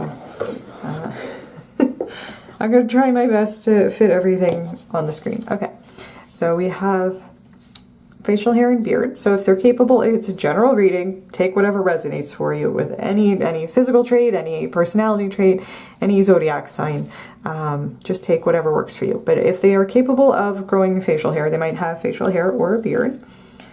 We have music lovers, so it could be that that could be a way in which they do express themselves. They could be a musician, and it could be a way of using their voice, using their communication in order to connect with other people, in order to generate an income, provides a healing service to other people. Might be the fearless expression with a microphone on it. Might have to do with making music, or music could just be something that they love. Like they may have a favorite genre or a favorite band that they feel very passionate about. And you know, if we're talking about hyperfixations, that could be one of theirs. Like they could have a band that they've been following for decades. They've been to every show and they have all the, you know, all the lyrics memorized, and they know everything about all the band members and stuff. So that might be something that's really important to them. And then we have September. So this could be their birthday, their birth month. It could be a month that is significant to them. If we're talking about a Ten of Swords, that might have been something that happened in September. Might be something significant there. Or it could be when you are going to come into union with this person. We will get a look at timeline more in the extended reading. But you know, I am filming this in November, so you know, it could be like 10 months from now. But you know, we'll see. Well, it's just, as I said, take it however it resonates. And then we have makeup. So if your soulmate is somebody who would wear makeup, then I would take this as they're probably really good with it, and or they really enjoy makeup. They might really enjoy using makeup as a means of expressing their personality. Might be something that really resonates for them. Then we have board games and RPGs. This came out for every single pile. And I think that makes sense because like a lot of people really love board games, you know, and they might also like role-playing games, might like video games or like tabletop role-playing games or whatever. But I think they just like having fun with people, like the energy of being social and the energy of joy. I think, and especially with like their curious mind and love of learning. I think they're really good at board games and at various other different kind of strategy games. I think that's something that they find very stimulating. So Probably if you're going to play a board game with this person, you probably want to be on their team. And then we have moles, freckles, and beauty marks. So they might have moles, freckles, or beauty marks. We do have athletic. And I was getting a sense that your soulmate might be somebody who does work out a lot, and they might have like a specific form of exercise or physical activity that they really connect to, and it might be just as a way to ground themselves and or process their emotions. Like for example, they might do hiking a lot because it's an opportunity to kind of be away from other people, be away from the noise of the city, whatever it is, so that they can have some space to connect with nature and kind of breathe, be in their body, and maybe process. Like them, they might do a lot of processing and thinking while they're out hiking, for example. Okay, then we have dark hair, so they may have dark hair. We have fire, and we do have Aries here, so they might be a fire sign. Sun, moon, or rising. And then we have Virgo, so they might have some Virgo placements, and Aries here. So we have another connection to Aries. And I'm also seeing we also have water and we have earth. So any of these elements, I'm sure air will come out. And could be, there's a general reading, there could be a lot of people watching, so it might be some mix of fire, water, earth, Virgo, Aries, whatever resonates. And then we have small family, and this could mean that that maybe they've come from a small family, and or maybe they want to have a smaller family. It could be that they come from a small family and want to have a large family. It could be they come from a large family and they want to have a smaller family. It could be that they want to have a smaller, closer knit group of found family members rather than a larger group. But, just take it however it resonates. And then we have April, could be a significant month to this connection. And I think April is Aries season, and September would be Virgo season. And then we have generous. So I do think that they are generous. They're and that with all of this like really committed energy, I think again, when you are with your person, when you're with your soulmate, you are the most important person in the world. When they are committed to something, someone, it's just ride or die. It's like full commitment. And I think that they're very generous with their time and energy. We had that like very intense, lots of messages about intense and the intensity of emotions. I think that it is likely, I'm getting the sense that your soulmate does not have a lot of friends. Like they might not have a very big social group, but the people that they do have in their life are like so important. They might have like a handful of very intense, very close connections. I think they're interested in quality over quantity, to put it that way. We have tall, so they might be tall, they might be taller than you, they might be taller than average for their gender. And in addition to athletics, we have sports. So they might play sports, they might have a particular sport that they really like, or they might follow sports. They might have a particular sports team that they follow, and they go to all the games and they have all the merch, however it is. And then we do have autumn and also summer. So those might be like the autumn and summertime might be related to like September. Like summer moving into autumn might be a significant time of year. In addition to small family, we have family oriented. So, and I do think that's true. We had the elephant spirit. Like I think family is really important to your soulmate, but they might not be very close to their family, or there might be some rift between them and certain family members. That might have been like part of the reason why it was so painful, is because they're so committed to their family, and that might be why. Like I do think one of the things that they're looking for, one of the things they're connecting to on the Nine of Cups, is realizing how important having their own family is. Whether that's like a found family of just you and your soulmate, or if it's like if you're gonna have kids together or whatever it is. I think they are family oriented. Like they really feel strongly about having like a strong unit of people that really love and rely on each other. And then we have Gemini. We have Gemini here. So I think that they might have Gemini placements. I think they are also, with a fearless expression and the open throat chakra, I think that they have really learned how to express themselves. And I think that they do generally know how to communicate effectively, but they might have really repressed certain things for a while, or just felt like they were not empowered to communicate honestly for a long time. And I think that they were learning. They're learning how to use their voice for good.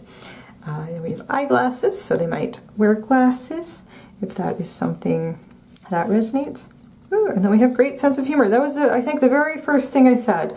I was noticing your soulmate sense of humor. If the very first thing that I heard was, you know, sympathy for the devil, it came out like, please allow me to introduce myself. And I was thinking about like, what can you tell me about Pile 4's soulmate? That's funny. That is something that I think they do have a great sense of humor. You know, we did have like the joy card, the passion card. I think they are fun to be around, and I think you're really going to enjoy coming together with your soulmate. We also have June, which is in the summertime, which I think is also Cancer season. So that might be relevant there. We do have foodie. That was something that I was pointing out about the Jupiter card, noticing the food there. So they might really enjoy going out to eat, going out to different restaurants, kind of exploring different cuisines, and they might have a very highly developed palate. We also have geeky, so that might be an aspect of their personality. You know, I was getting the sense from the Curiosity card and the Page of Pentacles, they probably do a lot of like self-directed learning. They're probably self-taught about a lot of things. They might also be very academically focused. They might have gone through a high level of schooling, and or they might, with board games and RPGs, like with geeky, they might have a lot of geeky interests, like be really into sci-fi or video games and or, you know, whatever. Might be something that you have in common. And then we do have, I'll put it over here, we do have Taurus as well. So lots of kind of earthy energy. And we also have, interestingly, we have tall and short. So they could be tall and short, and or this might be saying there might be a significant height difference between the two of you. Like one of you might be very tall or very short, or, you know, or vice versa, or if you know you're more mid-sized, there might still be a bit of a height difference. You know, however that resonates, or they could be shorter than average for their gender. And we also have October, so that is another autumn month, and it's near September, and might be significant to this connection. And we also have February, so lots of, I'm thinking maybe a lot of people pick this pile because we have a lot of different things coming out. We also have travel, which I would connect to the energy of Jupiter, of like wanting to go and explore and try new things and pursue their curiosity, figure out what they like and what they don't like, and part of that is doing exploration. They might really like to travel, and they might even have like a travel blog. If that's part of, you know, whatever they're doing for their career, their divine path in this lifetime, there might be an aspect of travel that is involved there as well, and kind of talking about their experiences while traveling. We also have Aquarius, which to me would talk about, you know, a focus on discovering who their authentic self is, and then authentic self-expression, I think, is something that is really important to your soulmate. They might also have Aquarius placements. We have vegan and vegetarian. So they could be a vegan and or a vegetarian. We have, yeah, I knew this was going to come out. We also have air. I don't know if I can fit it down there. We have air as well. So it's like all four elements. They could be any sign or any combination here. And we have Scorpio as well, which is another water sign. And spring. So we've had spring, summer, and autumn. And I don't think we have, no, we don't have winter here. So, it could be that they don't like winter. We could interpret it that way. They might not enjoy, if they live in a place where it gets cold in the winter, they might not enjoy being cold. They might like every other month. Or it could be saying that you might not meet them this winter because it is November going into winter. But it could be spring, summer, fall, depending on circumstances. But again, we'll take a look at the timeline in the extended. We do have spiritual. I was getting the sense they have some sort of spiritual practice, some sort of connection to their faith or their divine. That I think they are aware that they're being spiritually guided. I think they have, you know, with the staff, and the fact that I was hearing that prayer is telling me that they do have some practice, and the ceremony card of like some saying, some practice, something that is meaningful for them, that works with them. They're free to believe whatever they want to believe. They might have like again cobbled together a belief system that works for them, you know, and I think that they do have some sort of spiritual practice. I need to move this over here. We do have loves children. So it could be that they love children, it could be that they work with children. With Cancer also in the 10th house, there might be some aspect to their job that involves working with children, or even just talking about their childhood. But it could be that if they do work with children, it might be something that they enjoy doing, because they might not have had a very close, they are family oriented. They might have just had bad experiences with their own family, and I think that they want to feel connected to being able to have a positive influence on other children in their life. They might also be really good with children. And because it's a general reading, you can always take whatever resonates. If you are somebody who does not like children or does not want children, you don't need to take that message, because I think, you know, with the fact that we had the Nine of Cups come out in the first part of the spread, would tell me you and your soulmate are going to be very highly aligned and probably on the same page about whatever it is that you do want out of the relationship. We also have March. Is also Aries season and Pisces, I believe. So that might be significant. And then we have ambitious. And I was getting the sense that it's part of this determined energy. It's part of the tenacity that your soulmate has. Is like they want the best. They want the best for themselves. They want the best for their family. They want to try to be the best version of themselves. And it's like, I think that right now they're turning all of that ambitious, tenacious, committed energy inwards towards self-discovery and self-development. But there's also an aspect to their career, especially with Aries, Jupiter in the 10th house. It's like there's an action-oriented, and we did have the antelope spirit. There's some aspect of like taking action towards the things I want because I'm ambitious. I want this to work out. And with the messages here, like, yes, so Jupiter, especially Jupiter in the 10th house, your soulmate is going to be extremely successful when they step into that leadership energy, and embrace their ambitious side as it connects with their compassion.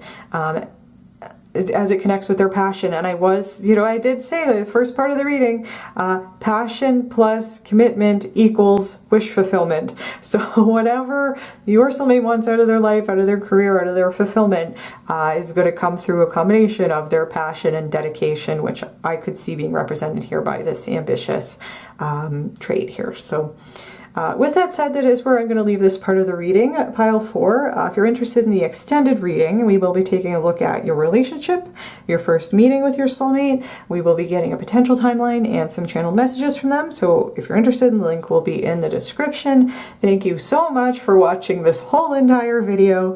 I really appreciate you being here. If you like this video, please feel free to give it a like. Please comment down below and let me know how this resonated for you. If you like my videos and you want to see more from me, you can feel free to subscribe to my channel. And with that said, thank you again very much for watching Pile 4, and I do hope to see you in my next video.